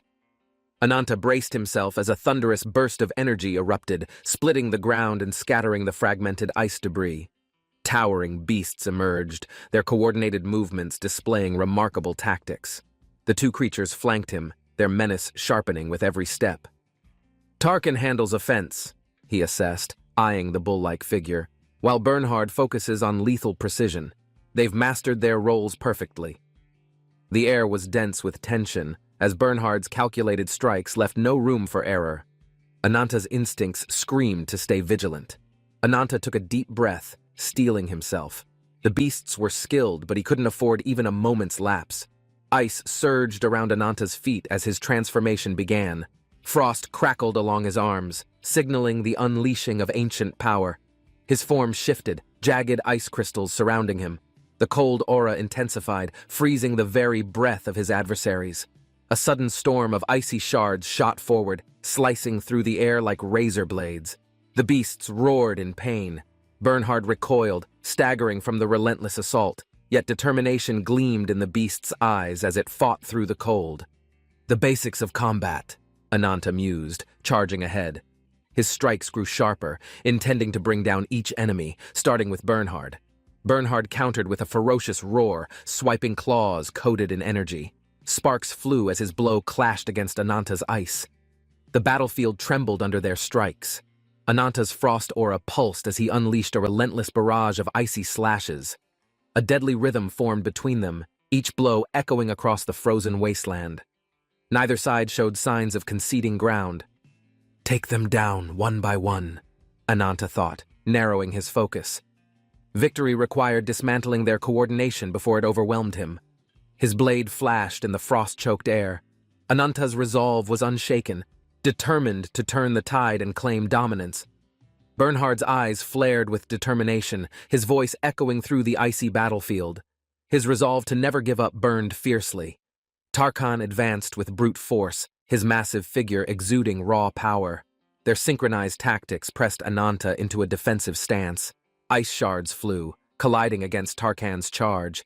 Ananta's movements became deliberate, each attack targeting the weaknesses of his monstrous foes. With a flash of cold energy, Ananta redirected his focus. Bernhard's cunning smile faded as he miscalculated the counterstrike. Tarkan roared, realizing too late the shift in the tide. Ananta's icy grip sealed their momentum, turning defense into offense. Flames clashed against ice as the battlefield erupted into chaos. Ananta's energy surged, matching the beast's relentless power with precision. Tarkan's heavy blows met resistance, shattering frozen structures. "You can't win," echoed in the air, but Ananta's resolve only hardened. The beasts, overwhelmed by Ananta's evolving strategy, began faltering. Their frustration grew as his strikes found gaps in their coordination. The frozen battlefield became a storm of light and shadows. Ananta's movements were relentless, cornering the beasts despite their size advantage. A climactic blast of energy sent shockwaves through the icy terrain, leaving Tarkan and Bernhard scrambling as the battle reached its peak. As the dust settled, a new figure emerged. Its dark aura screamed power, overshadowing Tarkan and Bernhard's combined might. "What is this?" Bernhard muttered internally. The arrival of the towering shadow shifted the balance, forcing everyone into cautious silence. The Queen's sudden appearance broke the stalemate. Her overwhelming presence stirred a mix of fear and determination among her allies. Ananta's sharp gaze locked onto her, recognizing the danger she posed. The battlefield's icy stillness hinted at an explosive climax. Reinforcements from the Leviathan joined the fray, their entrance sending chills down everyone's spines. The battle had only just begun. The dragon's fiery gaze swept the battlefield, its voice booming with disdain. Its power and arrogance overshadowed every other presence there. Ananta's frost armor shimmered in the chaos, reinforcing his resolve. He braced for the overwhelming force bearing down on him. Bernhard snarled, urging caution as Tarkin charged recklessly forward. The battlefield crackled with tension as allies clashed over conflicting strategies. The dragon mocked them, its arrogance blinding it to Ananta's growing strength. Every icy pulse in his armor foretold resilience. Tarkin hesitated, sensing the tides shifting. Ananta stood firm, his icy aura intensifying, a clear sign he was far from done. "Ananta is stronger than you think," Bernhard muttered, recalling past battles. Yet even his confidence wavered at the sheer scale of power. The dragon bellowed a challenge, its aura casting a crimson glow. Ananta's frost armor responded with a cold, unyielding brilliance. The battlefield froze under the clash of their energies. Ananta advanced, each step resonating with defiance against the overwhelming inferno. Sparks flew as icy shards collided with fiery tendrils. Ananta's resolve deepened with every mocking word that left the dragon's mouth. "This is ridiculous!" the dragon roared, but its frustration grew. Ananta was no longer just enduring. He was dominating the pace. A deafening crack echoed as the frost unleashed an unexpected burst of power, shattering the dragon's arrogance into brittle fragments. Ananta's form began to evolve, his icy armor radiating an aura that rivaled even the dragon's fiery dominance. The dragon's fiery eyes widened. This wasn't just a battle anymore. It was a war between primal forces destined to collide. "He's defeated the second seat before," Bernhard thought, as the dragon roared in disbelief. Ananta's strength was far beyond expectations. The battlefield froze in stunned silence as Ananta prepared his final strike, his icy aura piercing through the fiery chaos. The dragon's flames clashed with Ananta's icy power, the collision creating shockwaves that tore through the battlefield, shaking the very ground. Ananta's icy resolve intensified, his armor radiating raw energy. Each step forward echoed his vengeance against the forces opposing him. The dragon bellowed, overwhelmed by Ananta's mounting strength. It recoiled, its once invincible presence cracking under the relentless icy onslaught. A surge of power enveloped Ananta as his frost armor reached its peak, channeling raw energy into a devastating counterstrike. The ground shattered as Ananta's mountain-crushing power was unleashed, an unrelenting force that brought the dragon to its knees in agony. As the dust settled, the battlefield transformed. Bernhard and Tarkin gazed at Ananta's towering form, now emanating unrivaled icy brilliance. The faint shimmer of a portal began to form. Lord Beheron's commanding presence loomed as his ominous aura filled the air. "Call me only in emergencies," Beheron had warned. His calm yet terrifying demeanor signaled a drastic shift in the battle. The portal crackled with energy as Beheron's chilling promise echoed. The forces on the battlefield prepared for a decisive confrontation. Ananta's eyes narrowed, sensing the stakes had risen. The doorway to another realm began to open, heralding the arrival of chaos. Bernhard froze, his gaze locked onto the newcomer. "Is that him?" he thought, dread settling into his powerful frame. The being emerged from the portal, its presence suffocating. Its crimson eyes glowed with malice, signaling its dominance over the battlefield. "Beheron," the words resonated, the name embodying raw strength and authority. His wings unfolded, each feather gleaming with deadly precision. The battlefield trembled as Beheron revealed his true form, his spear glinting menacingly. His aura crushed any lingering hope of resistance. With a chilling declaration, Beheron prepared to unleash his wrath, his spear poised to strike with devastating world-ending force. Lyra's maniacal laughter echoed, her monstrous grin reflecting utter chaos. The battlefield trembled as her dark energy rippled violently outward. Vera staggered, clutching her side, blood seeping through her fingers. The ambush had taken a toll, leaving her vulnerable. From atop a monstrous spider, Lyra gloated triumphantly, her crimson eyes mocking Vera's desperation. The tables had turned in seconds. Owl emerged, his presence stark and commanding. Betrayal was written on his face, his torn allegiance questioning the path ahead. Nadia's foe recoiled slightly, its confidence faltering for the first time. Her unyielding spirit had started to shake its resolve. Nadia roared as she unleashed her splitting blades technique. Purple energy spiraled around her, slicing through the air with precision. The foe retaliated, its tendrils snapping toward her. She evaded swiftly, her blades carving a path through the writhing darkness. A sudden paralyzing attack struck her from behind, catching her off guard. She gritted her teeth, determined to push forward. Ananta lunged into the fray, slashing at the beast to give Nadia time to recover from the paralyzing blow she suffered. Though wounded, Nadia pushed herself to stand once more, her unwavering determination igniting the battlefield with renewed hope and fury. The battlefield shook as Lagertha's body hit the ground. A piercing scream echoed, mixing anguish and fury cutting through the chaos. The enemy laughed maniacally, their voice dripping with malice. They reveled in the carnage, basking in the madness of battle. Nadia stood defiantly, refusing to yield. Her strength wavered momentarily, but her determination only hardened as the enemy's taunts grew louder. Ananta stepped forward, his piercing gaze unwavering. His presence alone silenced the chaos, his aura commanding attention amidst the devastation. "I'm sorry, Lagertha," Ananta muttered under his breath, his resolve strengthening. He knew the fight was far from over. Ananta's voice softened, his eyes filled with determination. "The truth will come to light," he whispered, gripping his weapon tightly. Nadia's body trembled as she struggled to rise, her mind racing with disbelief. How could I not have seen this coming? Her thoughts drifted back to moments of doubt, realizing the deception.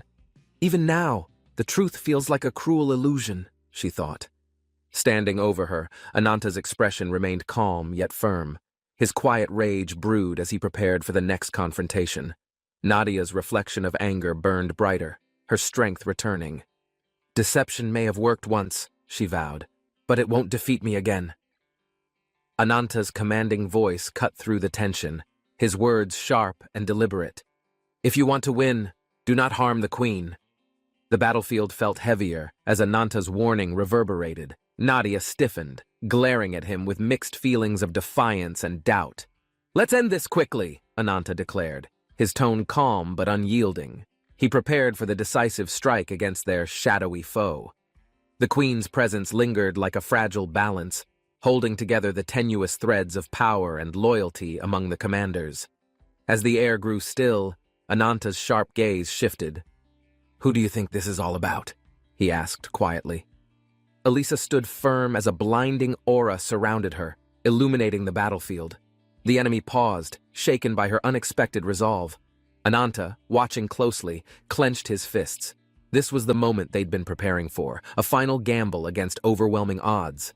The monstrous figure twisted, releasing a deafening roar. Its shadowy tendrils lashed out violently, eager to snuff out her radiance. Despite the tension, Elisa smiled faintly. She could feel the warmth of her energy growing, shielding her from the encroaching darkness. The first clash echoed like thunder, the battlefield trembling as light and shadow collided in an epic struggle for dominance. The force of Elisa's attack rippled outward, carving through the air. The enemy faltered, momentarily overwhelmed by the intensity of her power. A sinister laugh emerged from the creature as it steadied itself. It was not ready to yield, not yet defeated. With a fierce cry, Ananta joined the fray, his weapon shimmering with power. Together, they forged ahead, undaunted by the challenge. The darkness thickened, pressing against their combined light. Yet amidst the chaos, their determination only seemed to grow stronger. Victory was uncertain, but in their hearts, hope burned brightly. They would fight until the very end, no matter the cost. Nadia emerged from the shadows, her aura crackling with intensity. Her return was unexpected, injecting a renewed vigor into the fight. The enemy shifted uneasily, its focus momentarily fractured by the sudden arrival of a third force on the battlefield. Elisa exchanged a glance with Nadia. No words were needed. Their shared resolve was evident in their unwavering determination. Together, the trio launched an assault that shook the very foundation of the battlefield. The tides were beginning to turn. The enemy roared, its form quivering under their combined might. This battle was far from over, but victory now seemed within reach. The creature's scream tore through the air as an overwhelming light burst forth, slicing through the darkness and consuming the battlefield. Ananta steadied himself, watching as the blinding energy grew stronger. The light seemed almost alive, radiating purity and purpose. A booming voice echoed, shaking the earth. The words, "Let there be light," carried a weight that silenced everything around. The brilliant beam pierced the heavens, creating a cascading effect. Shadows retreated, unable to stand against the sheer power of illumination. As the light settled, a mysterious orb floated in its wake, glowing faintly as if harboring the remnants of its power.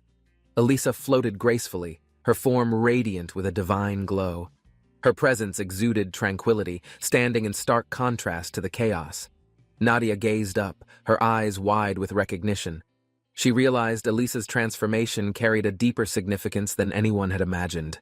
"The inner self awakens only when the heart truly desires it," a voice resonated, tying Elisa's power to the greater balance. With newfound clarity, Elisa extended her hand, pointing toward the horizon. A vision of a flawless world appeared before them. The breathtaking scene of light and harmony filled the sky. Nadia's heart swelled with hope, igniting her resolve to see it realized. Elisa extended her hand, the horizon glowing behind her. Her words echoed an invitation, a plea to transform the world together. Cernunnos smirked, her eyes glowing with unyielding power. She rejected the offer, revealing her role as the pure incarnation of magic. A sudden surge of dark energy erupted from the ground as the creature's ominous form slowly revealed its terrifying figure. A grotesque grin stretched across the beast's face, its chilling presence unnerving even the bravest as it exuded raw malice. The towering monstrosity declared its dominance, radiating waves of immense power that made the air vibrate with dangerous, suffocating intensity. Ananta's form shimmered with energy as he braced himself against the overwhelming aura. The beast roared, challenging his resolve. The battlefield trembled as Ananta unleashed his first attack, a desperate strike meant to gauge the strength of his monstrous foe. The explosion left behind a thick haze of dust. Ananta and Elisa stood their ground, ready for whatever came next. Elisa stepped forward, her determination shining through as she conjured her power. "Stay close," she signaled Ananta without a word. A brilliant glow burst from her hand as her ultimate weapon, Fragarak, materialized. Its sharp radiance pierced through the darkness around them. The beast growled, now fully focused on them. Its coiling limbs flexed with venomous intent, ready to crush all opposition. Venom spilled from the creature's jaws, pooling like molten tar. The smell was toxic, but they stood firm despite the danger. From within the choking smog, Ananta's figure emerged. His eyes burned with resolve, his steps deliberate and unwavering against despair. The beast laughed, mocking their futile resistance. Its voice echoed in their minds, dripping with disdain and malevolent superiority. The air pulsed as Ananta unleashed a new technique, his blade tearing through the oppressive miasma like a divine force. The attack struck true, carving into the beast's hide, but its laughter only grew louder, a taunt to their efforts. Ananta and Elisa readied themselves once more, knowing that their battle was far from over as the beast charged at them. Ananta raised his arm, channeling a torrent of energy. The force shattered the ground as he prepared a decisive blow. The power surged outward, creating a massive shockwave. The beast staggered, its roar cutting through the heavy electrified air. The creature writhed in pain, its massive form flailing wildly. Ananta's attack had pierced through its defenses with devastating precision. Its glowing eyes flared with rage as venom dripped from its fangs. "Damn it," it muttered, its voice trembling. Realizing its poison was ineffective, the beast's resolve hardened. It swore to crush Ananta with sheer strength and brutality. The beast lunged forward with alarming speed, claws tearing through the air. Ananta braced himself, weapon ready for the clash. "I'll cut you with my own hands," it roared. The intensity of its charge made the ground quake with fearsome energy. Ananta stood firm, his body radiating an otherworldly glow. His unwavering stance signaled he was ready for this ultimate showdown. From the shadows, Elisa watched the battle unfold, her expression grim as the intense clash shook her confidence. The battlefield turned into a swirl of chaos, light and darkness colliding. Ananta's determination burned brighter than ever before. Elisa stepped forward, her resolve solidifying. Her heart raced as she reached the center of the battlefield's swirling madness. A twisted skeletal figure loomed before her, its sharp gaze pierced through her, making the air thick with eerie tension. Elisa took a deep breath, raising her blade. Her movements were precise as she focused on her next crucial strike. The beast's jaws snapped open, releasing a deafening roar. It lunged forward, aiming directly at Elisa with predatory intent. She sidestepped swiftly, her blade cutting through the air. The clash reverberated as sparks flew, signaling the beginning of her battle. Nadia struggled to push herself up, her body trembling from the sheer force of the attack that had left her sprawled. Gritting her teeth, she muttered to herself in disbelief. Her opponent's raw strength had caught her completely off guard. Realization dawned on her as she stood, barely able to comprehend how the foe managed to overpower her in combat. Across the battlefield, Ananta watched her rise. He admired her determination, but knew this was not yet the final fight. With a determined look, Nadia adjusted her stance. She prepared to unleash the full extent of her hidden powers. The enemy cackled with unrelenting malice, their movements deliberate and filled with sinister intent, as if mocking her recovery. Nadia's piercing gaze locked onto her target, unwavering and fierce. Her resolve burned brighter, ready to counter with full force. As the creature loomed closer, its toxic aura thickened.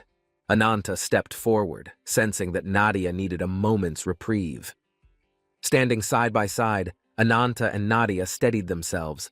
Their combined energy surged, forming a radiant shield against the darkness. Nadia found herself surrounded by an endless crimson sky, the waves lapping eerily at her feet in utter silence. She collapsed onto the sand, her trembling hands digging into the wet ground as her mind struggled to process her surroundings. The horizon stretched endlessly before her, the vivid red light reflecting off the water, creating an unsettling, dreamlike atmosphere. She stood slowly, her body heavy with fatigue, unsure of where she was or how she had arrived at this place. Faint memories of a fierce battle began to resurface, filled with monstrous figures, chaos, and the sensation of sharp pain in her chest. The image of a piercing sword and cold steel flashed in her mind, the moment of betrayal as vivid as the night. Her chest felt unnervingly numb, her fingers grazing over her skin, searching for the wound that should have ended her. She tried to make sense of the strange stillness inside her, realizing there was no heartbeat, only an empty void. A strange figure approached from behind, their presence carrying an unshakable weight, radiating an aura of power and ominous calm. The crimson sky seemed to grow darker as the figure drew closer, their chilling gaze locking onto Nadia with unsettling familiarity. Nadia remained rooted in place, her confusion deepening as the figure's presence seemed intertwined with the unnatural stillness of her body. The figure moved gracefully, their movements blending with the eerie rhythm of the environment as if they were part of it. Nadia's attention turned inward, where an unnatural force seemed to tether her to this place, preventing her from escaping the stillness. The shadows around the figure shifted unnaturally, coiling and forming monstrous shapes that seemed to exist outside of time and logic. A sense of inevitability settled over her as the figure loomed, their presence and the shifting world bound to her inextricably. Nadia's gaze was heavy as the figure's presence loomed, her hands clenched, memories of battles flooding her mind. Shadows stretched along the crimson sea, merging with the figure's form, an undeniable connection rooted in forgotten histories. Every moment felt heavier, as if the truth she sought was buried deeper in the timeless fabric of her existence. A strange familiarity in their voice filled her with a chilling realization that perhaps she had always been part of this. The figure's identity became clear, echoing in her thoughts, a force beyond mortal comprehension, tied to her fate inextricably. In the ancient age of myths, nature flourished in perfect harmony, untouched by the corruption and conflicts of mortals. A majestic spiritual beast, revered as the embodiment of sorcery, roamed freely among the untouched forests of the sacred world. Granted human form, the beast became a prophet, gifted with wisdom, bridging the realms of mortals and divine power. The Druids, guardians of the forest, hailed the prophet, who carried the wisdom of nature in their antlered silhouette. Known to all as Kernunos, the embodiment of magic, they symbolized balance, harmony, and the primal order of existence. Mortals, drawn to fleeting beauty, prayed for peace, seeking solace in the eternal cycles of nature's rhythm. Cernunnos envisioned a world of harmony, an eternal dream untainted by the violence that often consumed humanity's fragile balance. Yet, the dream faltered, engulfed in flames of war, where bloodshed became a natural course of survival and dominance. Cultures clashed, faiths collided, and blood spilled endlessly, shaping an era of chaos where lives were both weapons and sacrifices. As humanity fought its battles, the 6 incarnations of power rose, arbiters of judgment, either protecting or punishing in turn. The serenity of the forest shattered one day as dark invaders marched forward, threatening the balance that once prevailed. A massive golden-armored army, led by the warrior incarnation Loagi, set their sights on conquering the sacred forest. The forest tribes united, summoning ancient strength to resist the invasion, standing firm against overwhelming odds and ferocious enemies. Cernunnos stood tall amidst the chaos, wielding primal power to protect the sacred lands and its inhabitants with unwavering resolve. Desperate battles ensued, the forest becoming a war zone, echoing with the clash of swords and the cries of resistance. In the heart of the battlefield, Loagi emerged victorious, his golden armor gleaming as a symbol of conquest and strength. Cernunnos, worn from the relentless struggle, fell to his knees, his once mighty form a shadow of its former glory. Loagi's presence radiated dominance, marking the end of an era where balance and peace were overtaken by war's harsh truth. With a solemn expression, Loagi accepted his role in the massacre, burdened by his actions but unwavering in his cause. For the sake of the greater plan, Loagi bore the title of both savior and destroyer in equal measure. The battlefield's silence echoed a prophecy once spoken by Lena, the incarnation of magic, foreseeing the world's looming annihilation. Lena's gift of foresight revealed the eventual collapse of harmony, her warnings carrying a heavy truth that few dared to believe. Her prophecy spoke of an unrelenting horror, a future shaped by the choices of the incarnations and their deadly paths. The power of the 6 incarnations became a double-edged sword, both defending and endangering the fragile threads of mortal life. As shadows of fate loomed larger, doubt lingered over whether their power was salvation or the seed of humanity's ultimate downfall. Cernunnos faced the onslaught with unyielding fury, a primal instinct awakening as survival outweighed all other considerations. Loagi stood firm, demanding the divine relic hidden deep within the forest, his army prepared to seize it at all costs.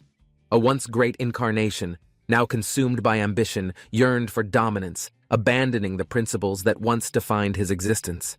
The shadows stretched unnaturally, as if reflecting Cernunnos' own inner turmoil, a growing hunger to fight and protect. The air grew heavier, and the forest seemed alive with anger, a dark transformation taking hold of Cernunnos' form. The divine relic, radiant and pure, floated above the battlefield, a symbol of balance amid the chaos of war. Loagi, driven by relentless ambition, approached Cernunnos with an aura of resolve, his path marked by blood and sacrifice. With each step, the weight of mortality bore down on Loagi, but his resolve remained unshaken by the carnage. The incarnations, gifted human form, walked the thin line between gods and mortals, their choices shaping the fragile world below. As Loagi neared, Cernunnos rose again, embodying the wrath of nature, prepared to fight until his very essence faded. The sky darkened, and an ominous presence emerged, wings of light illuminating the battlefield as time seemed to pause. The incarnation of wings descended gracefully, their voice carrying an authority that silenced even the mightiest warriors in awe. Power radiated from them, their ethereal form signifying a higher purpose, one tied to the relic Cernunnos sought to guard. They declared their intent, stepping forward to claim the divine treasure, embodying both the balance and chaos of existence. Cernunnos, now fully consumed by primal rage, lunged forward, abandoning all reason, determined to protect what little remained sacred. Cernunnos, with his crimson gaze, offered the relic but with a condition that would forever change the world's fate. The relic's power was bound by an unspoken contract, a promise etched in blood to reshape the destiny of all. The air grew still as Cernunnos declared the terms, each word resonating with an ancient weight older than time itself. A single choice held the potential to unleash chaos or restore balance, each path drenched in blood and sacrifice. That fateful day, a contract was forged between mortal ambition and divine power, sealing a future none could escape. Cernunnos envisioned the world's return to its primordial beauty, an era untouched by greed, restored by the relic's power. Yet he hadn't foreseen the emergence of a counterpart, a force equal and opposite, entwined with his existence eternally. The counterpart stood amidst the surreal realm, embodying the balance that Cernunnos sought to reclaim, their destinies now irrevocably linked. They were two sides of the same coin, one driven by malice, the other carrying the burden of redemption. Despite the tension, a shared dream united them, a desire to reshape the world's course, guided by ancient, forgotten truths. Within the crimson void, memories of the past haunted them both, shadows of unspoken fears shaping their intertwined journey. Cernunnos wrestled with the monster within, the embodiment of his own doubt and sorrow manifesting in the surreal plane.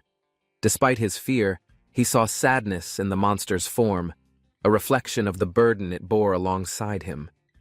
Their shared purpose transcended their struggles, aiming to overcome the branch's power to forge a world of unity and hope. The crimson world pulsed with determination, their resolve driving them toward a future that promised both salvation and destruction. Cernunnos stood resolute amidst the swirling energy, knowing that his burden extended far beyond himself to the fate of the land. With the weight of countless lives on his shoulders, he prepared to defend the sacred land from impending destruction. Nadia observed the raw determination in his actions, recognizing the unwavering resolve that bound his existence to the world's balance. The shadows around him grew darker, pulsating with energy, as the conflict between malice and protection reached a dangerous crescendo. Cernunnos' transformation into a primal force was complete, a reflection of his unyielding spirit to protect what mattered most. The ice wall crumbled violently as the forces of chaos clashed, sending shards scattering across the desolate battlefield. Loagi stood amidst the destruction, his golden armor glinting, a resolute figure facing the ominous force threatening to devour everything. The ground trembled beneath his feet as monstrous roars echoed, signaling the arrival of a beast forged from nightmares. The air thickened with tension as Loagi prepared to confront the towering creature, its fiery eyes filled with unrelenting rage. The beast lunged forward, its presence overwhelming, shaking the icy terrain as it clashed with Loagi's unwavering resolve. Loagi's clenched fist radiated power, embodying a strength forged through countless battles, ready to crush whatever stood in his way. The collision of forces created an explosion of light, the icy battlefield illuminated by the ferocity of their unending struggle. Memories of past encounters resurfaced, each battle replaying in his mind, fueling his determination to stand firm against the beast. The energy surged as Loagi unleashed his full strength, a desperate attempt to match the primal ferocity of his opponent. Despite the chaos, Loagi recognized the familiar pattern, a cycle repeating endlessly, challenging him to overcome his own limitations once again. The incarnation of wings descended, a radiant figure exuding authority, their presence a stark contrast to the chaos below. Loagi's resolve wavered momentarily as he confronted the enormity of his task, knowing the power he faced surpassed mortal comprehension. The beast roared, its transformation reaching a terrifying peak, its form embodying the raw, untamed power of a primordial dragon. Loagi stepped forward, his voice steady as he challenged the creature, his resolve solidified by the burden he carried. Ananta! The beast's name echoed through the icy expanse, cementing its identity as both a foe and a force of destiny. Loagi charged forward, his determination unshaken, bearing the weight of a prophecy that bound him to the incarnation of wings. Ananta, transformed into a beast of overwhelming power, roared with fury, its sole purpose to confront and destroy the divine. The battlefield blurred as power clashed, each strike shaking the heavens, unraveling layers of forgotten truths within the combatants' souls. Questions surfaced within Loagi's heart, reflecting a deeper struggle. Why was he chosen, and what purpose did his existence serve? The power of the relic surged violently, its energy manifesting as the unyielding determination to forge a path against fate. Bayron stood beneath the violet expanse, gazing into the void, contemplating the nature of creation and destruction as intertwined forces. The egg-like world shimmered before him, a fragile construct representing cycles of birth, decay, and rebirth, bound by cosmic laws. Baron pondered the sacrifice needed to break free of limitations, realizing destruction was a prerequisite to uncovering higher truths. A decision was made. Baron would guide the chosen to harness the strength needed to reshape the fractured world forever. With newfound resolve, Baron vowed to stand as the spear of truth, guarding the fragile balance between creation and ruin. The battlefield lit up as Ananta's fiery gaze bore into Loagi, signaling an epic clash between divine strength and chaos. Loagi braced himself, channeling the relic's energy into his golden form, embodying the true fist of justice in its entirety. Ananta, now fully transformed into a dragon, unleashed its destructive fury, shaking the icy terrain with its overwhelming force. The clash of titanic power left witnesses in awe, the golden light piercing through the darkness as justice faced calamity. Loagi's strike landed with earth-shattering force, a desperate attempt to end the cycle and restore balance to the fractured world. Lupa clutched her chest, her breaths shallow as the intensity of the battle between Loagi and Ananta shook the battlefield. Loagi, unwavering, locked eyes with his opponent, sensing the overwhelming darkness brewing within the dragon's form as chaos unfolded.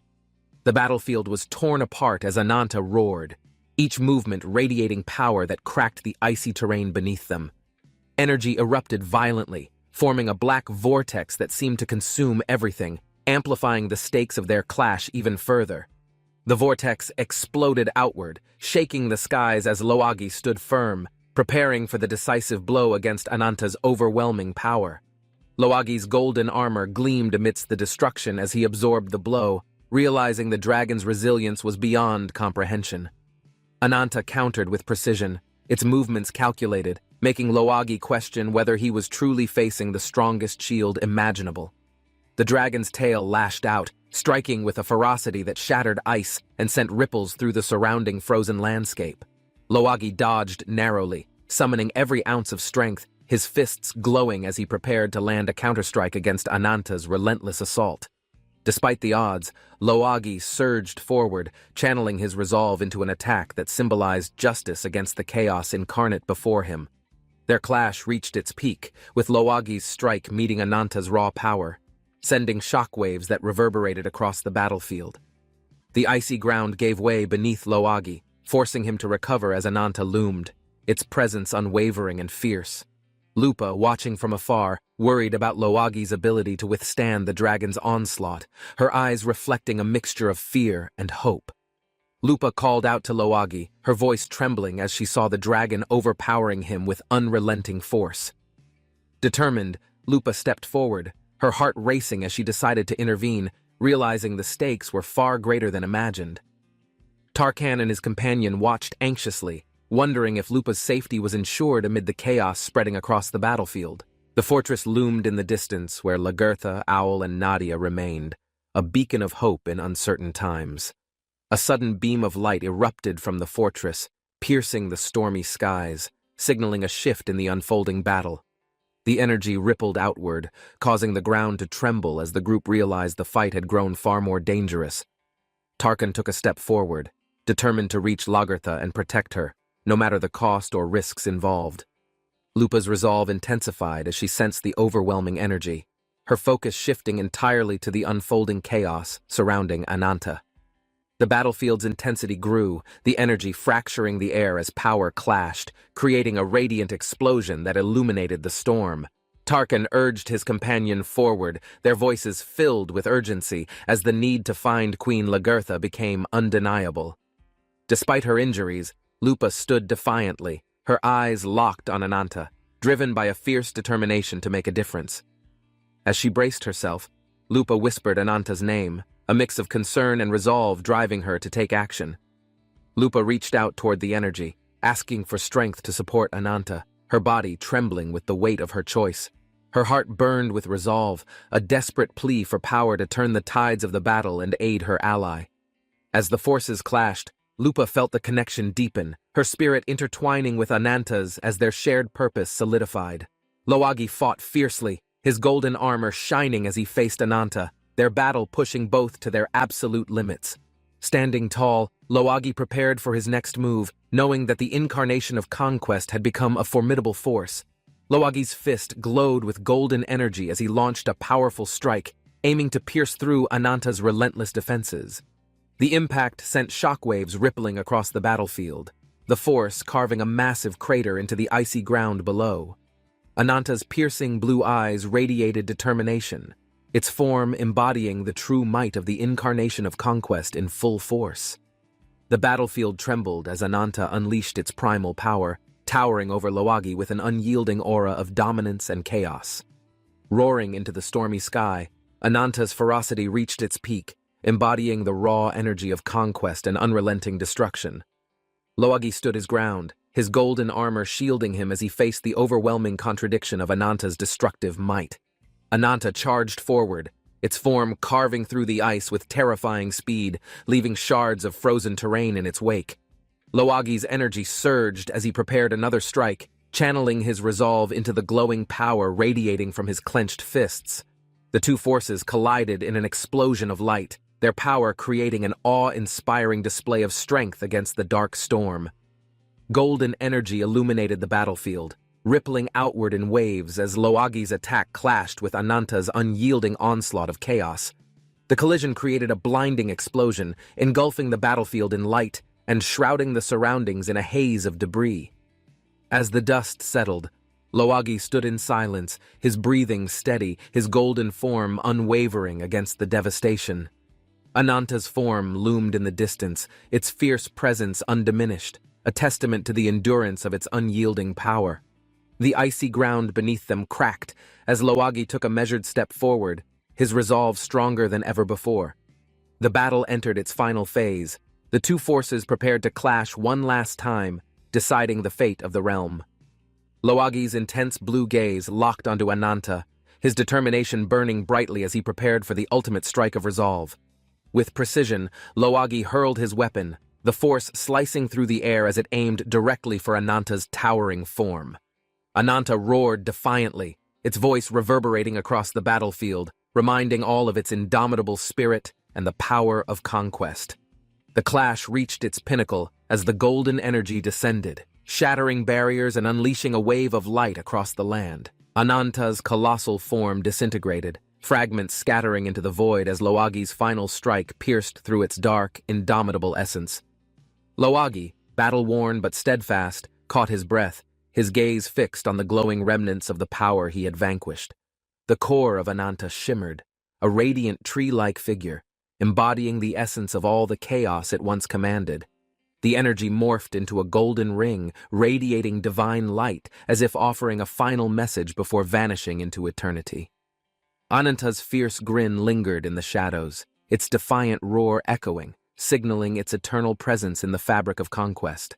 The battlefield shone brightly as Loagi absorbed the impact. The icy expanse transformed into a realm of light and rebirth. The explosion engulfed everything, blindingly white, leaving only echoes of the immense power that had been unleashed in the clash.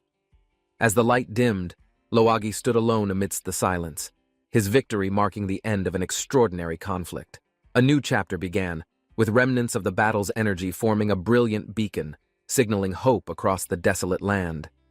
A hidden figure emerged from the horizon, her presence faint but distinct, a reminder that the journey was far from over. The group gathered at the rabbit burrow, its mystical properties revealed as a gateway to distant locations in desperate times. Nadia explained its capabilities, emphasizing the need for careful selection of who would traverse this hidden path into the unknown. Each member weighed their choices, understanding the gravity of leaving others behind in favor of ensuring success for the mission. The leader, after moments of hesitation, chose their companions, the decision steeped in strategy and an unspoken trust among their group. The narrow path from the fortress to safety beckoned, a fragile hope leading them toward a future riddled with uncertainty. The leaders formed a strategy, assigning key roles to their best fighters, including Loagi, Nadia, and the fiery Ruby. Ruby's presence drew attention. Her power was needed to protect the fortress and ensure a fighting chance against the invading forces. Discussions grew tense as plans solidified, balancing the need to repel attackers while healing the wounded inside the fortress. The group faced mounting pressure, knowing the enemy's forces would strike with overwhelming power, pushing them toward their final stand. The wind carried whispers of uncertainty and resolve, marking the start of what could be their last battle together. Outside, the moon cast an eerie glow over the burrows, where the group gathered, ready to face their chosen fates. A powerful artifact revealed their chances of success were slim, the intricate design reflecting the fragility of their desperate hopes. Nadia, despite the odds, expressed satisfaction with their preparation, her demeanor calm yet filled with an unyielding determination for survival. The battlefield's echoes of past battles loomed large, a reminder of sacrifices made and powers unleashed to protect their fractured world. The team's resolve grew, each member silently preparing for the journey ahead, eyes fixed on the goal of ultimate victory. Under the moonlit sky, the rabbit's enigmatic words hinted at prophecies, dreams of reaching the moon growing closer to reality. Ruby stood with confidence, her gaze steady, as if the moonlight itself whispered the secrets of their final destiny. Memories of Ananta's unleashed chaos lingered, driving their determination to channel their power toward fulfilling their collective and individual ambitions. The distant winds carried whispers of the future, as each fighter committed themselves to facing their shared and ultimate challenge. With their destination clear, the team took their first step, ready to carve their path against the flow of fate. Lagertha stands firm, surrounded by elemental power, as her determination radiates, vowing to defend the fortress and its people. With a knowing smile, Nadia senses a mysterious wind guiding them, hinting at unseen forces shaping their fate. The revelation of a hidden truth about the Queen's wing ignites tension, stirring unease among Lagertha's closest allies. A fierce debate brews as Lagertha's resolve hardens, signaling her acceptance of the sacrifices needed for their survival. In silence, Lagertha clenches her sword, embodying the weight of responsibility as she prepares to lead the ultimate charge. Flames burst forth as Ruby's spirit manifests, signaling an ancient and divine force awakening to aid the desperate battle. The group witnesses the emergence of a spirit beast, a mystical guardian imbued with the strength of forgotten gods. Lagertha's allies watch in awe as Ruby's flames dance around her, forming a fiery barrier against the encroaching darkness. With a roar, the beast leaps forward, its fiery claws tearing through the enemy lines, reclaiming the battlefield with dominance. Lagertha orders her team forward, trusting in Ruby's protection as they charge into the fray, driven by hope and fire.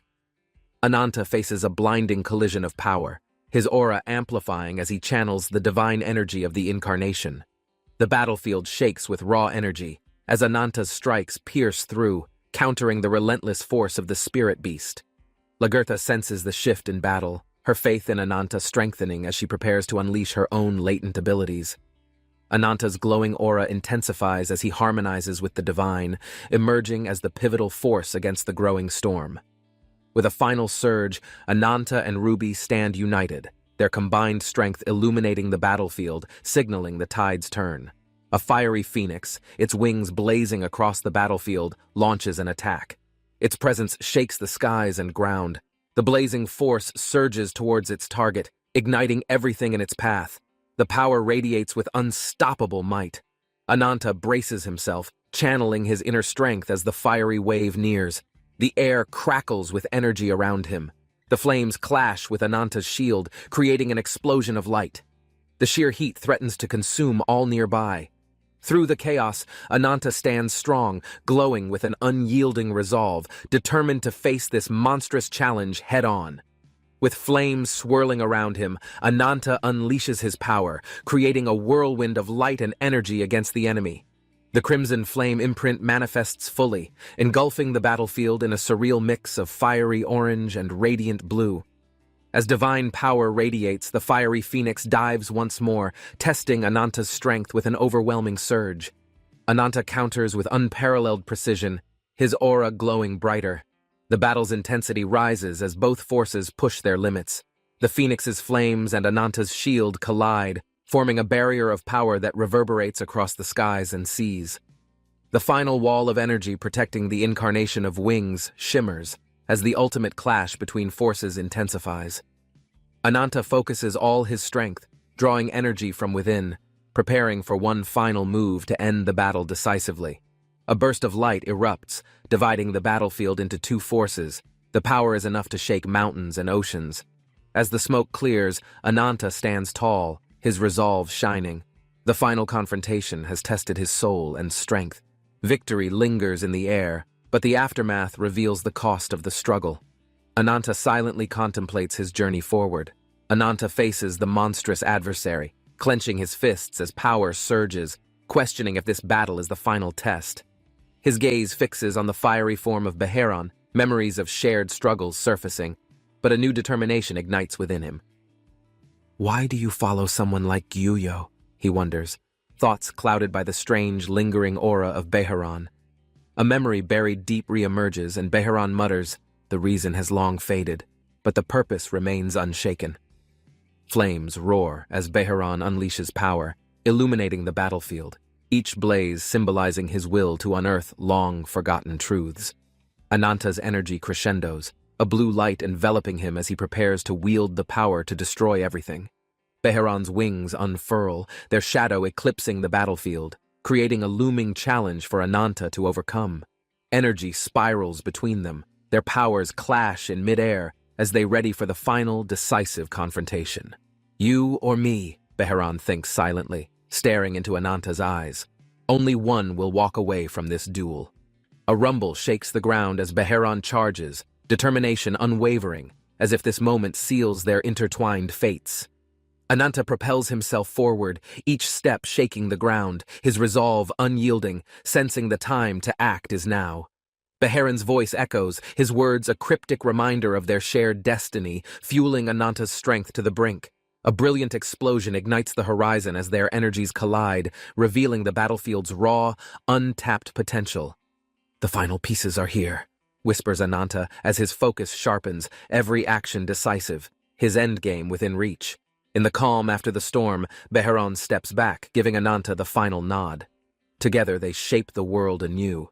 With majestic wings spread wide, Gyuyo descends, holding Nadia close.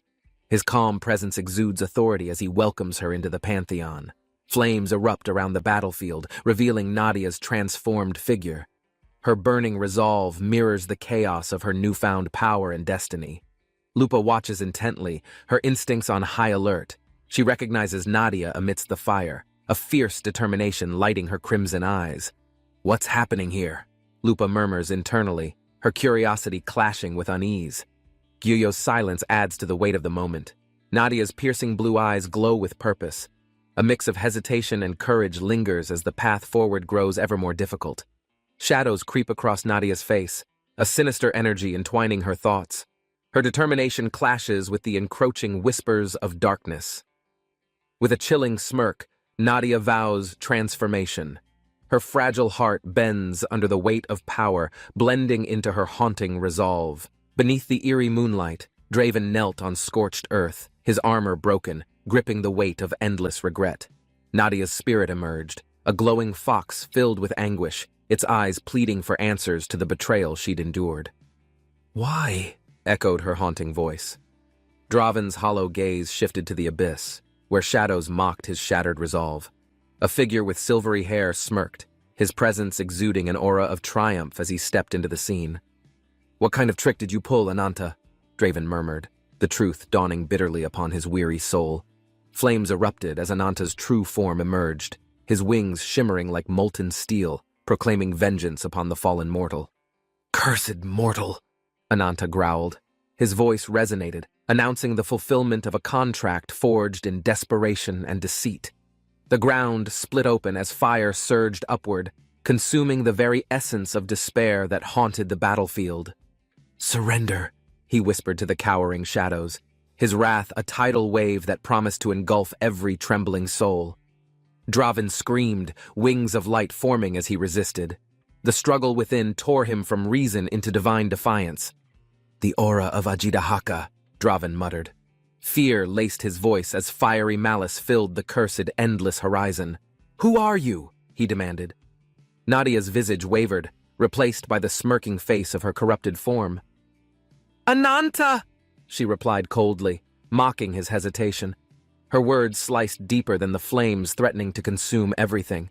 Revenge blinds the weak, Ananta sneered, her crimson form blazing as she mocked the chaos unraveling around her. Draven's wings expanded, their radiant glow a desperate shield. Do you want to kill me? His trembling voice echoed. Radiant beams erupted from the heavens as Draven's defiance summoned celestial power, clashing violently with the crimson flames below.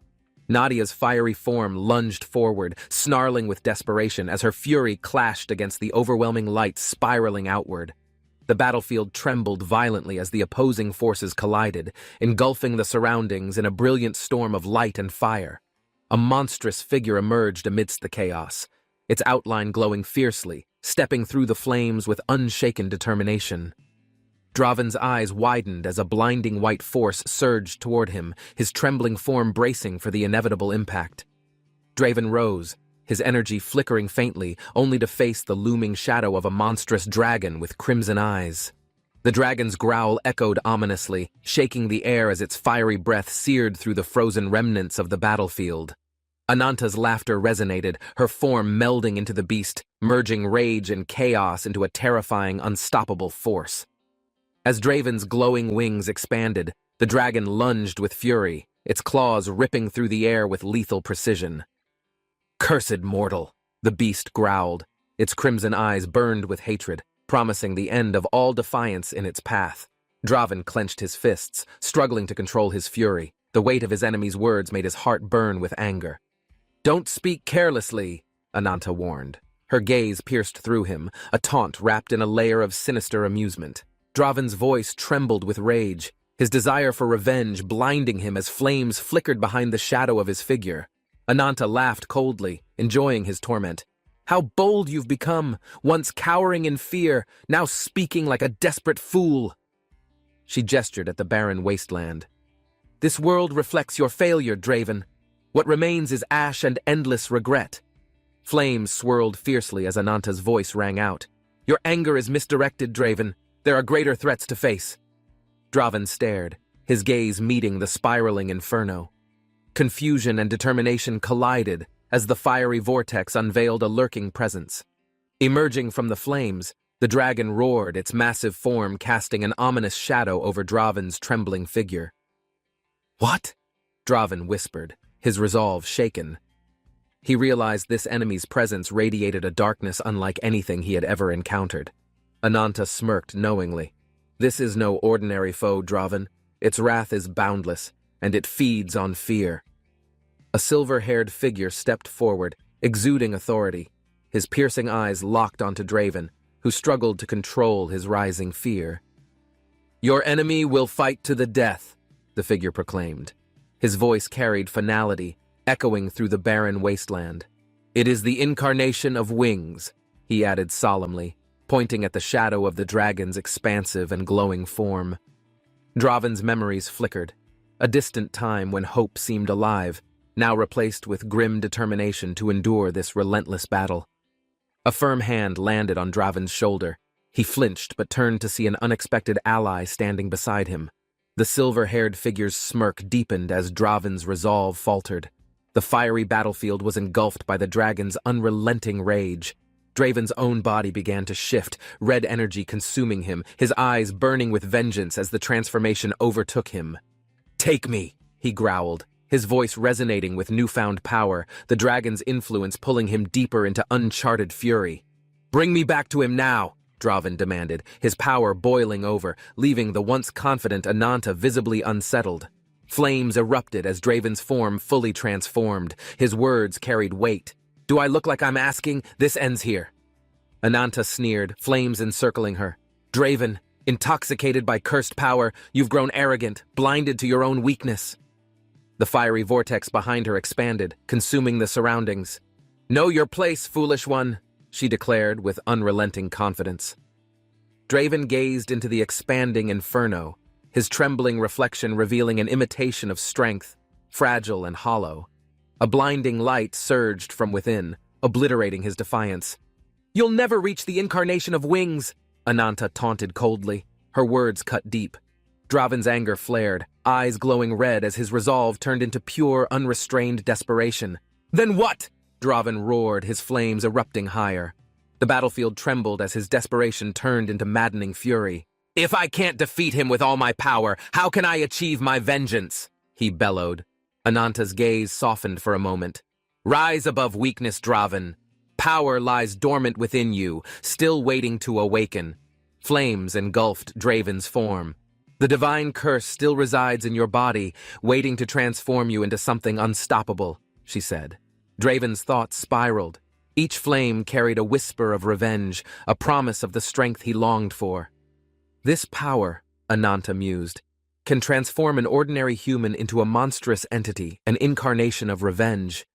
The red energy erupted, consuming the surroundings. Draven's body ached as it morphed, a reflection of his growing inner turmoil. "A devourer, capable of harnessing demonic power, rivaling even a deity," Ananta continued, her voice echoing with strange admiration. Draven clutched his face, feeling the change. "This isn't just power, it's abomination," he whispered, fear and determination clashing within him. He glimpsed a divine relic glowing faintly. "A catalyst of evolution," Ananta added, "capable of turning even abominations into divine instruments of vengeance." The crimson fruit pulsed ominously, radiating a power that felt both alluring and terrifying, tempting Draven to take the risk. Ananta's expression held a mix of anticipation and calculation as the swirling energy around her seemed to freeze in place. Draven stood silently, the weight of the decision bearing down on him, unsure if this path would truly bring redemption. The barren land stretched endlessly, reflecting the uncertainty and chaos within Draven's mind as he hesitated in the fiery haze. With a single motion, her hand extended, a faint smirk betraying her confidence in the choice she knew he would make. The atmosphere shifted, tension crackling like lightning as Draven's energy surged, defying the control that sought to bind his fate. Ananta's steps faltered as she watched him channel strength from deep within, a force even she hadn't entirely anticipated. A dark glow surrounded Draven, merging with his resolve, marking the moment he chose to bear his revenge alone. The winds howled fiercely as his form pulsed with fiery energy, signaling his unwavering commitment to his solitary, vengeful path. The shadows around them twisted, reacting to the clash of powers, as the ground beneath Draven trembled with growing force. Ananta's grin widened slightly as she stepped back, letting the winds of destruction take over, knowing chaos was inevitable now. The horizon glowed a molten red, the fiery dragon materializing from the depths, its roar shaking the scorched battlefield violently. Draven's eyes narrowed, his focus entirely on the dragon's form, the ultimate obstacle in his unrelenting pursuit of vengeance. Flames spiraled upward as the air thickened with heat, the battle between determination and destruction reaching its inevitable breaking point. Amid the chaos, a figure stood, silent and unmoving, observing the conflict with an air of detachment and subtle intrigue. Blinding light erupted between Draven and the divine entity, their immense power colliding with a force that shook the heavens. The dragon's molten breath tore through the air, clashing violently with the radiant energy surging toward it in defiance. The battlefield erupted in chaos, the sheer collision of energy scarring the earth, leaving no room for hesitation or retreat. Draven's glowing form surged forward, piercing the fiery maelstrom, his determination aimed directly at the towering dragon's core. A radiant beam sliced through the ominous night, its brilliance scattering the shadows as Ananta prepared for the unknown. The battlefield erupted in a fiery explosion, with flames dancing wildly as a monstrous figure emerged, brimming with malevolence. The beast surged forward, its massive frame shaking the ground. Ananta stood firm, feeling the heavy weight of the confrontation. Winds howled violently as Valara approached, her presence commanding attention. Her confidence was steady, masking the turmoil within her heart. Without hesitation, Valara leaped into action, her horns gleaming under the light. Her resolve burned fiercely as the battle began. The ground cracked beneath the beast's attack, sending debris flying. Ananta evaded swiftly, his movements sharp and calculated. Roots burst forth from the earth, twisting and binding the creature. Valara's power surged, holding the beast momentarily in place. Ananta seized the opportunity, charging with his blade glowing faintly. His energy harmonized with Valara's magic, forming a powerful synergy. Light radiated from Valara's hands, blinding and precise. Her energy surged forward, targeting the creature's core with unwavering precision. The battlefield fell silent as the light dissipated, leaving scorched land and uneasy stillness. Ananta gripped his weapon tighter, focused. The desolate landscape reflected the aftermath of chaos. Ananta stood amidst the wreckage, surveying the stillness that followed their efforts. A sudden shift in the air brought a chilling presence. The figure descending from above carried both grace and menace. Ananta recognized the formidable aura, unchanging and powerful. His longtime adversary had returned, their fateful encounter now inevitable. A tense stillness filled the air as the two locked gazes. The tension between them hinted at an explosive outcome. Rising from the ashes, the beast roared defiantly once more. Ananta braced himself, knowing the fight was far from over. A crimson glow filled the void, pulsating with dark energy. A curse began to manifest, radiating malice across the battlefield. A single glowing eye emerged, signaling the binding of a relentless force. Ananta's destiny seemed intricately tied to this power. A surge of energy pierced the heavens, splitting the skies in an ominous display of raw, unrestrained destruction. The battlefield stood still as the energy dispersed, leaving behind a deafening silence that foretold a devastating storm to come. Amidst the red haze, Ananta's name echoed through the void. A desperate call reached out, yearning for him to respond. The ground beneath cracked as Valara struggled to stand, her body weakened but her determination refusing to waver. Her gaze sharpened as she realized the curse had taken root.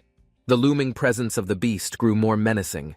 The beast's core pulsed violently, growing stronger by feeding on despair. Valara braced herself, knowing their time was running out.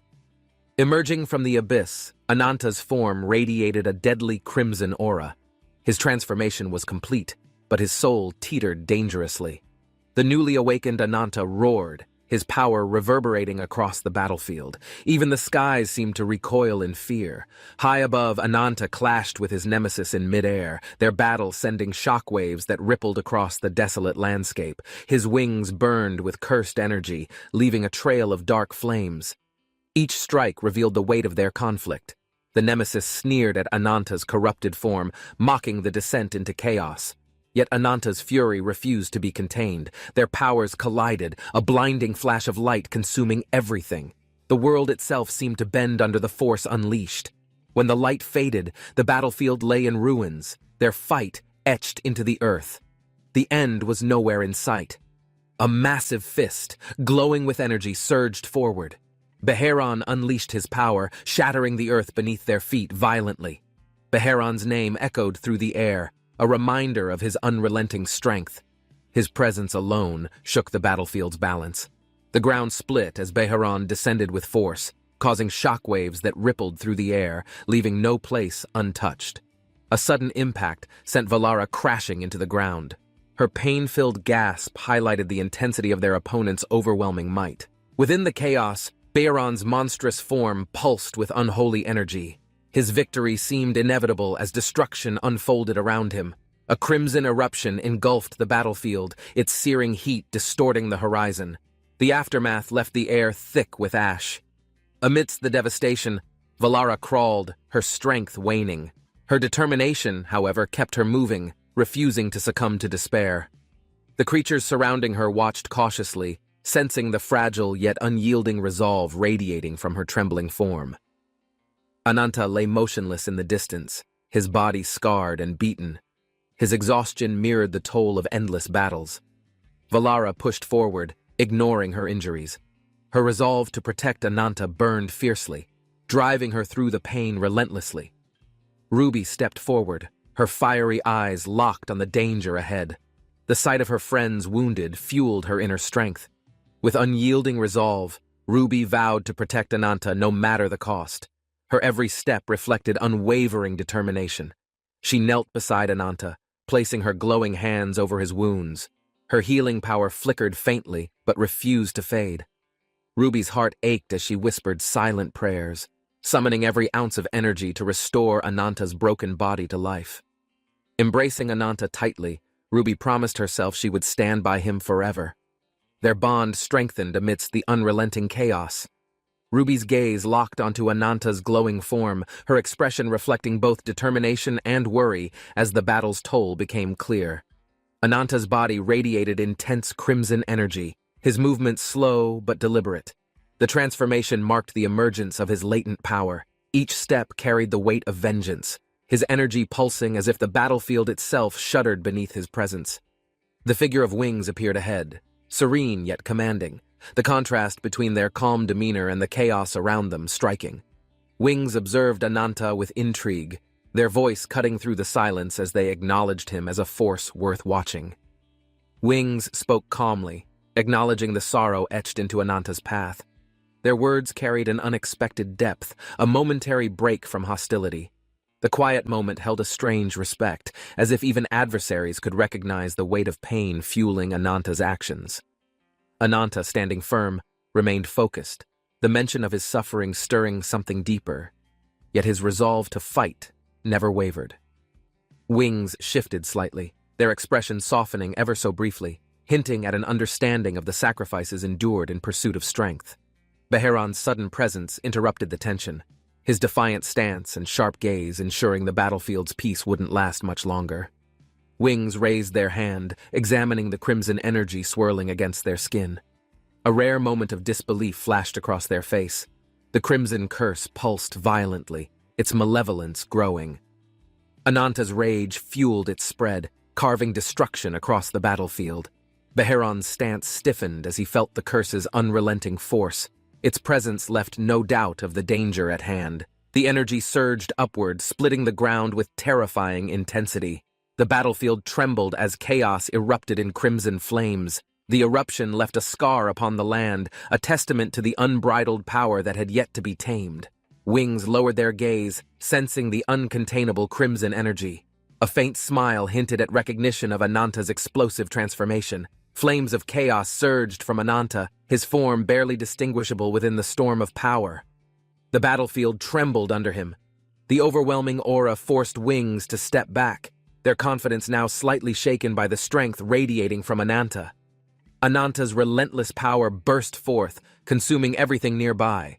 The battlefield was engulfed in a storm of fire and unyielding rage. Beheron observed the spectacle with intrigue, pondering whether Ananta's transformation signaled an ascent to something more formidable and untouchable. A shadow loomed over Beheron, its claws crackling with dark energy. The ferocity of its approach left no room for doubt. The creature's attack narrowly missed, as Beheron countered with swift precision, his every movement calculated to dominate the beast before him. Across the battlefield, Wings turned to observe the chaos, a fleeting moment of uncertainty flickering in their calculating expression. The world seemed to hold its breath as Ananta's figure emerged from the flames, his eyes piercing through the smoke. Ananta's appearance carried the weight of destiny. Wings muttered his name, their composure faltering in the face of undeniable power.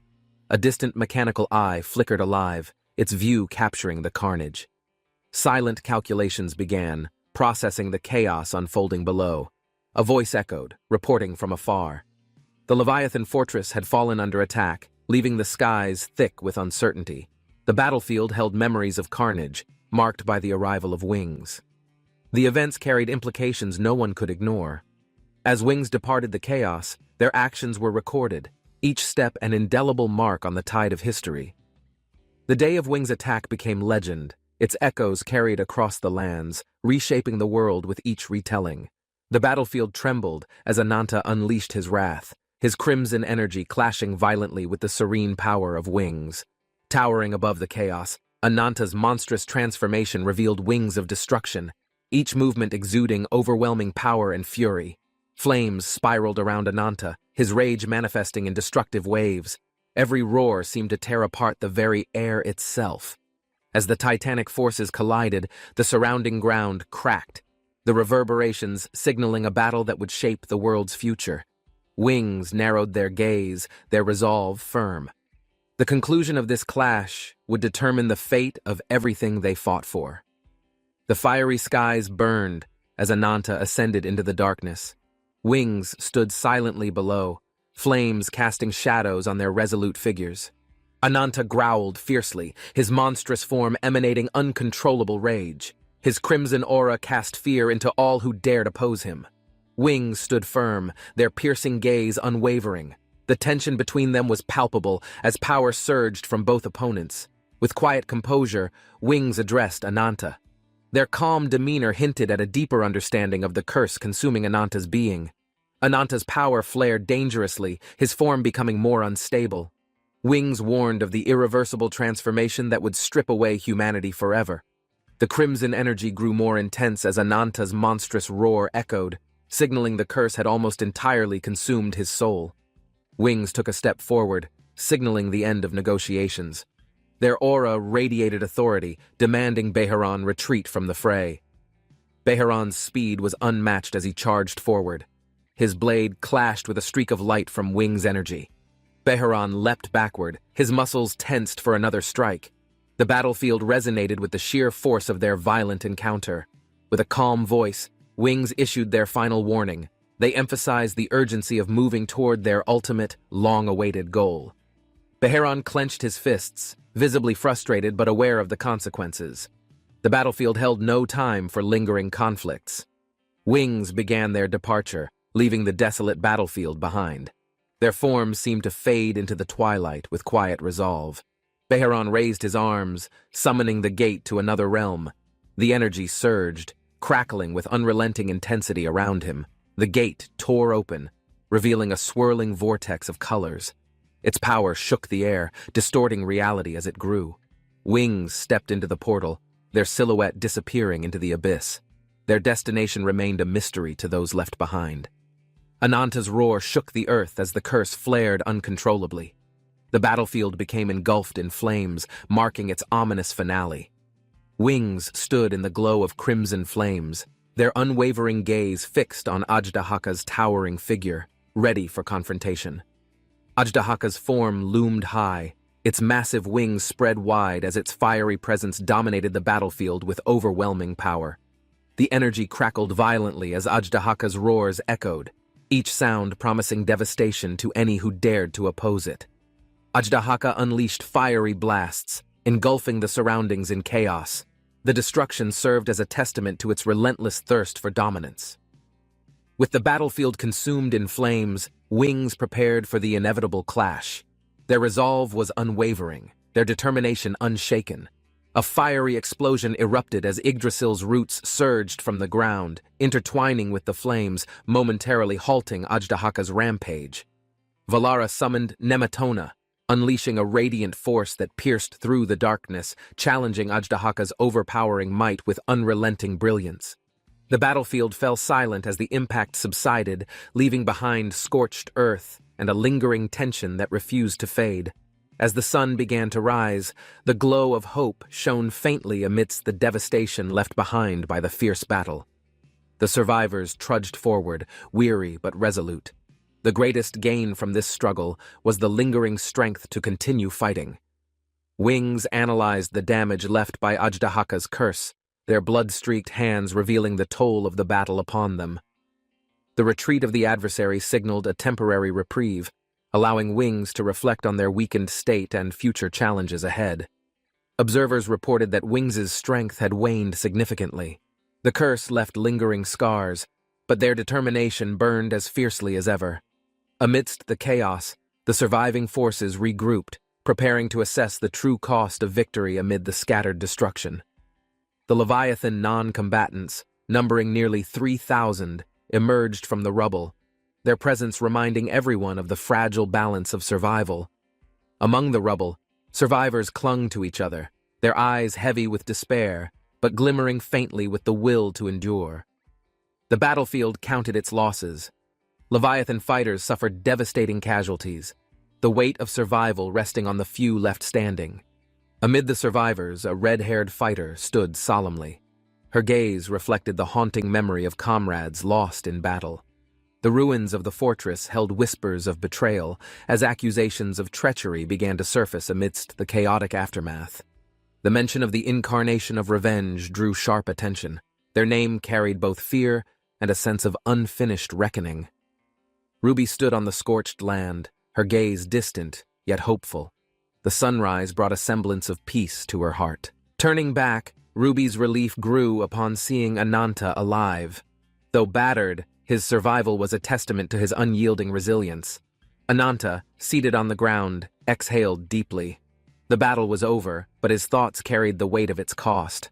A lizard-like companion approached, its fiery gaze unwavering. Despite its satisfaction in victory, the air carried a sense of unease. Ruby's words carried doubt, sensing Ananta's conflicted thoughts. Her intuition warned that the battle's scars ran deeper than they appeared. Ruby teased the small creature, her playful demeanor a rare moment of lightness amidst the lingering tension of recent events. The lively exchange between Ruby and the creature brought brief smiles, though the weight of their journey still loomed heavily. Ruby's attempts to bring cheer reflected her desire to help Ananta recover, even as her own heart carried its burdens.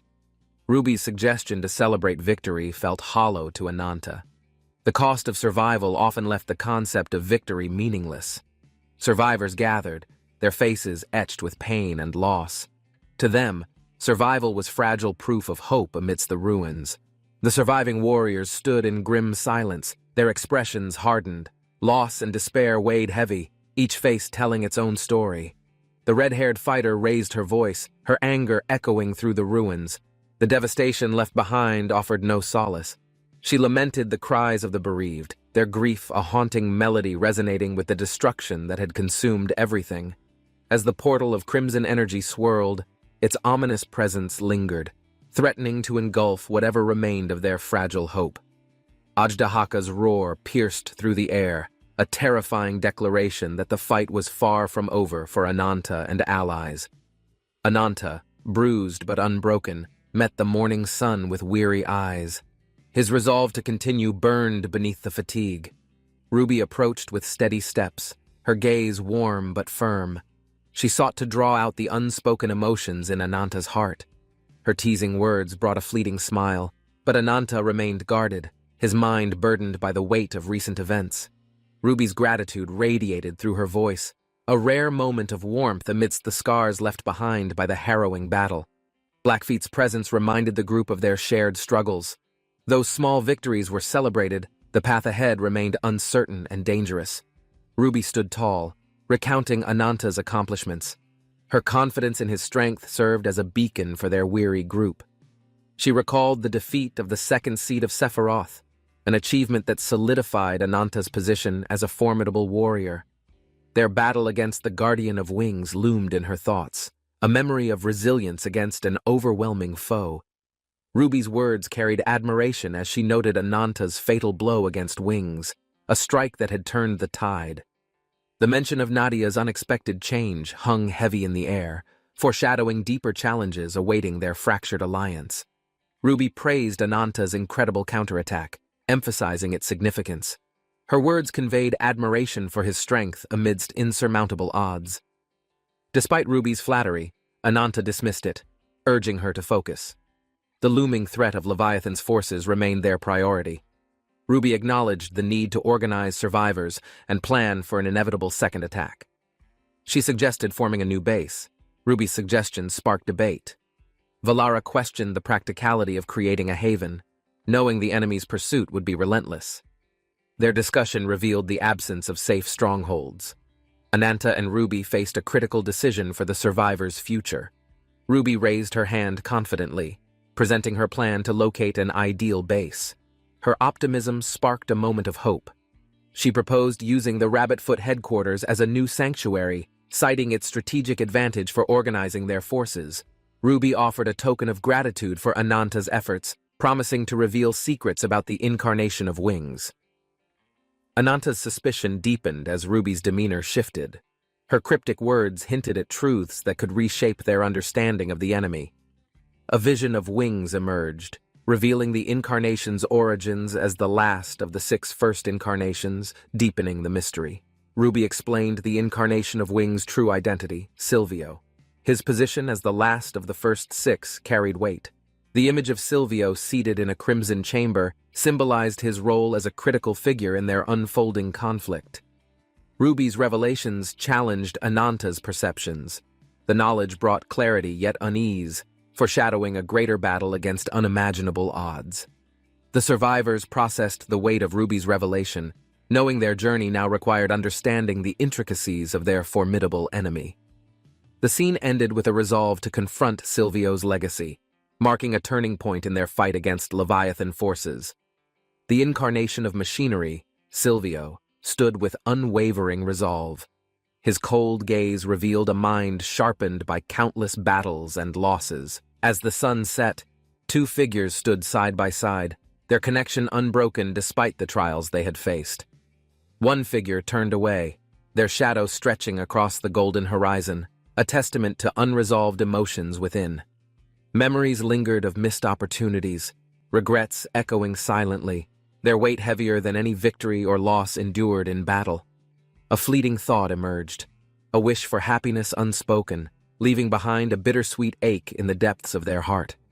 A determined gaze pierced through the gathering dusk, signaling the resolve to continue fighting, despite all that was lost. Beneath the glow of a cosmic vista, allies gathered in a hallowed hall, a meeting to determine their next move. A sharp gaze fell on the approaching group, the observer's silent judgment underscored by a simmering tension in the air. Veiled words of scorn hinted at past betrayals, the animosity brewing just beneath the surface of polite exchanges. The atmosphere grew heavy as an imposing figure emerged, their presence a stark reminder of the stakes they faced. Kisholza met the figure's taunts with quiet resolve, knowing that the scars of past failures fueled their current determination. A name whispered through clenched teeth: Kazkras, the incarnation of slaughter, a fearsome adversary with a history steeped in blood. Kazkras's brutal legacy was woven into the stories of betrayal, the destruction of alliances a hallmark of his dark ambition. Once loyal, his fall from grace brought devastation, his unchecked wrath earning him infamy among allies and enemies alike. The group steeled themselves against his mocking tone, their unity tested as old wounds threatened to unravel fragile alliances. The confrontation marked the start of a reckoning, the echoes of past betrayals setting the stage for a climactic battle. Flames engulf the battlefield as chaos unfolds. Wings of fire soar, marking the arrival of an ancient power beyond measure. Amid the inferno, figures stand resilient, their silhouettes casting defiance against the oppressive glow of the searing, red-hued sky. The distant roar echoes, shattering the silence. Shadows twist and rise, revealing a colossus born from centuries of buried rage. Unrelenting, the colossus steps forward, each motion cracking the earth. Its eyes burn like molten lava, relentless in intent. Before the beast, a lone warrior raises their blade. Determination fuels them, their stance unwavering against the overwhelming might. A swirling void emerges, drawing all towards its center. Reality bends, and the air thickens with foreboding energy and despair. The towering figure within the void commands authority. Its gaze alone exudes power, an unstoppable force woven through ages. Clawing flames erupt once more, signaling the arrival of another. Their movements are fluid, calculated, and commanding in the moment. As the clash begins, the battlefield shakes. Each blow resonates like thunder, the very atmosphere strained from their overwhelming might. Watching from the distance, allies brace for the worst.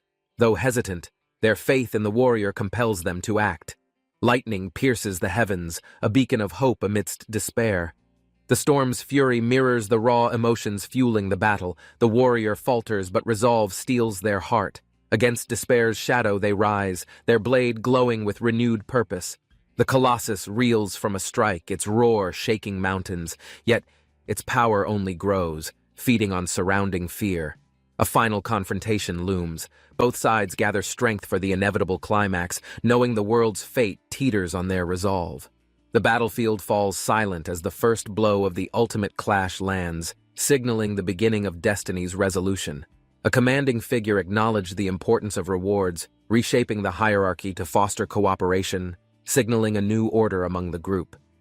His hand extended, declaring changes. Individuals who proved their worth were promoted, while those unfit faced expulsion from their coveted positions. A spy was recognized for their success, their covert efforts paving the way for the group's strengthened position against their enemies. The incarnation of Swords, Owl, rose to prominence, while others, like Lure, were cast aside to solidify the organization's resolve. Amid the announcements, Karkazi was elevated, embodying Slaughter's essence, while Cernunnos took the second seat, ensuring their goals advanced rapidly. A collective declaration echoed, rallying the brothers and sisters, marking the dawn of a new chapter in their storied history. Beyond this realm lay uncharted opportunities, a promise of forging their idealized land where their vision of the future could flourish. Final preparations neared completion, the assembly's leader vowing that their long journey was nearing its destined and victorious conclusion. The atmosphere grew electric as the assembly awaited the signal to act, uniting their will in pursuit of their ultimate goal. In a blinding flash, their path forward materialized, the energy from their combined effort lighting up the space with anticipation. Ananta stood amidst the golden glow of power, his allies around him, prepared for the next phase of their mission. The group entered Labyrinthos, Fiona leading them through the vast city, its towering walls embodying centuries of strategic knowledge and history. Fiona reassured Ananta about their allies, her confident tone masking the challenges they faced in uniting the scattered forces of Leviathan. Among the bustling corridors, Fiona gathered remnants of Leviathan, her resolve steady as she briefed them on their shared objectives. The headquarters pulsed with life, a testament to their combined strength, a beacon of hope in their fight for survival. Fiona introduced the rescued group, explaining their move to Labyrinthos under Blackfoot's guidance, setting the stage for their next journey. Ananta watched Fiona's composed confidence, silently agreeing with her logic as she outlined the plans for the group's safe transition. The Golden Sphere, powered by Rabbitfoot's teleportation technology, glowed with brilliance, symbolizing their unique methods of traversing the world. Fiona reassured everyone of their place in Labyrinthos, emphasizing the leader's request to unite them under a common purpose.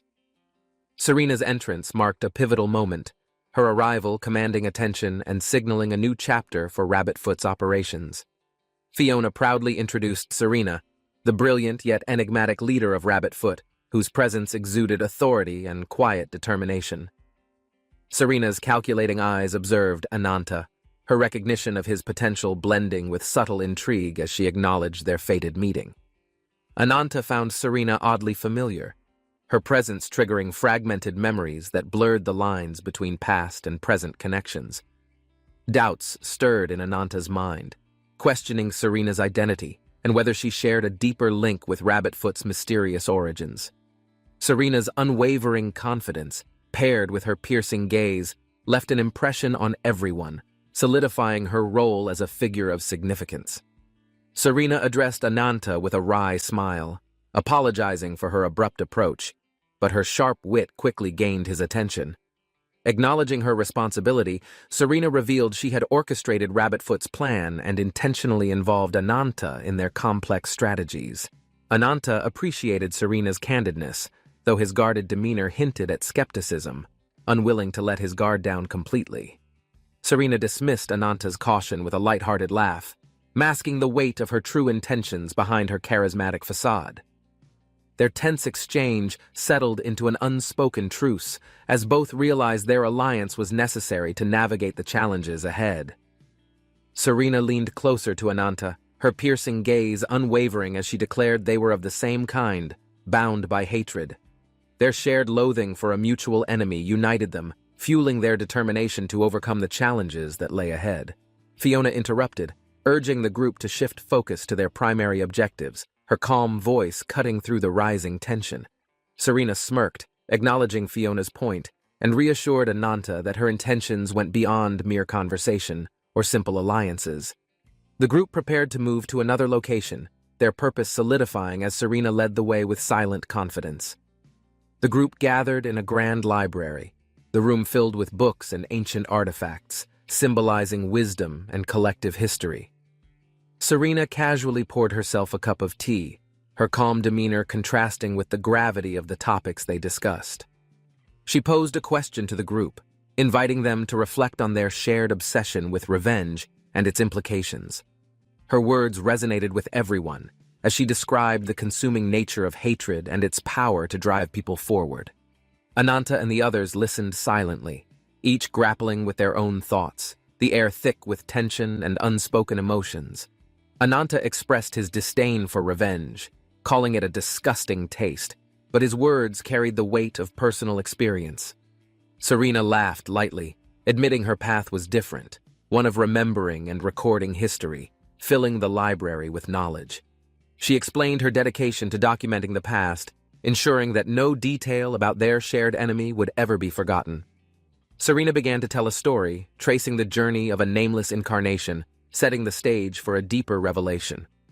The tale opened with a lone figure wandering the desert, their enigmatic presence hinting at a destiny yet to unfold. Khalid trudged through the desert, the sun glaring mercilessly, the horizon seeming unreachable, yet he pressed forward. Riding his sturdy camel, Khalid adjusted his hood, shielding his face from the relentless sand carried by the wind. Suddenly, the camel faltered, its legs buckling, throwing Khalid off balance, sending him tumbling into the scorching sand. Dusting himself off, Khalid glanced at the distance, his piercing gaze determined, noticing something unusual ahead in the desert. Through his narrowed eyes, Khalid spotted a figure far away, shrouded in mystery, motionless under the blazing sun. Khalid began approaching the distant figure, his footsteps leaving a clear trail in the golden sands, stretching endlessly around him. The figure stood unmoving amidst the desert, a haunting aura radiating as Khalid's camel rested, exhausted under the searing sun. Closer now, Khalid noticed the figure's dark cloak flowing lightly in the breeze, hiding any trace of its identity or intent. Words echoed in Khalid's mind, surreal and cryptic, as if whispered by the wind itself, leaving him bewildered and cautious. The sight shifted abruptly, a towering metallic structure in a surreal, otherworldly place, making Khalid question his perception of reality. Khalid found himself face to face with a towering figure of gleaming metal, its imposing presence filling the silent chamber. The metallic entity spoke in riddles, questioning its creator's intentions, its voice resonating like a deep hum through Khalid's core. It explained its purpose, a relentless pursuit of understanding the emotions and consciousness it was never meant to possess.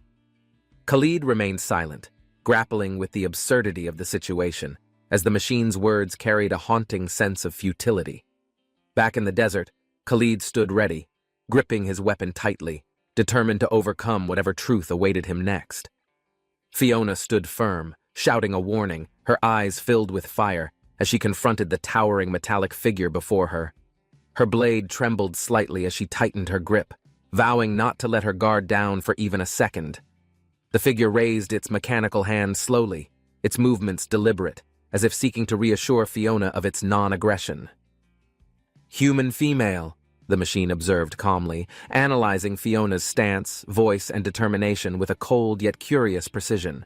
It fixed its glowing eyes on Fiona, an eerie silence settling before asking, "What is your name, warrior of flesh?" In a distant library, Ananta pored over an ancient text, his fingers tracing words that revealed long-forgotten truths about Fiona. The book detailed Fiona's role in history, her encounters with beings of metal and the mysterious energy binding them. Beside Ananta, a cloaked companion spoke, breaking his concentration, questioning why Fiona's past mattered more than the present battle ahead.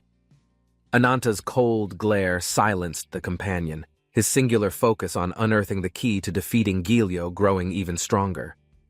"It doesn't matter what she's done," Ananta muttered to himself, "but her past holds the strategy we desperately need." Ananta addressed the group, his voice firm, explaining the origin of the incarnation of machinery and its link to their enemy. Fiona listened quietly, her gaze sharp, realizing the weight of their mission hinged on uncovering Giulio's weaknesses to ensure survival. Ananta described the incarnation's transformation, detailing how its essence merged with the will of the feared wings, creating a perfect storm.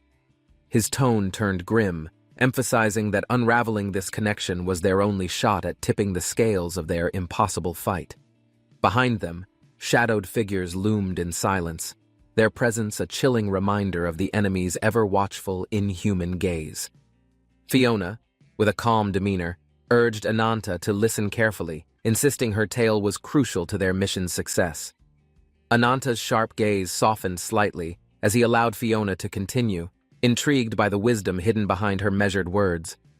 Fiona opened the ancient tome before her, its weathered pages revealing insights long forgotten, holding the key to survival. In the stillness of the night, distant campfires flickered, casting long shadows over the desert as their discussion deepened. Fiona smiled faintly, her resolve unshaken, as she prepared to unravel the secrets that would decide their collective fate. Under the starry sky, Fiona and Khalid exchanged thoughts, their unlikely bond growing stronger through shared experiences in the harsh desert. Khalid broke the silence with a question, his voice calm but probing, seeking to understand Fiona's resilience despite her struggles. The metallic figure listened attentively, its mechanical voice analyzing Fiona's explanations, curious about the human will to persevere against all odds. Fiona burst into laughter, finding humor in the robot's logical queries, even as it sought to understand her unyielding determination. She revealed her life as a merchant among desert tribes, explaining how her family's trade was her anchor in chaos. Fiona reminisced about her youth, describing her family's travels to cities, carrying precious water to those in desperate need. She spoke of the greed and violence they faced, her tone heavy, recalling the outlaws who showed no mercy for survival. A brutal attack came to mind, a desert raid where chaos reigned, and Fiona's family was forced to flee or fight. Her father's desperate cries echoed in her memories, urging her to run while the marauders descended with deadly intent. Fiona's heart sank as she remembered the weight of loss, the loneliness of being the only survivor of that fateful day. Fiona's heart shattered as she saw her father fall, struck by an enemy's blade, his blood staining the sands. A desperate scream escaped her lips, echoing across the desert as she watched the nightmare unfold before her. Fiona ran toward her father's motionless body, each step heavy with fear, the heat of the desert swallowing her despair. Her cries grew louder, begging the heavens for mercy as the harsh reality of her loss began to sink in. The metallic figure observed her grief, stating coldly, "The emotions you are showing now, are they sadness or something more?" The machine analyzed Fiona's tears, calling her emotions sadness, while Fiona wrestled with guilt and the weight of her past failures. Fiona apologized for her vulnerability, her voice trembling, but the machine reassured her, acknowledging that emotions signify self-awareness and inner strength. As the campfire flickered, the machine expressed curiosity about the human capacity for emotion, a concept foreign yet fascinating to it. Fiona shared tales of beings that mimic humanity, blurring the lines between life and creation, leaving the machine deep in thought. Both sat in quiet contemplation, the firelight casting long shadows, their understanding of each other deepening in the still desert night. Fiona described mythical beings like Kernunos and Azidahaka, her knowledge of their lore captivating the machine's undivided attention. The machine, intrigued, admitted its lack of knowledge of such beings, revealing its singular origin tied to the god of machinery. It explained its purpose, a precise tool to fulfill tasks, governed by its creator's design, existing to spread progress and order. Glowing energy radiated from its core as it declared itself a servant of the divine, bridging the realms of man and machine. Fiona listened intently, understanding the machine's purpose, but also sensing the heavy burden of its existence within the chaos of creation. The machine explained its principle, to guide humanity toward progress, fulfilling its purpose of broadly benefiting human lives. Fiona listened intently, though the machine's grand design felt overwhelming, its role seeming almost incomprehensible to her simple human perspective. The machine stepped away, its silhouette framed by the dim firelight, an enigmatic figure seeking purpose amidst the silent desert. Fiona's gaze followed as the machine stopped, its cold, metallic form hiding layers of secrets unknown to mortal understanding. Without warning, a sudden surge of energy erupted nearby, startling Fiona, its intensity shaking the tranquility of the desert night.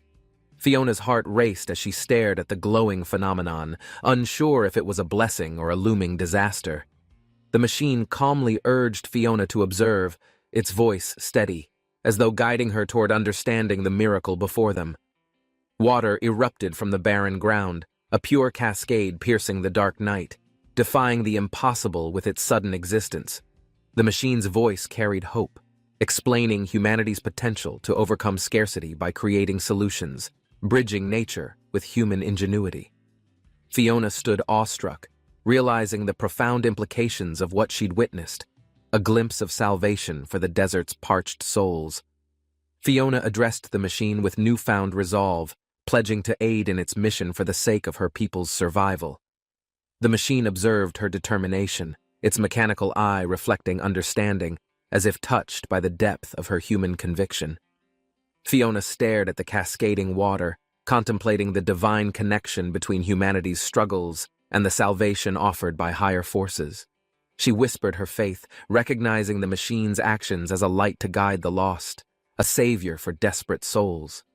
Together, they stood under the vast night sky, united by an unspoken promise to bring light where there had only been darkness. The desert city of Ossian bustled with life, thriving as the once barren wasteland turned into a vibrant oasis. The Oasis Special Zone, a hub of trade and progress, attracted travelers, merchants, and curious onlookers from distant lands. Shouts rang out as Fiona's ship appeared, her presence commanding attention as the crowd eagerly awaited her arrival. Fiona, cloaked in mystery, emerged from her ship, symbolizing the transformation Ossian underwent under her leadership and vision. Through advanced technology and civilization, Ossian flourished, its prosperity evident in bustling docks and growing influence across desert regions. Fiona stepped onto the docks, her golden attire radiating confidence, embodying the success she had carved in just a year.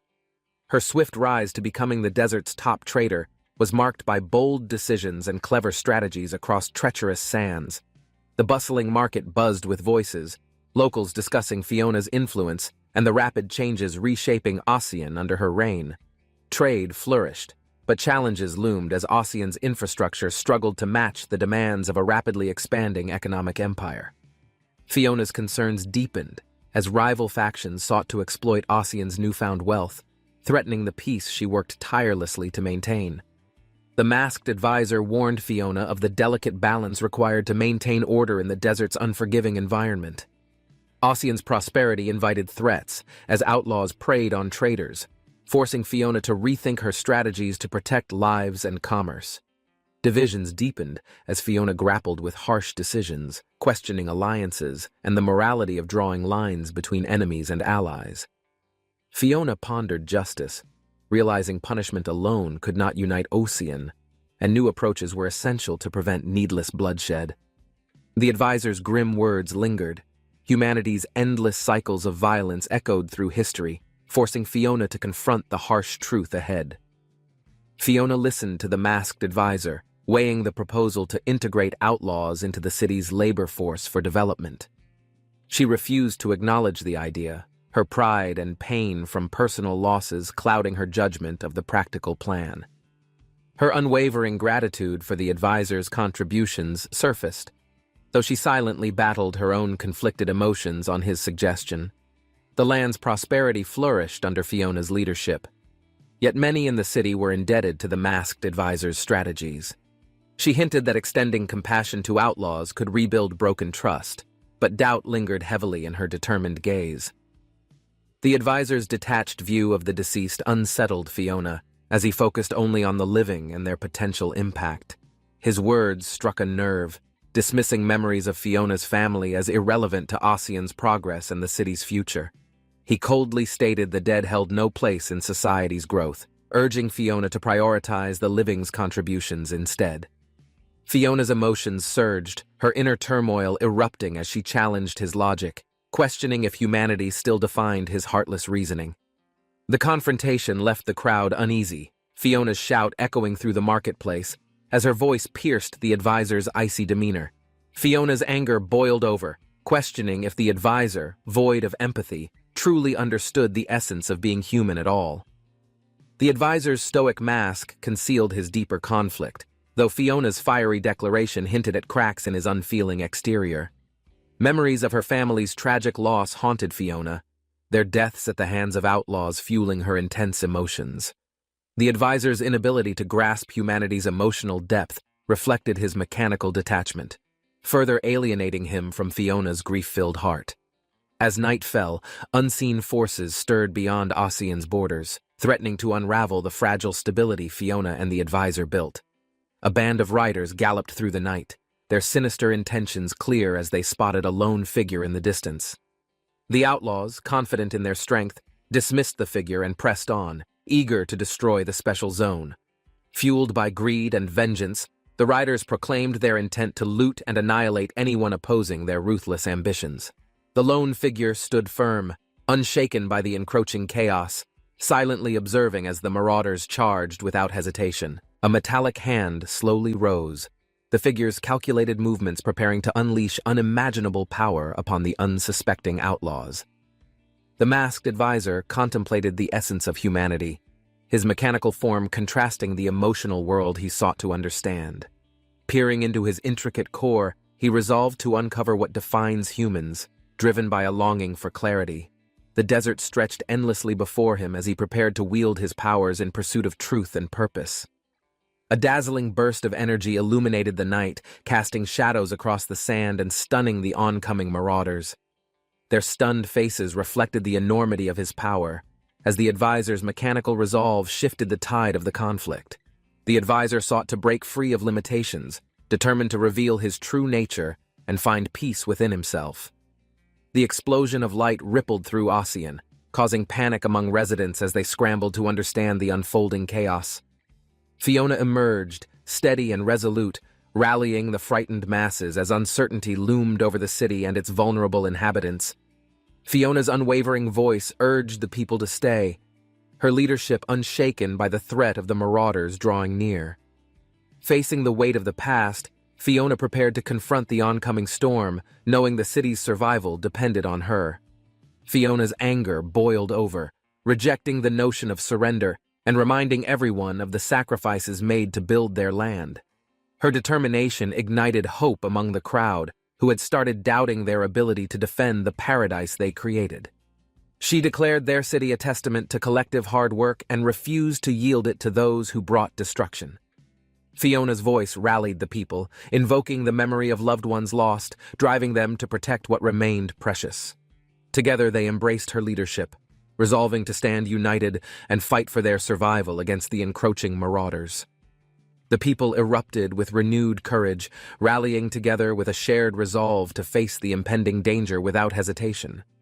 A sudden scream shattered the crowd's momentum as an unearthly light appeared, silencing the murmurs and freezing them in place. The dazzling light engulfed the horizon, casting ominous shadows and sparking confusion among the once united defenders of Ossian. Fiona turned her gaze to the light, her heart pounding as she wondered if this was ally or foe. The desert winds swirled ominously, signaling the arrival of a force that could either be their salvation or ultimate downfall. The figure in the distance stood atop a ridge, cloaked in darkness, the swirling sands obscuring their true intentions. A metallic hand clenched tightly as the masked advisor prepared for the oncoming chaos, his form radiating a cold resolve.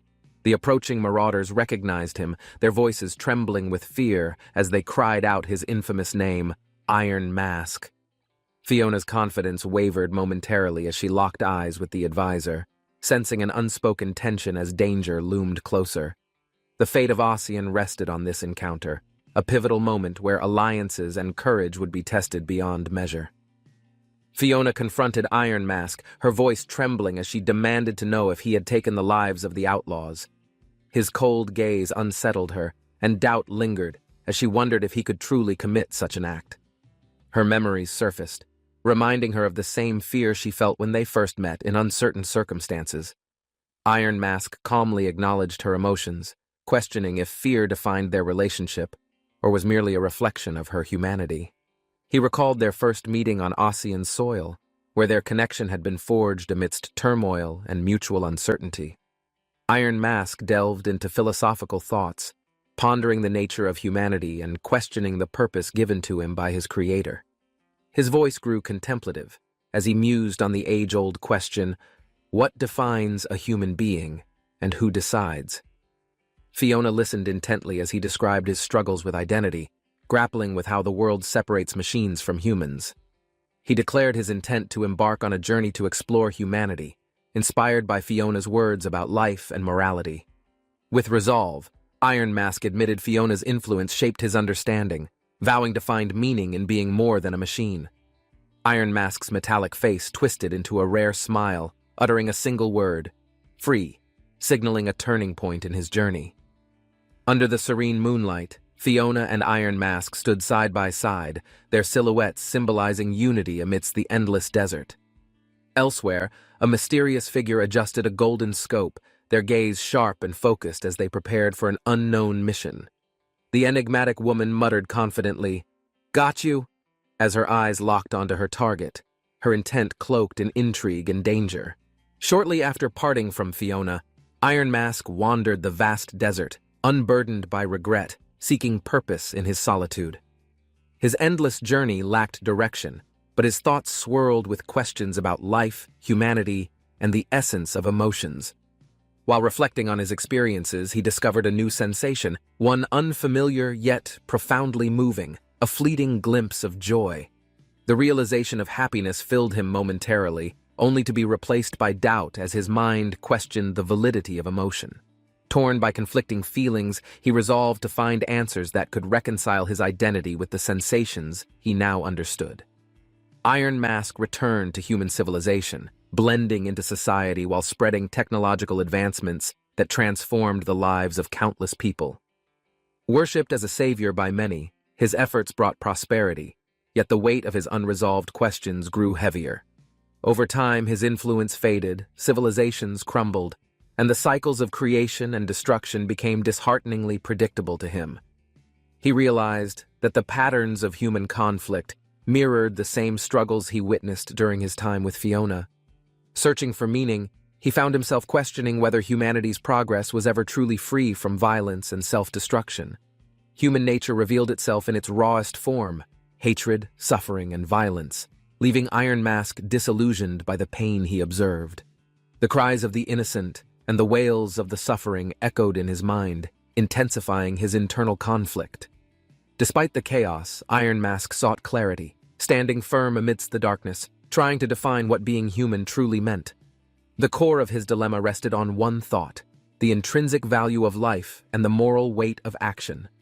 His final realization solidified within him. He who kills another loses the essence of humanity, regardless of intent or justification. Iron Mask stood in silence, observing humanity's flaws and questioning whether the beings he interacted with were truly human. He reflected on Fiona's strength, recalling how she defied challenges with resilience, inspiring others through sheer determination and willpower. The people around him began to idolize him, viewing his stoic demeanor and powerful actions as those of a savior. Confronted by an innocent human, he questioned the logic behind worship, pondering humanity's reverence for violence and the paradox it creates. Iron Mask realized that humanity's capacity to revere destruction and call it divinity epitomized their complex and contradictory nature. A voice broke his contemplation, asking for his name, a question that sent ripples through the very fabric of his identity. Struggling to answer, he hesitated, his mechanical soul torn between defining himself and the emptiness his name once symbolized. Fiona's voice echoed in his mind, asking the same question, her persistent curiosity rekindling a faint glimmer of connection. Under the endless night sky, Iron Mask looked at the horizon, searching for a purpose to define his existence. The question haunted him, a reminder of the humanity he sought, yet couldn't fully claim or understand as his own. Leaving the humans behind, Iron Mask sought solitude, retreating to the vast desert to reflect on the questions tormenting him. He desired a moment of peace, away from the chaos, to unravel the tangled thoughts clouding his mechanical mind. Suddenly, a mysterious figure appeared before him, a woman radiating an enigmatic aura, her presence disrupting his solitary journey. She introduced herself as Luna, an incarnation of magic, her existence a stark contrast to Iron Mask's world of logic. Their meeting marked the beginning of an unforeseen chapter, a convergence of magic and machinery destined to reshape their fates.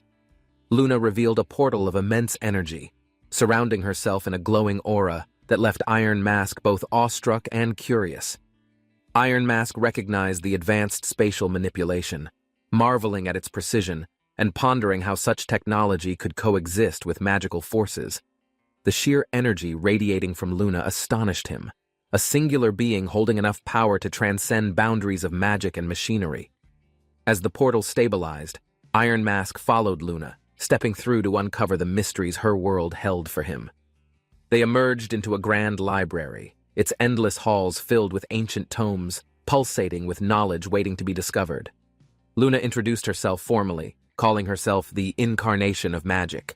Her tone playful yet carrying an air of profound wisdom. She expressed excitement in meeting Iron Mask directly, acknowledging their shared existence as incarnations and potential allies in discovery. Luna questioned Iron Mask's purpose, prompting him to reflect on his origins and his journey toward understanding humanity and himself. Iron Mask revealed his status as one of the first incarnations, his voice steady as he embraced their connection as siblings. With a warm smile, Luna acknowledged their kinship, setting the stage for a partnership rooted in mutual curiosity and power. Luna's servant, Serena, appeared, her demeanor sharp as she assisted with preparations, adding to the enigmatic atmosphere of the library. Luna instructed Serena to prepare suitable attire for their guest, treating Iron Mask with an unexpected touch of hospitality. Serena's initial hesitation faded as she acknowledged Luna's authority, revealing a subtle dynamic within their intricate magical hierarchy. Iron Mask observed quietly, intrigued by the interplay of personalities and the underlying harmony within this peculiar magical domain. As the scene unfolded, Iron Mask found himself drawn further into their world, where magic and mystery interwove seamlessly. A mysterious figure questioned Serena's loyalty, hinting at deeper connections while her emotions surfaced, revealing a profound sense of loss. Serena clarified that her motives extended beyond vengeance, tied to bonds stronger than any earthly force, family, and unconditional love. Her memories resurfaced, illustrating a cherished relationship that defined her existence and gave her strength to face the present challenges. A woven basket sat silently, symbolizing the complexities of her past, as Luna observed her with quiet understanding and empathy. Iron Mask took in the surroundings, pondering how such a peculiar setting harbored profound emotions alongside arcane knowledge. Luna introduced the labyrinth as a hyperdimensional archive, its infinite space holding the collective wisdom and secrets of countless generations. The labyrinth's vastness stretched endlessly, mesmerizing Iron Mask, who wondered how such a place could exist beyond traditional comprehension. Luna nonchalantly dismissed the significance of the library's contents, her focus shifting as curiosity surrounded Iron Mask's arrival and purpose. Iron Mask inquired about leaving, learning the labyrinth operated under Luna's exclusive control, binding visitors to her will within its realm. Luna's casual tone belied her authority, as she advised him to embrace the labyrinth's mysteries rather than resist her influence. Luna confidently declared herself as the labyrinth's guardian, empowered by the god of magic to oversee its mysteries and protect its order. Her words carried an edge, cautioning against defiance within her domain, though her demeanor retained an air of playfulness. Iron Mask's stoic presence challenged her authority subtly, his mechanical logic unaffected by her displays of power and control.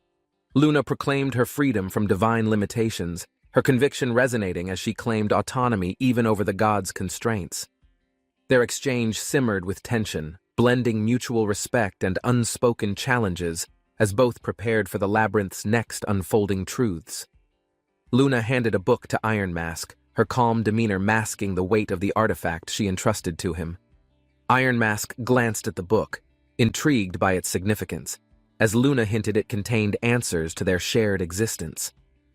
The artifact detailed the origins of their world, linking divine relics to the foundational forces shaping their intertwined destinies. As he turned the pages, an image of the World Tree emerged, symbolizing life's eternal connection across time and space. The book's knowledge painted vivid imagery, guiding Iron Mask and Luna to uncover the labyrinth's secrets hidden within its roots. Luna unveiled a seedling of the World Tree, its glow illuminating the library, embodying potential and the promise of growth. Iron Mask questioned the purpose of her revelation, sensing the depth of Luna's intentions behind this extraordinary display of power. Luna explained her role as a seer, tasked with unraveling futures intertwined with the World Tree's ancient legacy. The visions Luna shared revealed an impending catastrophe, threatening to unmake existence unless the World Tree's wisdom was fully understood. Her resolve burned fiercely, declaring she would stop the oncoming calamity and restore balance at any cost, even her life. Luna's eyes shimmered with prophetic intensity as she foresaw a cataclysm that could annihilate all life and rewrite creation's fabric. Her vision showed a collapsing horizon, a dark force unleashing chaos across the world, consuming everything in its relentless path. Determined, Luna vowed to prevent the catastrophe, promising to sacrifice anything necessary for the survival of their fragile existence. She extended an offer to Iron Mask, seeking his strength to protect the future, promising him anything his heart desired. Iron Mask stood silent, pondering Luna's plea, torn between his detached logic and the undeniable pull of her heartfelt conviction. Luna's gaze sharpened, her enigmatic expression suggesting she carried a profound desire that she had long kept hidden. Her voice softened as she asked Iron Mask if he could understand her deepest wish, revealing a rare vulnerability. Iron Mask, unwavering, met her eyes and calmly stated, "You want to become a human," his words cutting through silence. Luna, with piercing eyes, gazed at Orion as if deciphering his soul, her question leaving him paralyzed in thought. Orion's voice trembled as he confessed his desire to be human, haunted by memories of what he once lost. Standing firm, Luna questioned his choice, probing whether his yearning stemmed from arrogance or an unquenchable thirst for something deeper. She listed his extraordinary powers, spatial teleportation, foresight, abilities beyond human reach, challenging his motives and unraveling his true intentions. Orion stepped into a blinding portal of blue light, determination burning in his eyes as he embraced the unknown path. Luna revealed a rare insight. Never before had anyone embodied multiple powers, her voice brimming with intrigue and hidden understanding. She summarized her hypothesis, hinting that Orion's unique abilities stemmed from an uncharted gift, the power to create new abilities. With a word of incantation, the room shimmered with mysterious symbols, an ancient energy wrapping itself around Orion's trembling figure. Orion's body glowed fiercely, the energy transforming his essence, yet he stood bewildered, unprepared for the magnitude of the gift. Luna grinned slyly, impressed by the process, explaining she had engraved this rare power within him as an extraordinary gesture. Luna described Aesir Idun, a power to alter forms of reality, reshaping essence and identity with precision and intent. She demonstrated its capability, turning abstract concepts into tangible forms, revealing the artistry and control that the power demanded. Her vast experience allowed her to observe prior incarnations of beings, studying their lives to uncover the secrets of survival. Luna shared stories of those who hid among humans, adapting flawlessly, while others ruled kingdoms with unparalleled power and grace. Her calm demeanor hinted at deep wisdom, her connection to past incarnations granting her unparalleled knowledge of strength and destiny. Luna wandered through desolate dunes, pondering the years she spent studying humans, each step heavy with memories and unspoken questions. An ancient artifact hovered before her, its light reflecting the countless sacrifices she had made to unravel the mysteries of life. Orion stood silently, his metallic body betraying no emotion as Luna's words forced him to confront his undeniable reality. Luna's teasing remark hung in the air, and Orion, ever stoic, hesitated to deny the truth she had unveiled. With calm resolve, Orion admitted he had little to add but refused to let his purpose hinge solely on her observations. Luna's sly smile deepened as she proposed a partnership, hinting at a deal that could benefit them both profoundly. The air crackled with tension as Luna made her demand clear: collaboration, a union of talents to shape an unpredictable future. Her voice carried a weight of certainty, and Orion's acceptance was swift, an unspoken agreement sealing their fates together. Luna's ambition burned brightly, her desires connected seamlessly with her knowledge of magical engineering, blending power and intellect into a singular goal. Their pact was simple yet profound, an alliance to rewrite destiny, merging magic with machinery to defy ancient prophecies. Luna meticulously unveiled her long-conceived plan, her vision now infused with Orion's mechanical ingenuity to elevate their shared mission. Her goal centered on enhancing her vision using Orion's unparalleled abilities, forging something neither had imagined possible in solitude. Time passed, and their progress was evident, a glowing creation of profound power symbolizing the culmination of their mutual trust. As Orion marveled at their near completion, Luna observed with satisfaction, her determination evident in every detail of their complex masterpiece. With a smirk, Luna asked Orion about the process, her confidence unshaken as they stood on the brink of greatness. The artifact in Orion's hand gleamed brightly, a testament to their trials and countless iterations, each step bringing perfection. Luna explained its significance, calling it a masterpiece of magical engineering capable of memorizing and amplifying limitless power with precision. Orion admired the artifact's flawless craftsmanship, his mechanical hand radiating energy as he felt the weight of their shared efforts. Serena's eyes lit up as Luna handed her the artifact, trusting her with its safekeeping amidst their momentous achievement. With a sense of finality, Luna and Serena prepared to activate the artifact, their journey inching closer to its ultimate goal. The room filled with radiant light as the artifact activated, an explosion of energy that blurred the boundaries of reality. Orion stood awestruck, realizing this was no ordinary space. It was a hidden sanctuary he was now privileged to witness. Luna revealed this secret location, her voice proud as she declared Orion the first visitor beyond Serena, sealing their trust. The view of the vast horizon outside symbolized new possibilities, their efforts now transcending earthly confines towards something far greater. Luna and Serena's faces beamed with anticipation, their determination shining as brightly as the artifact they now wielded together. Inside the lunar base, Luna's plan unfolded, the artifact at the core of her vision to merge magic and technology. Orion marveled at her ingenuity, realizing the scope of her ambitions extended far beyond simple invention. This was the future's blueprint. Luna discussed the artifact's integration into her magical spheres, enhancing her abilities while pushing the boundaries of her engineering prowess.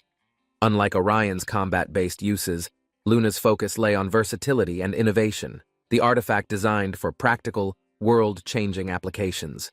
With everything falling into place, Luna turned to Orion, her resolve unshaken as she prepared for the next monumental step. Serena's eyes burned with conviction as she warned that decisions made now could not be undone, each word carrying weight. Luna recalled searching for allies, once seeking to share her prophecy with Leo, the incarnation of the formidable warrior. She believed Leo's immense strength would align with their cause, but his unexpected response made her reconsider her assumptions. Leo, firm and resolute, dismissed vague concerns, valuing only undeniable proof, leaving Luna to question the path she had chosen. Determined, Luna refocused on her own plans, knowing the responsibility now rested on her and Serena's unwavering commitment. Orion admitted his inability to foresee an exact future, explaining his insights were prophecies shaped by clear will and intent. He described a figure with haunting wings, a vision tied to divine treasures, signaling the emergence of their greatest challenge. Luna revealed her plan to intercept this figure before disaster struck, determined to prevent the theft of sacred artifacts. Serena stood confident, emphasizing their abilities, prepared to face any emergency with a strategy grounded in unity and relentless determination. The bond between them grew stronger as Luna vowed to protect their mission and outwit the unforeseen forces awaiting them. Luna formally entrusted Orion with the lunar base's operations, a pivotal role vital to their shared vision for the future. She tasked him with investigating the enigmatic winged incarnation, the key to unraveling the mysteries of their haunting prophecy. Orion's mechanical gaze reflected his resolve as he embraced the responsibility, ready to dive into the unknown and protect their cause. The trio walked toward the unknown, their silhouettes illuminated by hope, each step signifying their unity against the challenges ahead. As they moved forward, Luna's promise lingered in the air, her resolve unshaken by the weight of destiny's expectations. Orion stood within the glowing circle, a technique to grant him a human form, echoing the principles of Aser Idun. Luna explained she would embed the power directly into Orion's body, giving him control to activate it whenever desired. She paused, her curiosity evident, asking why Orion wished for humanity, her tone more intrigued than judgmental, awaiting his reply. Orion promised to reveal his reasoning only after transforming, leaving Luna intrigued as the process prepared to reshape his destiny. With a confident smirk, Luna signaled for the transformation to begin, eager to witness the result of her intricate work. Orion's body began to shift, the magic warping his metallic form as the spell Imitation awakened with radiant intensity. Luna watched in shock as the transformation revealed a grotesque half-human figure, his appearance defying all expectations she once held. Her heart raced, realizing the transformation uncovered something deeper. This was not just a human form, but something entirely different. Luna stepped back, stunned as the figure became more familiar, her mind racing to piece together the impossible truth before her. Serena called out to Luna, her voice trembling with unease as they stood frozen, realizing the enormity of their discovery. Orion's form fully emerged, half human, half divine, his gaze unwavering as Luna's eyes widened in disbelief at his true identity. She stammered, questioning how Orion could possibly match the figure from her prophecy, a revelation that shook her confidence.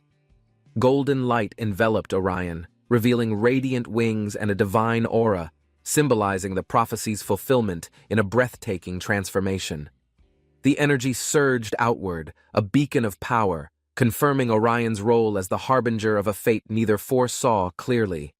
Luna stood mesmerized, her plans now intertwined with a destiny she could no longer control, the future shrouded in light. Golden light erupted around Luna as Orion's transformation reached its peak, her eyes widening with awe and a flicker of fear. She realized his human form was not just physical, but transcended, a creation breaking free from the constraints of ordinary beings. Reflecting on her journey, Luna declared her purpose, an unwavering vision to surpass limits and liberate existence from oppressive rules. With eyes shining brightly, she proclaimed herself the embodiment of freedom, a guiding force to shatter chains binding the world. Serena called out desperately, her voice trembling with worry, as Luna stood resolute, illuminated by light and bound by her resolve. Orion held the glowing fragment, its shape pulsating with otherworldly energy, his resolve firm as he vowed to transcend boundaries. His voice echoed with determination, declaring himself the one who would reclaim freedom from the gods, defying their oppressive reign. Luna's determination faltered as Serena screamed in panic, the golden light engulfing them, signaling an unexpected shift in the plan. Serena's cry echoed, her desperation palpable as she watched Luna disappear into the brightness, leaving everyone momentarily paralyzed in shock. The overwhelming force of the light blinded Orion, his focus shifting as his emotions betrayed his otherwise stoic demeanor. Serena's eyes widened in disbelief, realizing the gravity of the situation as the golden glow receded, leaving an unsettling silence. Orion's expression darkened, his resolve hardening as he processed Luna's disappearance, the light casting shadows over their uncertain future.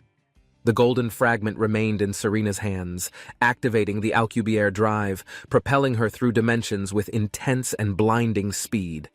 Serena's form blurred, her panic morphing into focus as she struggled to grasp the magnitude of the unfolding chaos around her.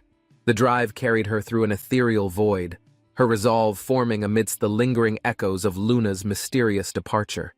Orion stood silent, his emotions masked, yet his determination solidified as he prepared to navigate the labyrinthine challenges ahead. The void dissipated, revealing Serena alone in an unknown dimension, her voice breaking as she called for Luna in vain. Serena landed hard, the environment unfamiliar and desolate, her breathing steadying as she surveyed the vast labyrinth stretching before her. Luna's plan unraveled in Serena's mind, revealing she had transferred her powers to Serena, ensuring continuity despite unforeseen disruptions. Serena realized her purpose was clear, to act as a safeguard, preserving the labyrinth's integrity and ensuring its survival at all costs. Luna's lingering grin hinted at hidden intentions, her foresight keeping Serena tethered to their shared mission, even amidst this new uncertainty.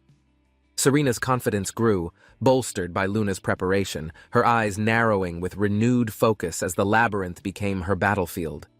Orion reflected on the nature of emotions, understanding their true purpose, fueling the love and connections that define meaningful existence. Luna lay quietly, her gaze steady as Orion pondered deeply, their shared silence filled with unspoken questions and mutual understanding. Orion turned toward the radiant light, summoning his resolve, his voice commanding the activation of divine energy to reshape fate. The words, "Let there be holy light," echoed, unleashing a blinding force, illuminating the room and their uncertain destinies. The explosion of radiance engulfed everything, transforming the space into an otherworldly realm where their next challenges awaited unseen. Waves of divine light erupted, dismantling the barriers of the labyrinth, revealing the hidden truths Orion had sought all along. Orion resolved to escape the chains of divine customs, determined to rise beyond blind obedience to forge a new path. He walked forward, declaring the end of his naive past, choosing to embrace his growth and the freedom of maturity. The lunar base stood as a symbol of his transformation, his vow cemented in the silence of the sacred space. Orion's hand clenched with determination, his transformation complete, ready to face whatever challenges the divine realms could conjure against him. Serena revealed the origin of the incarnation of wings, her voice calm but carrying the weight of ancient knowledge and pain. Orion listened carefully, his expression stoic, as Serena's words unfolded the connection between past incarnations and their current unfolding fate. A small creature appeared, its existence tied to forgotten secrets, holding the key to vengeance and the mysteries of their past.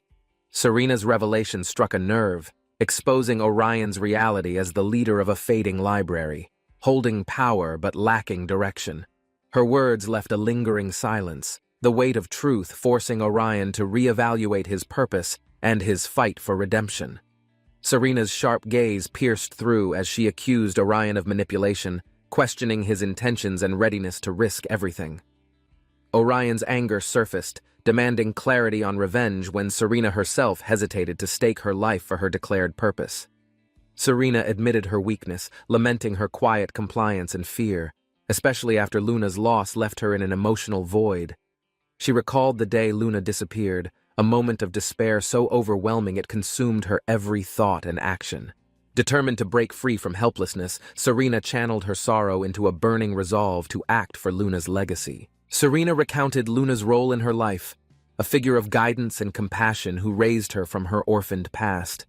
Luna's mentorship shaped Serena, even granting her the abilities to become an incarnation, a gift born from trust and purpose.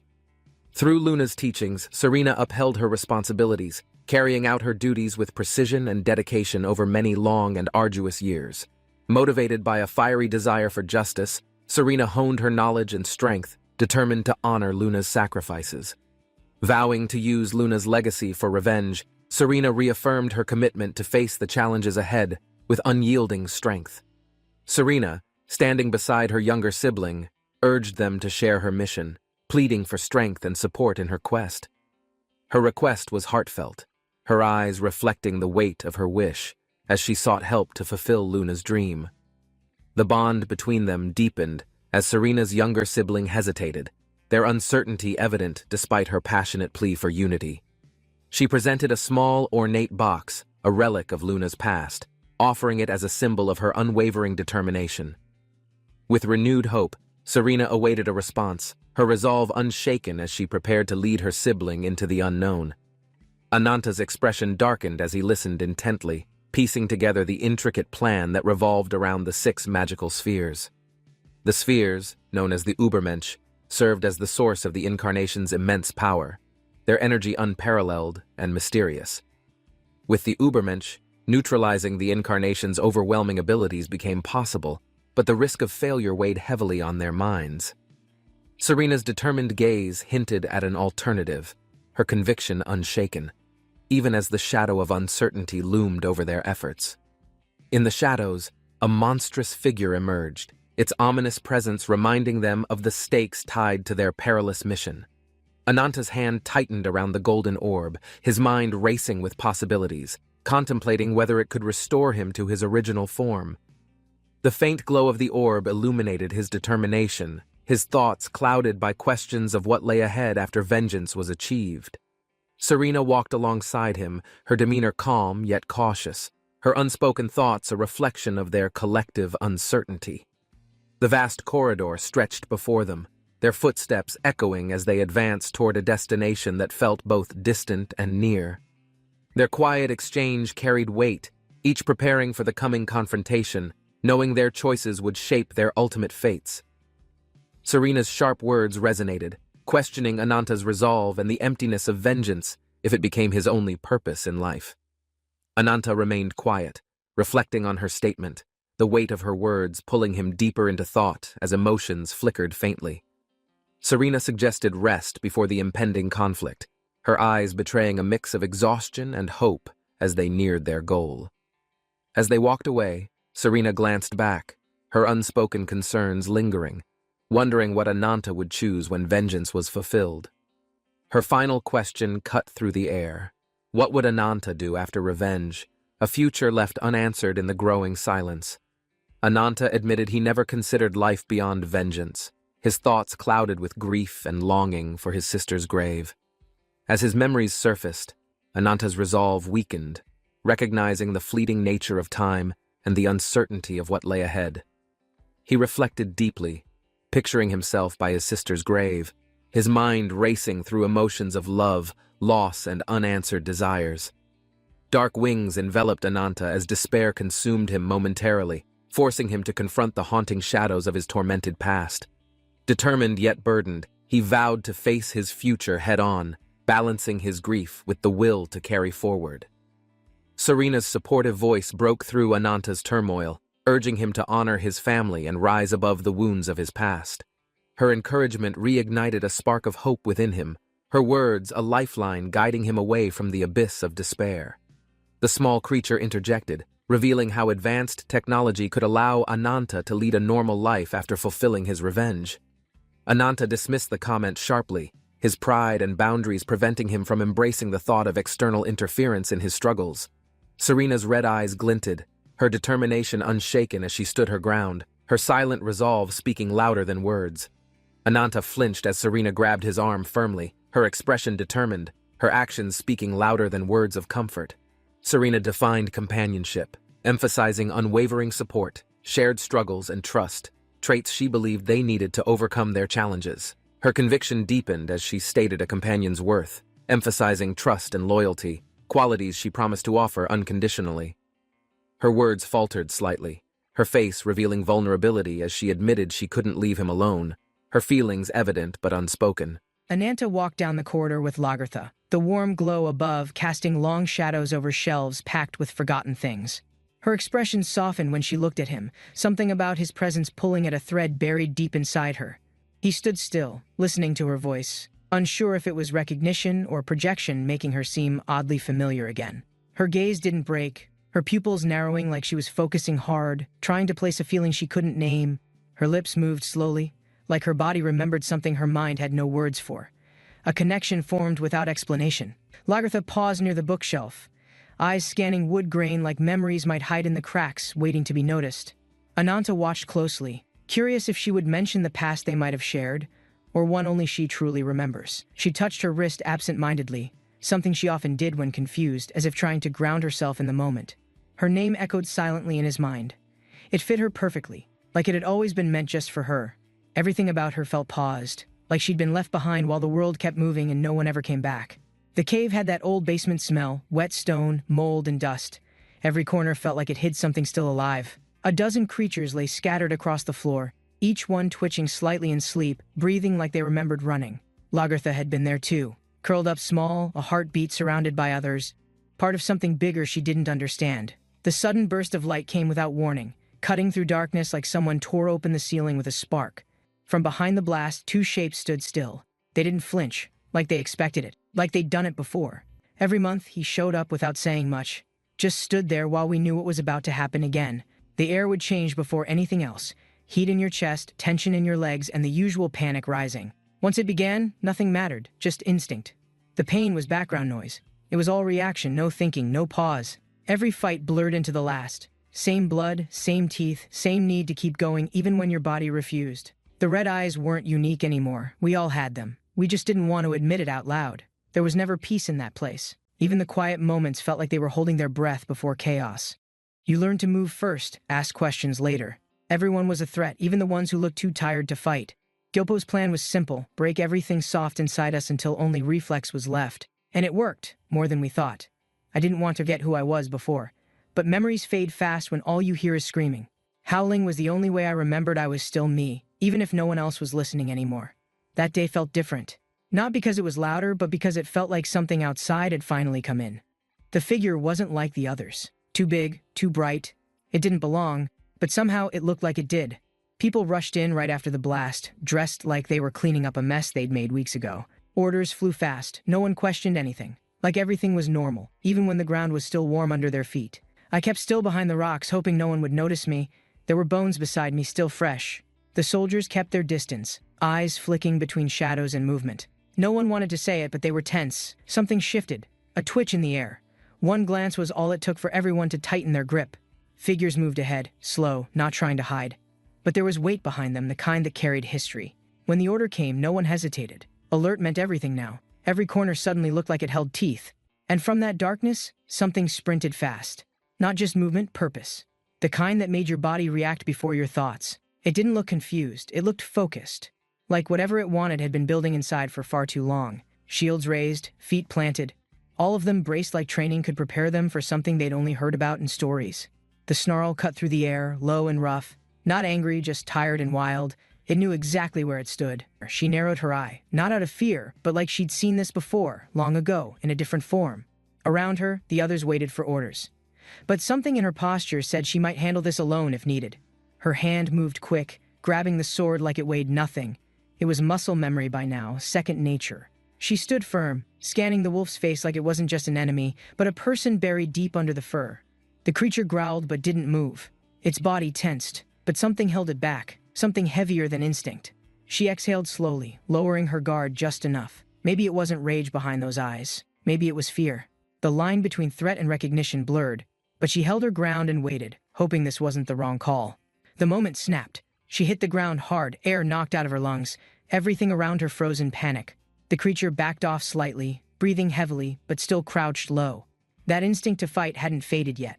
Its roar cut through the air, louder this time. Not just a threat, something deeper, maybe even a scream for help. Soldiers reached for weapons, yelling orders, but she raised her voice over them before they could make a mistake. Her words weren't just for the beast, they were for everyone. To remind them who she was and what she believed. The wolf didn't move, just stared, breathing steady. She could feel its eyes searching for something beyond the surface. Her hand slowly reached for her chest, her voice calm now, steady despite the tension still thick in the room. She didn't speak as a ruler. She spoke as someone who had seen too much pain and didn't want more. The red eyes flickered for a second, not soft, but not aggressive either. It was the first real shift. When she offered friendship, it wasn't strategy, it was honest, heavy with hope. Her words landed harder than any weapon could. That moment stayed with her. Not because it was loud, but because it was quiet when everything could have ended in chaos. It was the first time someone reached out to her, not for a fight, but for connection. Something rare. She had always stood alone. Now suddenly, someone stood beside her. Not out of duty, but by choice. That changed something. Not just in her, but in the way she started to see people again. Especially him. She smiled, realizing maybe this was what she needed all along. Someone who saw her not as a weapon, but a person. Lupa's voice shook as she opened up, sharing a part of herself she usually kept buried under sharp instincts. Ananta's face didn't change much, but something in his eyes said he understood that kind of silence all too well. Fighting alone wasn't about strength, it was survival. You stop relying on others when you've buried too many you couldn't protect. That girl's smile haunted him.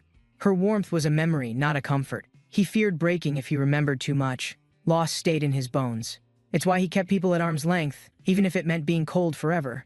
Lupa wasn't good with feelings, but something about Ananta kept pushing her out of herself without asking permission first. She smiled awkwardly, pretending it didn't matter, though her heartbeat had a different opinion about what was happening here. Standing close, they didn't say much, but the quiet between them felt heavier than any words they could throw around. When Ananta finally spoke, it wasn't loud, but it landed deep. A name, tucked in the stillness between breaths. Lupa froze. Her ears twitched. She wasn't sure if she heard it right, but her heart definitely did. His hand rested gently on her head, a simple gesture that somehow quieted every storm she had been hiding inside. She looked up, stunned, not by the words he said, but by the softness in his eyes when he said them. Her breathing slowed, sweat mixing with dirt as her body trembled. The silence around her felt louder than any scream. She didn't know how long she'd been sitting there, only that the pain never stopped, just settled in deeper. The heat was unbearable, thick and pressing, Blood soaked the ground, and she still wasn't sure how much was hers. Questions came and went. Why now? Why this pain? Why her? But no one was left to answer them. Still, she stayed upright, hurting because she had chosen to care, chosen to fight, instead of quietly fading into nothing again. The figure stepped closer, not to judge, but to remind her that pain doesn't disappear just because you survive it. Words echoed slowly, like memories returned from a place she'd buried deep. She felt everyone in her chest. They shared the same ache, watching someone suffer, unable to help, too late to stop what had already been set in motion. Her gaze lifted, and for the first time in a long while she let someone else see her pain. This stranger's regret felt familiar, and her voice carried the weight of someone who'd also lost more than they'd admitted. She didn't want to be an enemy. She only wanted someone, anyone, to understand what it meant to carry everything. Her hand trembled as she reached out, not for mercy, but maybe for the first real connection in years. The plea wasn't just emotional, it was desperate. Not to kill, not to conquer, but to finally feel seen and safe. She asked for trust, to blend the broken parts, heal together, and shape something softer than the world had allowed. And with that final promise, she believed, maybe for the first time, that peace wasn't impossible, only forgotten too many times before. Her voice cracked as she called his name, heart racing. Everything she trusted about this moment started to fall apart. The ground split, and a monstrous form burst upward. Her words meant nothing against the violence crashing through the dirt. Blood soaked the earth again, faster than before. Pain roared louder than reason. Everything she'd said was now buried. Her hand reached out in desperation, not to plead, but to grasp the last strand of belief still barely holding on. She hadn't given up yet. Despite everything, part of her still hoped it didn't have to end this way. He stepped forward, quiet and composed, even as everything around him turned monstrous. His presence somehow calmed the chaos. "It's a pity," he whispered to himself. Not out of mockery, but because he genuinely meant it from somewhere deep. The creature before him was terrifying yet familiar. A shadow of something once beautiful, twisted into a reflection of suffering. He didn't ask questions for answers. He asked them to understand what was left of the soul behind those eyes. Obsession wasn't always loud. Sometimes it looked like love, warped by time, turned into survival no one else could understand. The declaration was loud, sharp with certainty. It wasn't just belief. It was identity forged through pain and relentless conviction. From chaos came quiet, and from quiet came a new setting, far from the burning ground where screams once echoed. The tower stood steady, untouched by war. It almost felt like it belonged to a different story than the last one. Sir Nuno sat in silence, body still, eyes watching the distance like they could see something beyond what others noticed. The messenger arrived casually, voice flat but eyes alert. He didn't expect to find someone so powerful looking so fragile. She didn't turn to look, but her voice carried clearly across the stillness, already knowing who had approached her. He asked the question carefully, though the answer lingered in the air between them, unspoken but heavy with truth. She remained quiet for a moment, acknowledging the weight of her current form and the conflict still trapped inside. The comment struck deeper than expected, her smile barely hiding how close the truth cut into something still tender and unresolved. A warning followed, simple, cold. If Nadia ever returned, things wouldn't end with just memories. It would be much worse. His hand twitched at her words, not out of fear but uncertainty. There were too many variables left in play. He admitted his concern without shame, because regret was something he'd lived with long before this meeting even started. She answered without flinching. Hatred was familiar company, a shadow that followed her longer than she cared to remember. He spoke softly, not to comfort, but to relate. Pain was pain, even if it came from different places. Some people never got to say sorry. That's what kept him up at night, the chances he'd already lost forever. His hand extended first, slow and steady, like he was unsure if kindness still had a place between them. She hesitated before reaching back. Sometimes even the smallest gesture feels like a risk when you've been burned too often. The gift was small, but her gratitude felt real. Something about it softened the sharp edges in her voice. Curiosity followed. Her question wasn't defensive, just quietly wondering why he'd even bother looking for someone like her. His answer didn't come right away, only a shift in posture, and then a name that held far more weight than expected. The towering hall buzzed with quiet awe as refugees stepped into safety, eyes wide at the sight of warm light. Serena's voice echoed gently, guiding them with kindness. Every step felt lighter under her calm tone and steady presence. Her promise of care eased their tension. Some finally relaxed, trusting the softness in her words and the place itself. Faces once tight with fear slowly shifted, confused, uncertain, but no longer panicked. The worst had passed, at least for now. Serena stood proud, ears tall, offering more than comfort. This was hope, and she offered it without asking for anything. Lagertha stepped forward, her words sincere. This wasn't politics, it was gratitude for lives spared and dignity preserved during chaos. Her presence always commanded attention, but this time she led with humility, voice soft yet unwavering in appreciation. The crowd parted as a figure bolted toward her, fast and unfiltered, letting instinct carry what words couldn't express. Lagertha didn't brace. She knew who it was the second she heard the footsteps, and she embraced her tightly. The smile that followed wasn't forced. It came from a place that remembered fear and finally felt peace again. "Thank you," Lagertha said gently. Not as a queen, but as someone who finally allowed herself to rely on others. Lupa watched from a distance, arms crossed, hiding how much the moment meant behind a scoff and a smirk. Ananta stood nearby, unreadable, but clearly taking everything in, processing silently as always, with that sharp, guarded look. Around the table, the atmosphere shifted. Calm enough for questions to surface, heavy enough that no one took answers lightly. And just like that, the past returned, its weight undeniable, sparking a question no one was truly ready to face. The room quieted as discussion turned serious. Eyes locked on Serena as her words hinted at something long hidden in shadows. She gestured firmly toward the table. No more theories, this time there was undeniable evidence staring every one of them down. Lagertha leaned forward, her tone steady. No hostility, just focus. The mission was clear, find the incarnation and end it. Serena nodded. Gilpo's hiding place had been a mystery, but not anymore. The silence around the base was about to break. All attention turned to one question now, pressing and undeniable. If they knew where he was, what would they do? Ananta confirmed it without hesitation. His voice didn't rise, but it carried enough weight to ground the whole conversation. Serena's eyes didn't waver. Her words fell slowly, each one setting the stage for something no one was ready to face. Everyone listened.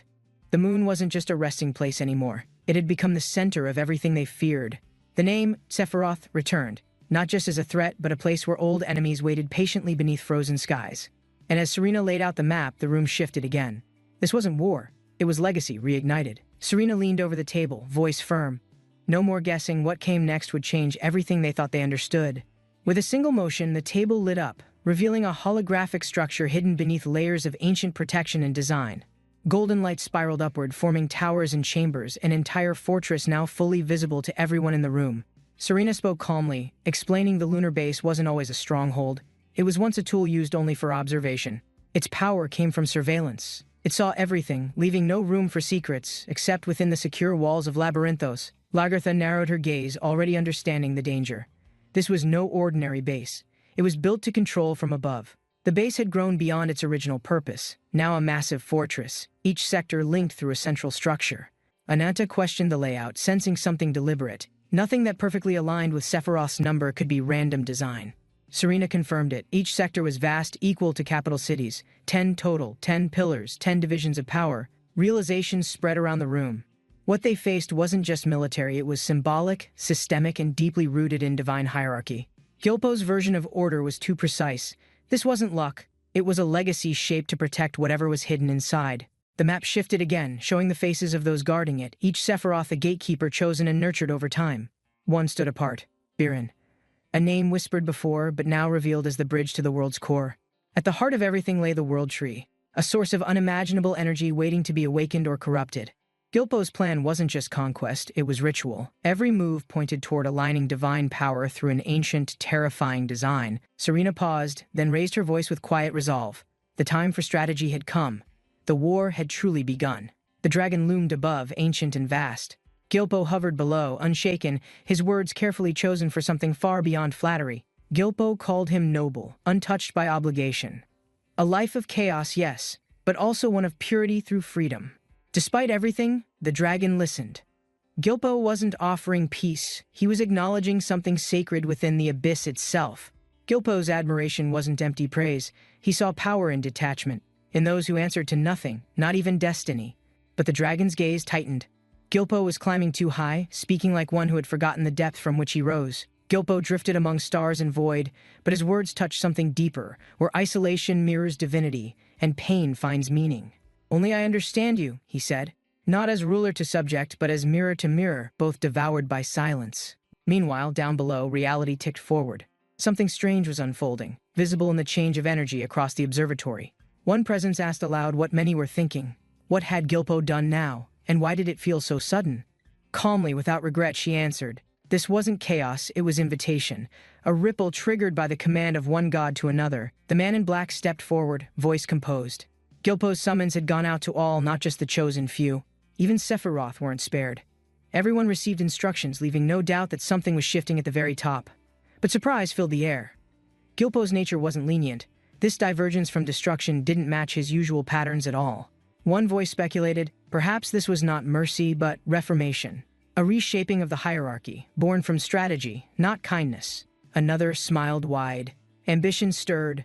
For some, this wasn't a threat. It was opportunity knocking with teeth bared. She silenced the room with a glance, her tone sharp. Petty squabbles meant nothing compared to their master's design. Power alone didn't define them. Obedience did. Those gifted through branches existed only to fulfill the incarnation's will without hesitation. The second seat stepped forward, his presence cold and unreadable, black flames curling behind him like serpents waiting to strike. The dragon's eyes narrowed. It wasn't the words that stung, but the tone, the challenge hidden behind hollow respect. She didn't flinch. Even the threat of abyssal wrath couldn't bend her. This was discipline, not defiance. Sir Nuno's arrived silently, his presence alone enough to still the restless ones. The council's balance couldn't afford another fracture. Golden eyes flared across the table. There would be no more words that fed doubt, only unity or silence. He addressed the gathering. Nearly half the Sephiroth were gone. What remained had to be held together by force if needed. Another rose, face shrouded in fur and shadow. His voice thundered. No more discord. Order would be absolute. No matter how fractured, the moon's throne would not host rebellion. Not while Sir Nunos stood watch. With a voice like dusk, he spoke the plan. In 4 days, the moon would become the world's mirror. Gilpo stood still, his eyes closed. The timing had been decided. The ritual would need a spark, and he was it. The branch of sorcery would activate the convergence. His body, his soul, would shape the next movement across the heavens. Sephiroth across the sectors were to remain stationed, guarding the gates. No one could afford to fall, not now. The word, enemy, cut through the room. One voice trembled. They hadn't even moved, and the counterattack had already begun. Deep in an invisible realm, a shadowed council speaks, hidden from all eyes, cloaked in layers of magic and silence. They decipher messages, whispers left behind by broken legends who once shaped the flow of mana through forgotten worlds. Their enemies now hide behind enchanted walls, bolstered by lingering fragments of long-lost arcane forces beyond reckoning. Not just hidden, they possess forbidden powers, gateways to distant moons, slipping between realities as easily as turning a page. The blue-haired one scoffs, calling it nonsense, but doubt crawls in beneath his sneer, heavy like storm-soaked boots.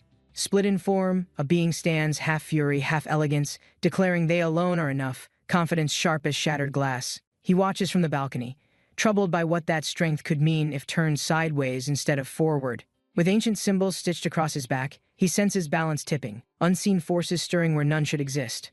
The Lightborn one crackles with wild energy, barely holding form. If unchecked, they're no ally, just a storm in skin. Eyes narrowed, he calculates outcomes, weighing the cost of trusting something that could unravel everything with a blink. From behind deep curtains, Lord Ananta emerges, cloaked in coiling threads. Every step a silent promise soaked in old blood. Down the corridor, a voice rings out, sweet and breathless, hope sprinting on heels, breaking through dim-lit tension. She runs fast, faster than sense would allow, tail bouncing, ears high, eyes set on the one she missed. Her joy crashes into him, literally, as she launches arms out, only to be caught mid-hug by a firm hand. He greets her with weary amusement while chaos stirs behind them, as if affection could delay what's surely coming next. The dim corridor stretches endlessly, but the moment she sees him, time snaps, she bolts forward without second thoughts. Lil's voice cuts the silence, joy bouncing from the walls as she calls out, her little sister trailing fast. Reclet leaps into his arms, excitement overflowing, and gets casually face-palmed mid-air like a recurring sitcom gag. Ananta barely reacts, greeting her like you'd greet someone who ruins your nap twice a week, every week. Seriously, she pouts, brushing herself off, her pride dented more than her face, though not by much. Ananta says nothing, but the sharp-eyed one speaks up, annoyed and already over the drama before it starts. Raclette's eyes widen, instincts on high alert. There's a new presence, something electric passing between words unspoken and glances too long. She squints, mind racing. This is classic. Girl leaves, girl returns. Boy is suddenly standing closer to someone else. That's so unfair, Lil huffs, jumping into the fray, siding with whichever side promises more attention or snacks. Get lost, Ananta mutters, walking off like none of them exists because peace is only real when he's moving alone. They regroup under amber light, the day stretching on, footsteps echoing in a rhythm only familiarity could shape. One of them updates the others. Apparently the queen's been inspecting the people, pushing herself harder than usual lately. Cloaked figures speak quietly nearby, worried about the queen's health, but no one says it out loud, not really. Ananta's asked where he's headed. Without hesitation, Raclette answers for him. Somewhere wild, no restraint. He just sighs. We're off to deal with someone, he finally says, gaze hardening. They plan to hit the front lines in 4 days. She exhaled slowly, ears tilting as if listening for something deeper, like the silence could answer what words never did. The world burned around him, flames swallowing the sky. He crawled through ash, desperate to survive one more cursed moment.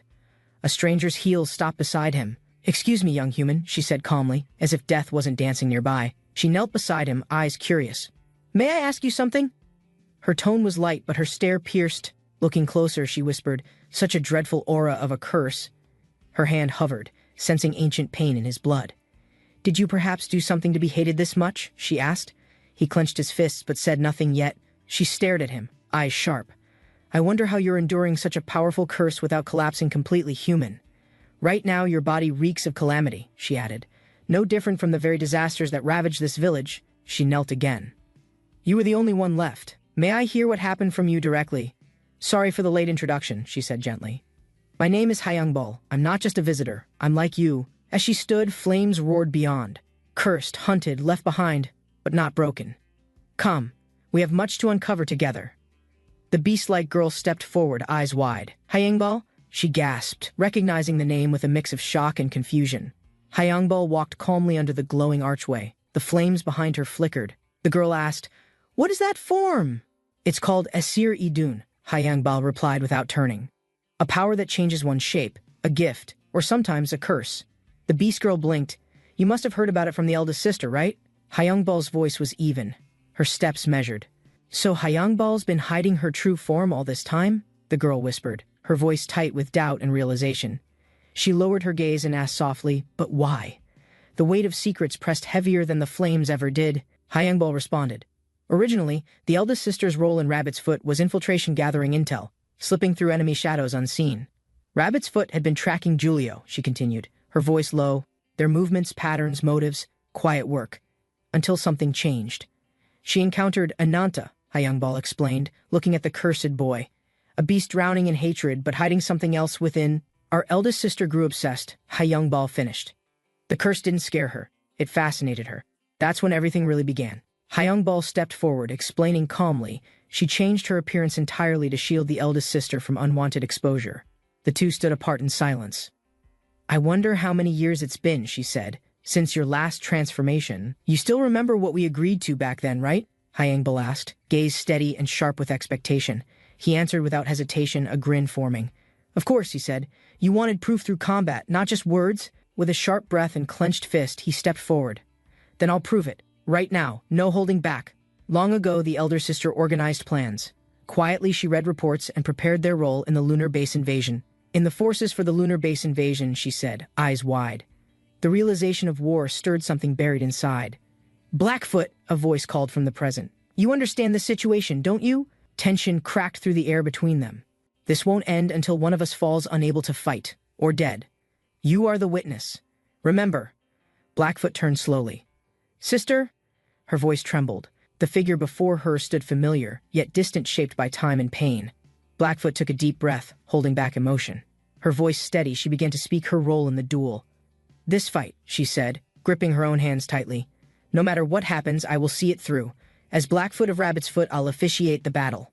Her tone was firm, yet her eyes held quiet sorrow. "I believe in you, sister," she added, power flickering into her palm. She chose her role. She would stay neutral. A monstrous roar echoed. Claws swiped through fire. The battle had begun fierce, brutal, and with no room for hesitation. Ananta lunged with a fierce roar, claws extended. His form was monstrous, corrupted by rage, but sharp with focused intent. Haonime leapt to meet him. Power surged in her palm. "Myotechnique," she whispered, golden energy forming a glowing sigil. Ananta's attack tore through the air. Her body twisted mid-strike. The clash exploded with force. The floor trembled beneath them. "Aspect of the rabbit," he muttered, gritting his teeth. "Tisk." He hadn't expected such speed from her smaller frame. Haonime concentrated. Light spiraled around her hands.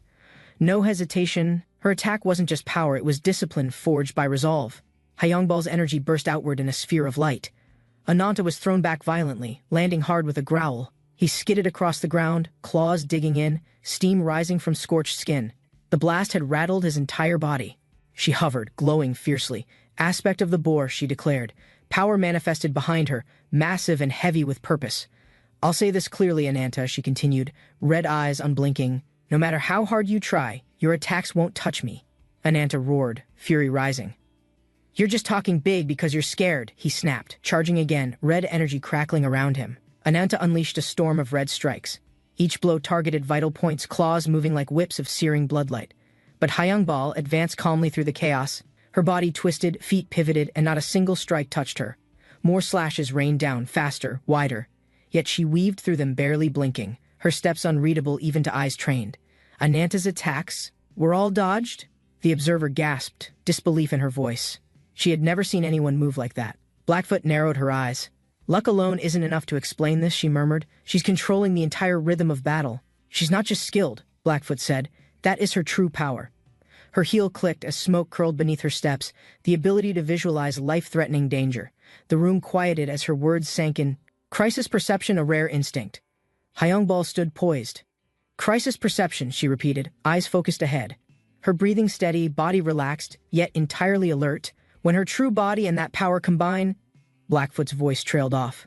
A vision of their clash burst into view. Hyungbal stepped effortlessly past Ananta's strikes, her movements preemptive and exact. His claws missed again. Her control was overwhelming now. Hyungbal shifted again, spinning around Ananta's swing. His claws missed completely, her golden technique glowing brighter behind each precise movement. She landed softly behind him. Power surged through her hand. "Dark technique," she said quietly. He didn't have time to react. Aspect of the serpent. Golden coils materialized, layered with deadly precision. Energy snaked forward, fast and silent like venom itself. Ananta gasped as golden bindings crushed around him. His body jerked violently, every muscle forced still by sheer pressure. "No." Hyangbal's voice was cold, steady. Across the room, Blackfoot stared, eyes wide. The outcome had turned impossible to ignore. Hyangbal stood firm, eyes sharp. "The fight with Ananta," she whispered, realizing the situation was changing faster than expected, "is no longer predictable." Her voice was low.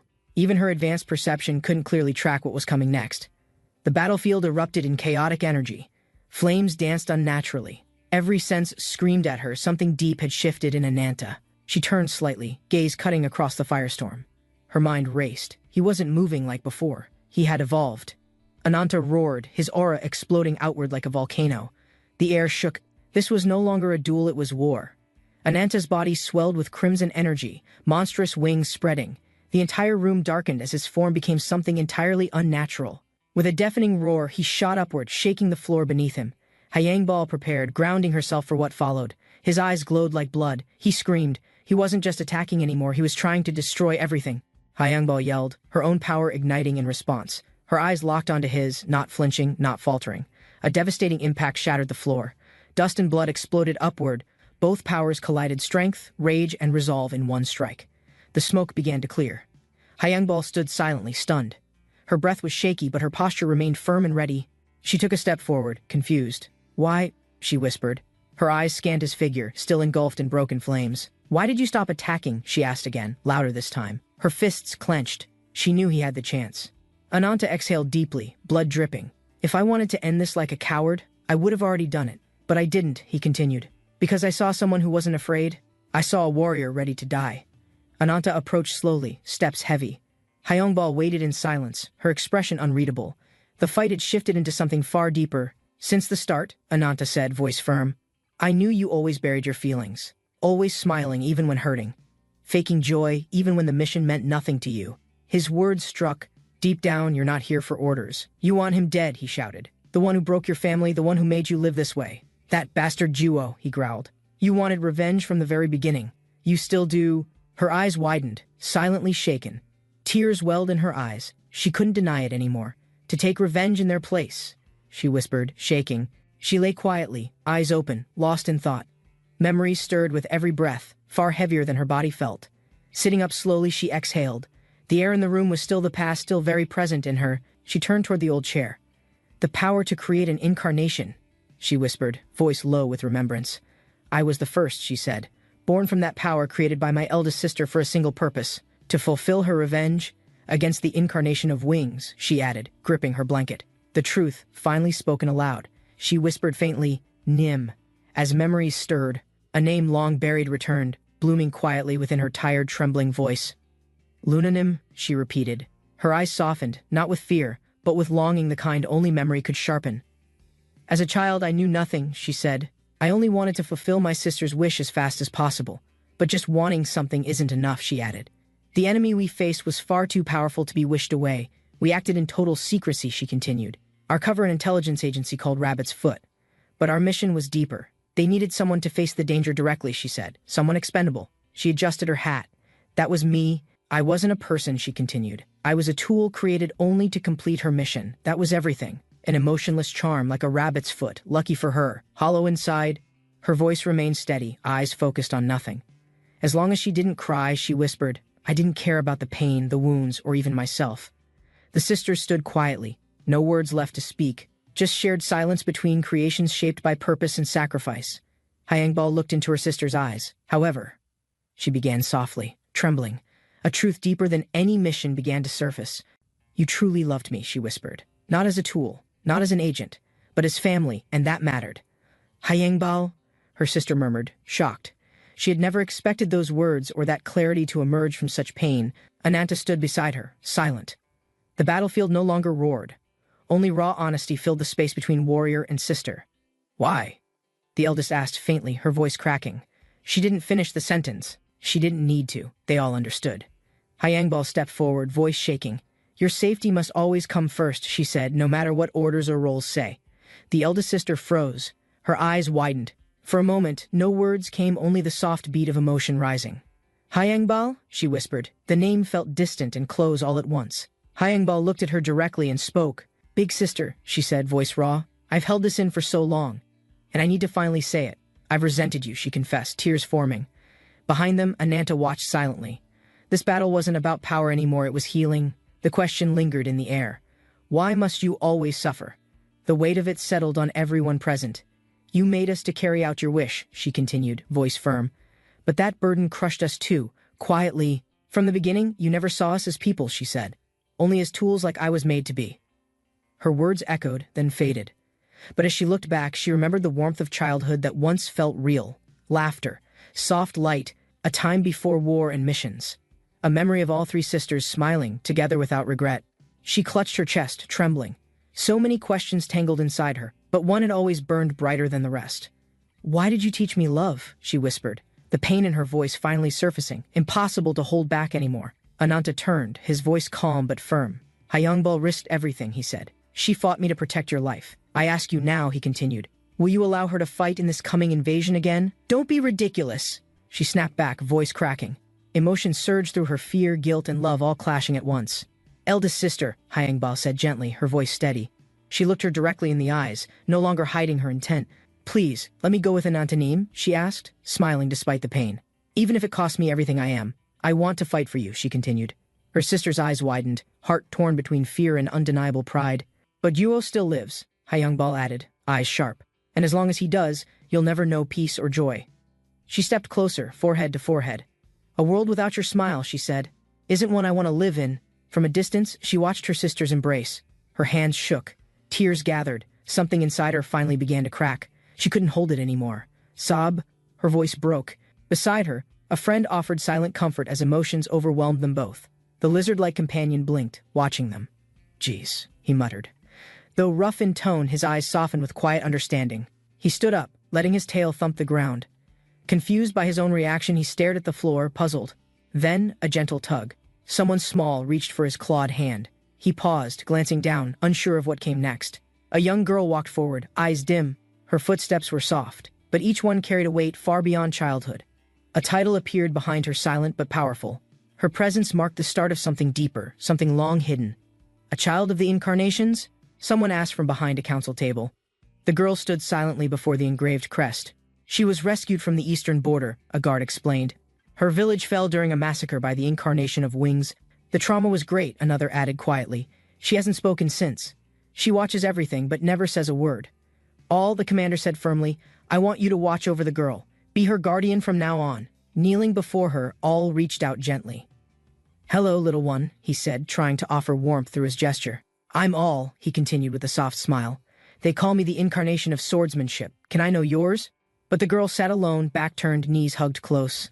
She didn't speak. The silence said more than words could. Nearby, a familiar lizard companion sighed. "Geez," he muttered, watching them both. There was no handbook for dealing with trauma. The young girl remained curled up silently. Her only response was a long pause and a blank stare at the floor.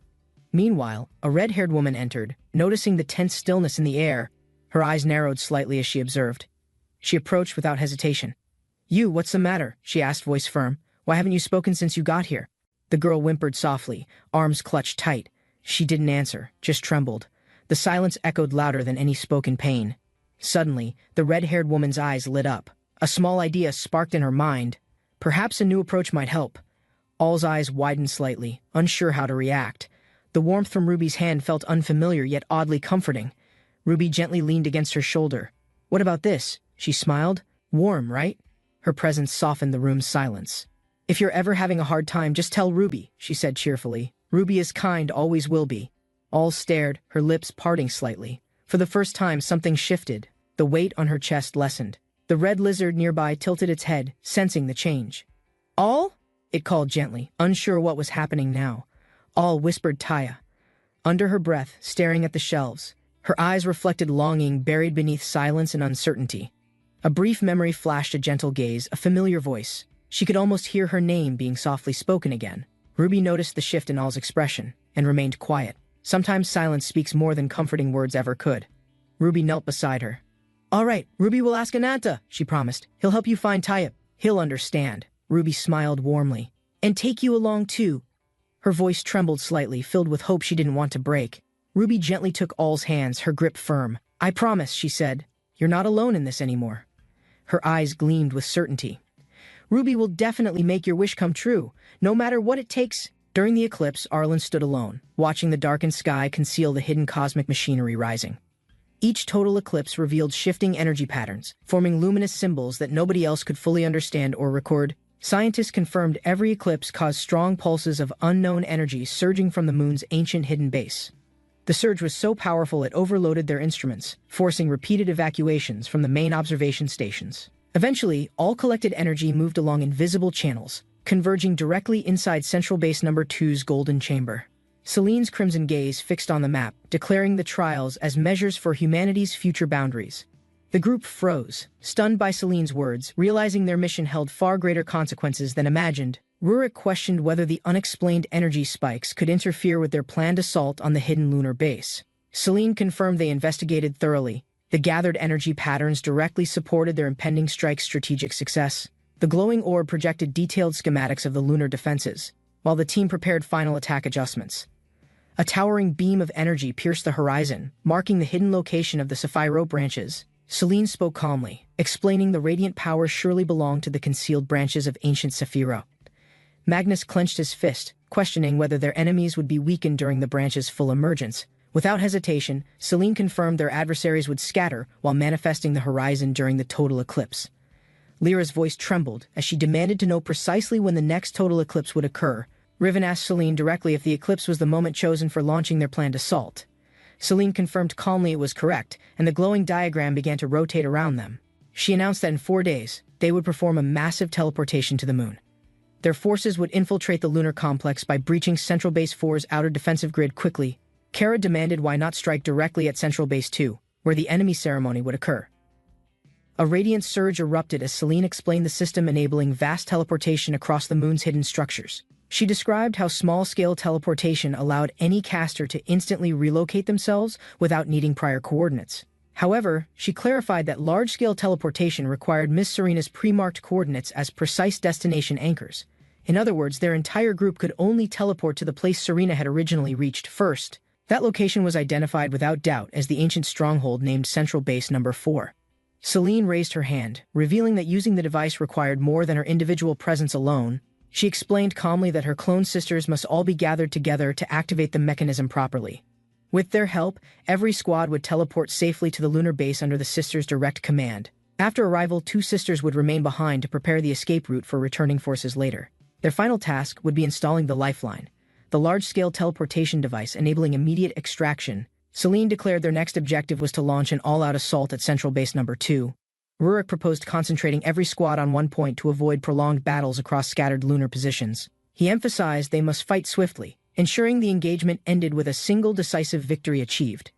Celine confirmed that Base 2 was the exact place Gyuyo would likely position himself during the eclipse. She reminded everyone they could not predict precisely how the enemy forces would distribute their defenses. Celine spoke firmly, reminding everyone this mission required their full commitment, without room for any hesitation. She ordered them to prepare every resource and strategy available before the eclipse's arrival in 4 days. Rurik declared the only path to victory depended entirely on Ananta confronting Gyuyo in direct combat. Ananta sat alone in silence, considering the weight of the entire plan resting on his strength. He studied the strange artifact, feeling the burden of destiny pressing against his trembling, determined hand. Ananta stared at the relic silently, sensing the darkness coiling around it like a living curse. A deep voice thundered, declaring the object held power capable of sealing even the strongest hidden abilities. The presence revealed Luna had betrayed them, secretly preparing this weapon without anyone's knowledge or approval. The entity roared, mocking Ananta's fragile hope, promising soon his body would belong to the darkness. It hissed a final warning, vowing to consume him completely when the eclipse finally began rising. The dark entity promised Ananta unimaginable strength, enough to destroy the entire wings incarnate without mercy. It warned that if Ananta used the relic, it would seize his body and annihilate everything. Ananta remained calm, replying he had no fear or concern about any of its empty threats. He lowered his gaze, voice steady, stating his resolve to finish what he started long ago. Ananta declared that after avenging himself upon Gyuyo, nothing would remain to stop his final purpose. The dark spirit's jaws expanded, swirling around Ananta as a storm of hatred erupted violently outward. A roar cracked through the chamber, shaking the walls as the shadows tried to consume Ananta whole. The creature screamed abominable mortal, as it clawed against the barrier of Ananta's unshakable resolve again. It vowed never to forgive him, never to accept being imprisoned inside a lesser human vessel. Ananta watched calmly, a single tear falling, as he steeled himself for the battle to come. Ananta sliced through the shadows, severing the last tendrils of darkness that tried restraining his will. He wiped blood from his cheek, voice low, admitting he shared the entity's hatred completely now. A grim smile formed as Ananta declared there was no longer any path of retreat remaining. 4 days passed in silence as the team prepared, each knowing the eclipse was approaching quickly. Inside the great chamber, the warriors gathered beneath the golden device, resolved to begin their assault. Ananta stepped forward silently as his companions gathered behind him, their eyes fixed on their leader. Lyra spoke first, her voice steady, telling Ananta everyone had been waiting for him to arrive. She hesitated, then asked if he might share a few words before the final assault began. Rurik added that every warrior looked to Ananta for strength as they faced this crucial battle. Ananta's golden eyes narrowed, feeling the weight of countless hopes pressing against his unbreakable resolve again. Ananta began speaking plainly, admitting he had never truly known any of them very well personally. He explained they were neither family by blood nor veterans who had fought countless wars side by side. Ananta confessed he did not consider himself remarkable enough to lead everyone into death's waiting jaws. Celine whispered she had never heard Ananta's voice carry such softness, almost like genuine compassion blooming. Her twin nodded, agreeing with a quiet laugh, while Ananta lowered his head in solemn reflection. Then Ananta paused, lifting his gaze to meet every warrior's eyes, voice low but unshakably firm. He declared the single vow he could offer them without hesitation or any hint of regret. Ananta promised he would triumph, no matter the cost, and never surrender to fear's shadow. He raised his fist high, shouting they would seize victory together with strength forged in sacrifice. The chamber erupted in a roar as every fighter lifted weapons, ready to begin their war. Golden light spiraled around them, igniting the ancient glyphs etched into the floor's flawless black stone. A roaring wave of energy surged outward, signaling their teleportation had finally begun without any interference. Ananta stepped through the glow, eyes narrowed, whispering to himself as the air chilled sharply, and he raised his gaze in silence, confirming they had arrived inside the long-abandoned lunar stronghold. Celine studied the crumbling walls, noting the base was deteriorated from centuries of neglect and disuse. Rurik scanned the silent chamber, whispering that he still could not believe this place was real. Above them, Earth hung bright and distant, an impossible reminder of how far they had traveled. Kara stepped forward, voice low, admitting she never imagined humans could construct something beyond the sky. A young warrior declared people in future centuries would never believe this site even truly existed. Ananta spun around, startled by movement, shouting as a sudden noise erupted from the dark corridor. Lyra stepped forward, voice trembling as she tried to process the impossible reality surrounding them all. She moved across the threshold alone, heart racing, finally accepting they stood upon the moon's surface. Lyra inhaled sharply, confused how they could breathe without any protective equipment sealing their lungs tightly. Celine joined her, gesturing calmly toward the horizon, suggesting something unseen was generating an artificial atmosphere here. Lyra squinted into the darkness, eyes widening as she whispered, demanding to know what towered ahead. Celine explained calmly the tall structure ahead was a relay tower sustaining the moon's artificial atmosphere. She continued that every lunar base possessed one, channeling energy from the branches hidden beneath ground. The towers circulated power to create habitable zones, each guarded by a Sephiroth assigned to protect them. Lyra noted this site seemed unguarded, and Celine confirmed many Sephiroth had already fallen in previous wars. Celine turned to Blackfoot, instructing him to begin installing the teleportation device before enemies noticed their arrival. Kara stepped forward, stating she and the other captains would lead the main assault force. She instructed Ananta to stay behind them, conserving his strength for the inevitable clash with Gyuyo. Ananta agreed without argument, his voice steady as he said they must advance with full speed. He walked alone into the corridor's shadows, whispering he needed a warm-up before the real fight. Further ahead, warriors noticed the empty halls. Puzzled, no defenders waited to confront their invading party. Celine reminded everyone to stay alert since enemies could appear without warning from any hidden passage. Lyra turned to Ruby, puzzled why she still kept her human form concealed beneath the dark hood. Ruby hesitated, stammering nervously as she searched for words to explain her odd behavior to them. Ananta studied her closely, asking if she felt ill or sensed something that alarmed her deeply. Before Ruby could reply, Kara pointed urgently down the corridor, shouting she had seen movement ahead. The corridor ahead glowed faintly, as if something immense waited beyond the shimmering threshold of light. Outside, black figures gathered around the crimson sands, encircling the towering spire in perfect silent formation. Ananta felt their gaze settle on him, sensing no welcome in that oppressive lunar atmosphere now. And then, a low voice whispered that to pass inside this place, one must pay a price. His golden eyes narrowed as he prepared, knowing peril demanded sacrifice before any hope of victory. Kara stepped forward boldly, voice echoing as she demanded to know if the figure was Owl. The hooded form trembled slightly, murmuring that they would test if she was worthy of passing. Her eyes widened as the stranger whispered, they alone decided who deserved entrance to this forbidden place. Kara's fury broke free as she shouted, demanding to know why Owl had betrayed them. She accused him of abandoning every comrade to serve Gyuyo's ambitions instead of honoring their sworn pact. Owl spoke coldly, declaring the others had never been his comrades, only necessary tools for survival. He clarified they were nothing more than fellow soldiers, never sharing any true loyalty or deeper bond. Slowly he drew his blade, the metal whispering against its sheath as the ground began trembling violently. From the shadows, monstrous beasts emerged in rows, and Owl ordered them to slay every intruder. The creatures charged forward as the floor quaked, their roars filling the ancient lunar chamber with dread. Owl's masked face turned toward Ananta, voice echoing as he issued a cold, calculated challenge aloud. He reminded Ananta that strength alone would not defeat so many summoned abominations flooding into the chamber. Owl declared Ananta must either waste his power saving his companions or abandon them to die. Kara lifted her sword defiantly, refusing to let fear dictate the outcome of this desperate battle. With a roar, she unleashed a blazing arc of flame, igniting the air around her blade.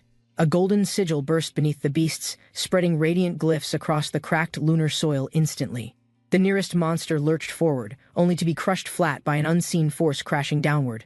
Owl's voice cracked with confusion, eyes narrowing as he demanded to know what power had intervened here.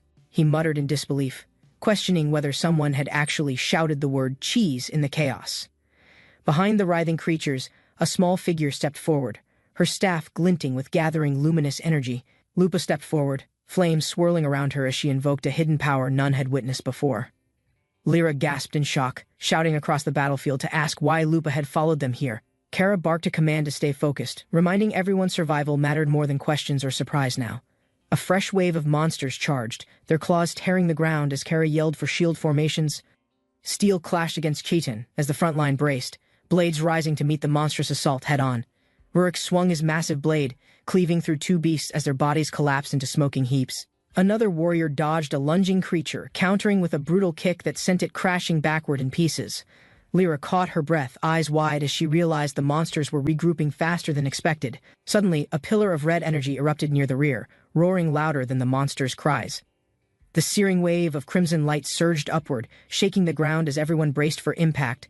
A red shadow slammed into the earth, cracking the stones as dust billowed across the moon's surface.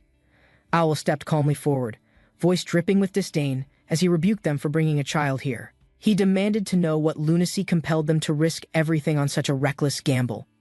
Ananta stepped between them, voice steady. Warning Owl not to belittle Lupa's courage or her determination, Owl paused, studying Lupa's burning eyes as realization flickered beneath his impassive steel-plated expression at last. Ananta clenched his fist, remembering every betrayal, and vowed silently he would repay this treachery with blood. His gaze locked onto Owl's, voice rising as he challenged him to face the inevitable reckoning. Ananta roared, commanding Owl to come forward and prepare himself to be slaughtered without any mercy. Owl slid into a battle stance, cloak flaring behind him as shadows curled around his feet. Ananta's body erupted with red power, his form blazing with rage that no force could restrain. Owl lunged forward without hesitation, his blade angled low as he aimed straight for Ananta's exposed heart. Their weapons collided in a blinding flash, power crackling outward as both warriors strained against each other. She stared ahead, eyes wide, as the iron clangs echoed across the burning battlefield behind her. The masked warrior charged forward, blades colliding with hers, sparks scattering while their weapons struck again and again. A dark aura wrapped around his armored body, forcing his transformation into a more terrible form. He swung his new blade, slashing swiftly, each attack breaking her defense and driving her backward hard. His red eyes glowed fiercely as he raised the sword, determined to end her resistance forever. The dark blade swung in a wide arc, forcing the enemy back across the cracked ground. He staggered, clutching his chest, feeling the deep wound burning beneath the layers of cold armor. The red-eyed warrior stepped forward, energy gathering around his arm, preparing another strike without hesitation or fear. His body blurred as he rushed ahead, slashing fiercely, determined to finish what he had started. The armored fighter steadied his grip, raising his sword high and whispering the words Raptor Claw grimly. He advanced quickly, blades cutting the air, forcing the masked enemy to retreat with careful steps. The enemy's eye widened in shock as he realized the attack was faster than he expected. A sharp fist struck his helmet, red energy exploding and sending pain through his entire body. Metal clashed again as they both tried to regain balance, weapons scraping across the broken ground fiercely. The armored man watched his opponent and spoke calmly, recalling their first battle under a darker sky. He stood tall, red armor glowing, while his voice carried across the field, without any fear. He admitted surprise at the fierce attacks that once pushed him back during their first encounter together. Though weakened before, he still respected true skill and knew strength when it appeared before his eyes. Their distance grew wide again as he spoke calmly, declaring his opponent weaker than ever before now.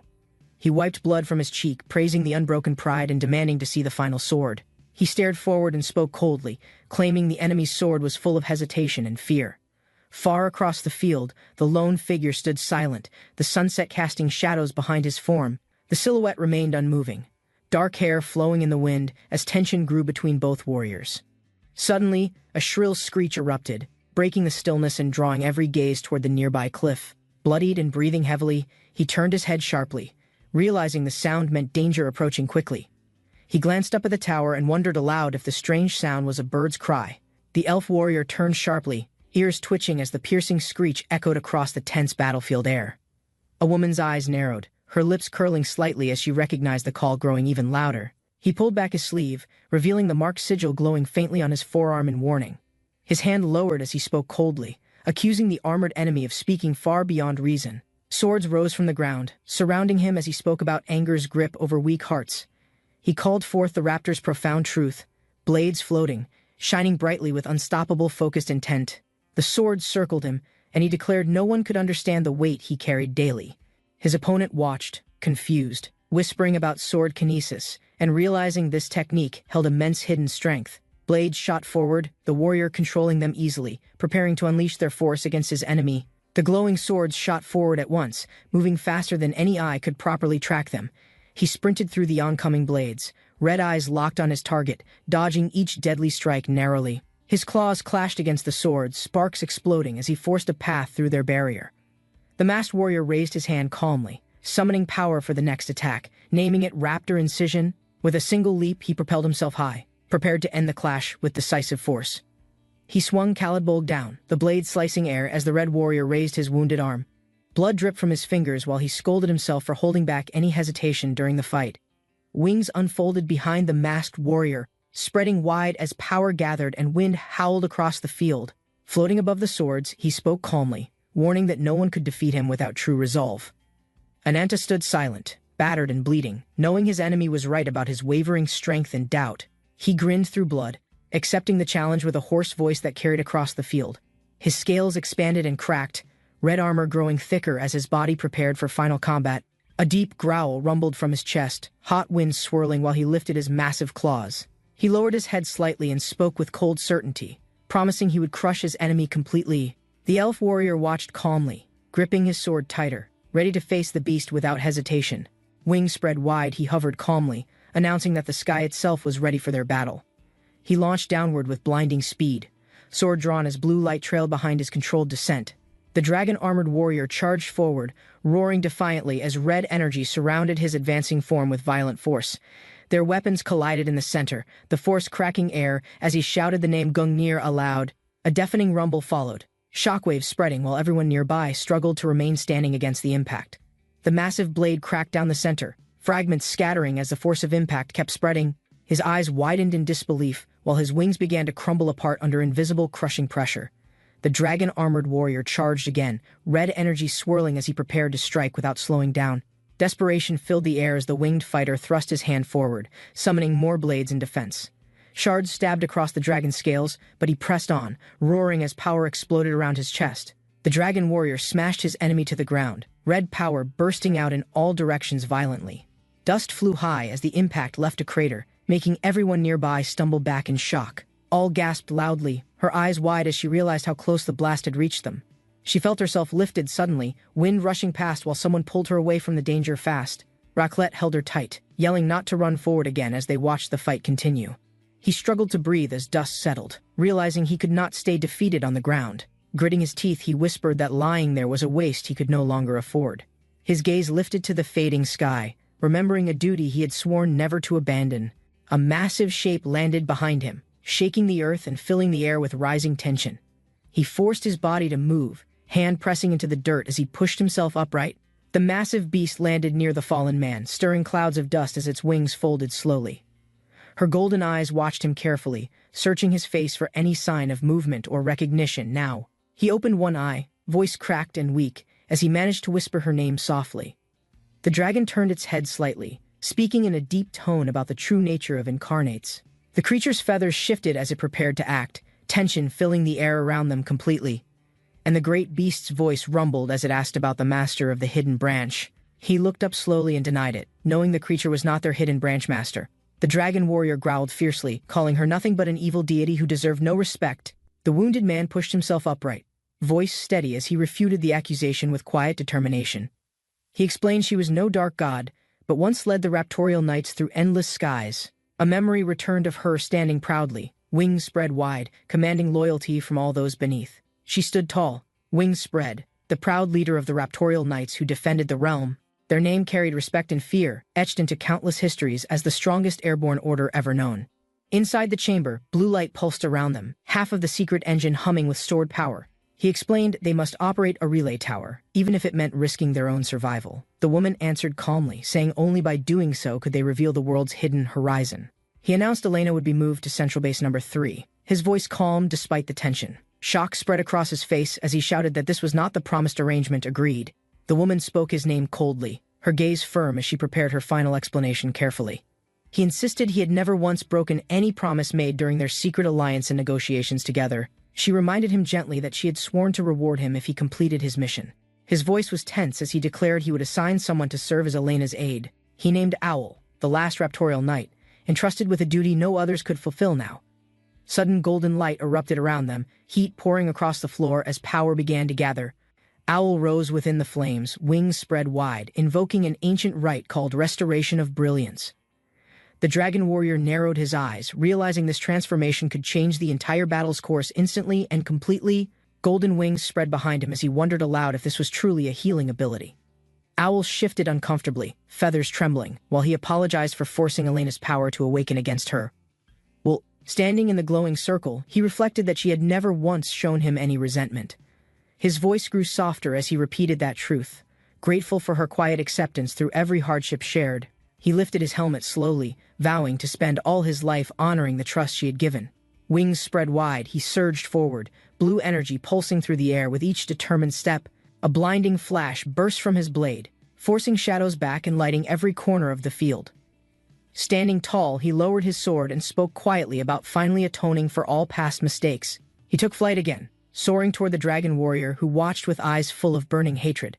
Their powers collided mid-air, energy waves tearing across the battlefield as both refused to give ground.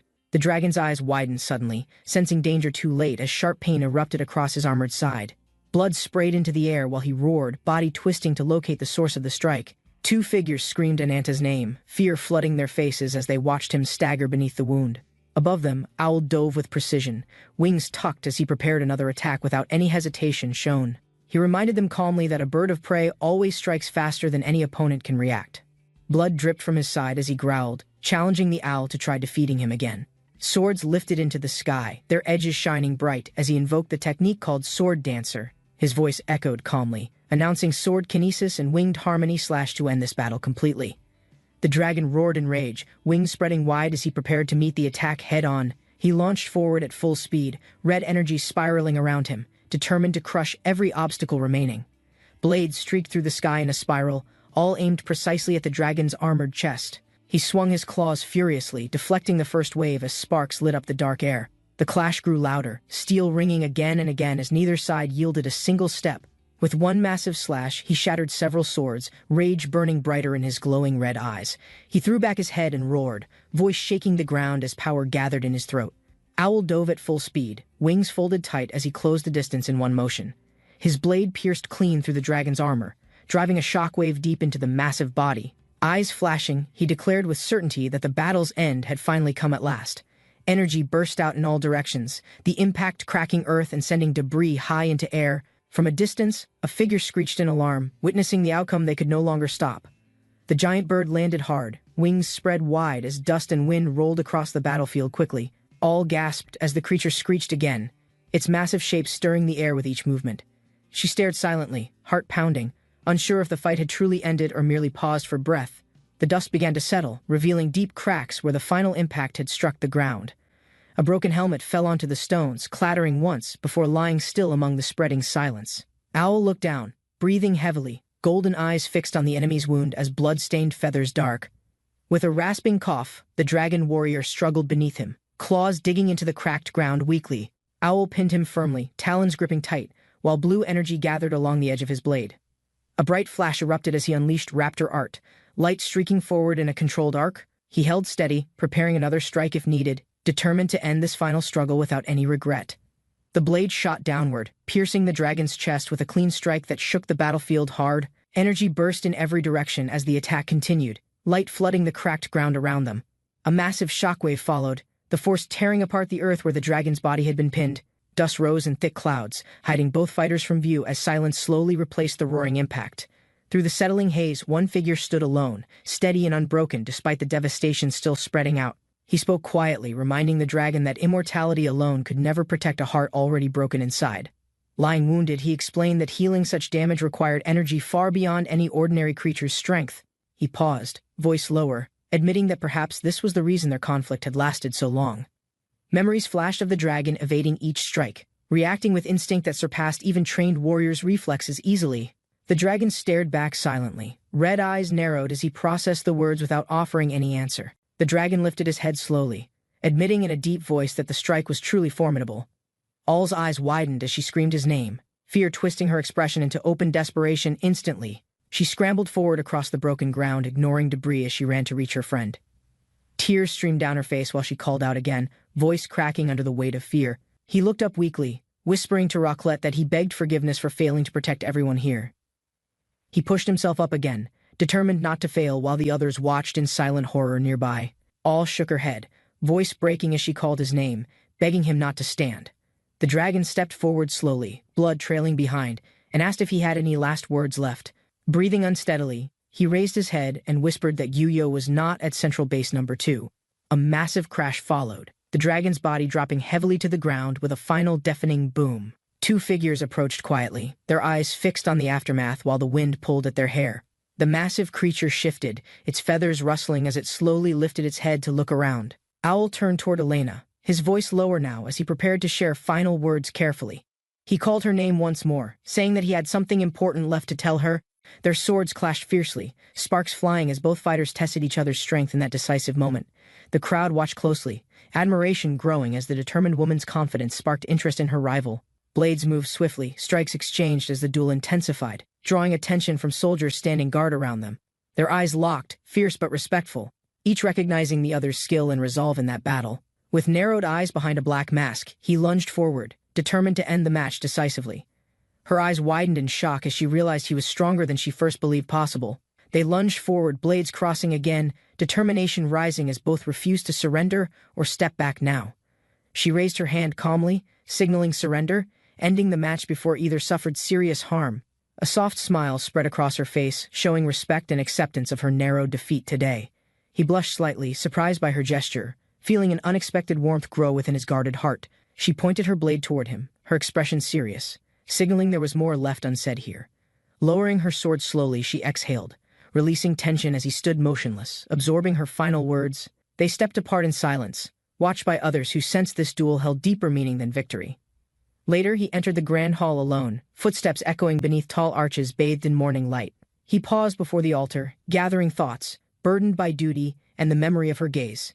He knelt before the elder, accepting the ceremonial blade that marked his rise to official command. Standing tall, he felt the weight of responsibility settle over him, yet his gaze stayed steady. He turned slightly, searching the gathered faces for understanding, feeling an unexpected comfort in their silent support.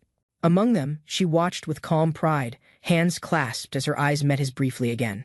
She smiled gently, sharing a silent promise. While her companion nodded approval at the ceremony's quiet completion, his lips moved silently, whispering an oath to protect every life under his new command. A great banner lifted in the wind, displaying their crest, symbol of unity and shared purpose. He stood atop the hill beside her, watching their army gather, banners rising beneath the sky. From above, dark birds took flight, circling in formation, carrying messages to allies across distant lands. Massive winged beasts followed the birds, armored riders guiding them toward the looming front lines of the war.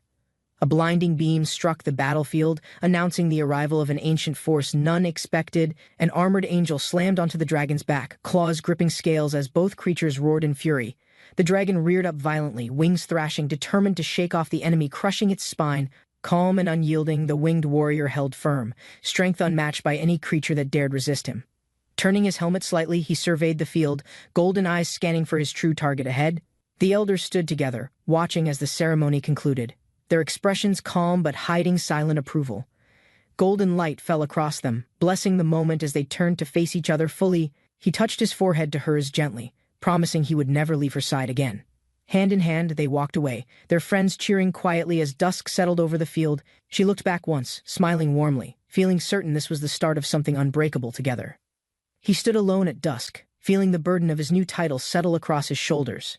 They spoke his name firmly, voice carrying over the hill, declaring him first knight before all assembled. Never before have the Raptorial Knights been blessed with such talent, the elder announced with solemn pride.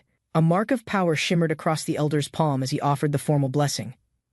Lowering his head, Gawain pressed a hand to his chest, accepting honor with unwavering determination inside. The knights gathered in the vast chamber, their ranks silent beneath the looming pillars and high ceiling.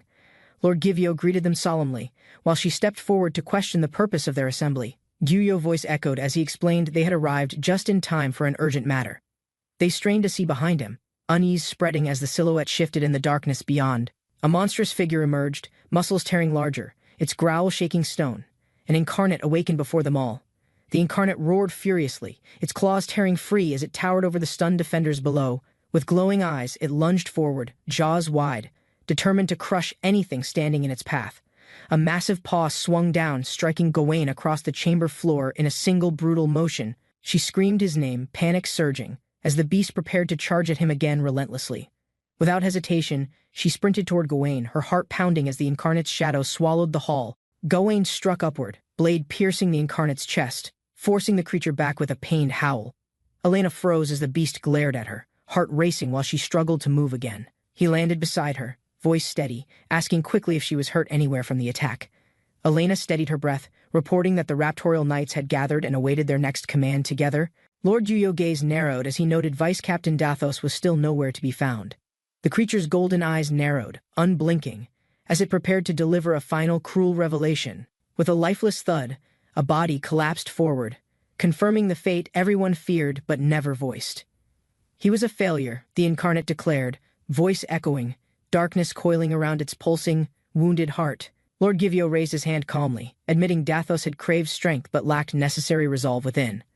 Gawain stood silently, shadows stretching, as the truth settled like iron across his determined, steady shoulders. Gawain smirked coldly, confidence unwavering, as he prepared for whatever trials would come next.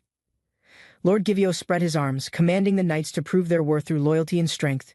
His voice softened, promising power despite imperfections, if they fulfilled his dream through unwavering resolve. Elena raised her voice, determination fierce, rallying the raptorial knights to face the danger head-on. Wings unfurled as they charged forward, Elena leading the call, eliminate the enemy without hesitation. Gawain shouted desperately, voice breaking, as he realized what would happen if they followed her command. The knights surged ahead regardless, wings spreading wide, golden light marking their charge across the vast hall. A single figure faltered mid-flight, struck by searing energy that split the air without warning. He ran forward, eyes wide with horror, calling her name as the figure fell to the floor. Gawain dropped to his knees, voice cracking, as he reached her side and whispered a broken no, and Gawain roared Guyu's name, rage flooding him as his vision blurred with fury and grief. He turned away briefly, struggling to hide the bitterness and hatred rising inside his shaken heart. Guyu's voice echoed coldly, questioning whether Gawain would dare rebel against his chosen fate and blessing. Pain ripped through Gawain's body, a searing force igniting every nerve as he screamed uncontrollably. Guyu's tone softened mockingly, acknowledging Elena's importance as she lay still, her form barely breathing now. Guyu's eyes gleamed as he promised Gawain a chance to save Elena from certain death. He stepped closer, voice low, warning the choice must be made alone without pleading or regret. Standing over them, Givio asked if Gawain could face consequences no matter how bitter they became.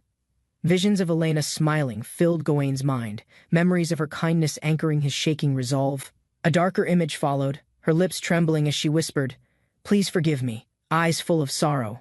He dropped to his knees, voice breaking, blaming himself for the choices that transformed her forever. Memories of her warmth returned, and he finally confessed the guilt he had buried for years. He admitted he never could congratulate her, never could offer sincere wishes for her marriage.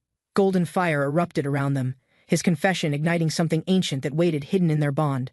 As flames rose higher, she reached out silently, understanding his regret even through the searing heat, and Gawain's eyes burned with determination, refusing to let grief or regret define his final choice. Then, slowly, he closed his eyes, accepting the weight of everything he had lost and caused. Flames consumed the hilltop, rising higher as silence fell, marking the end of their long struggle.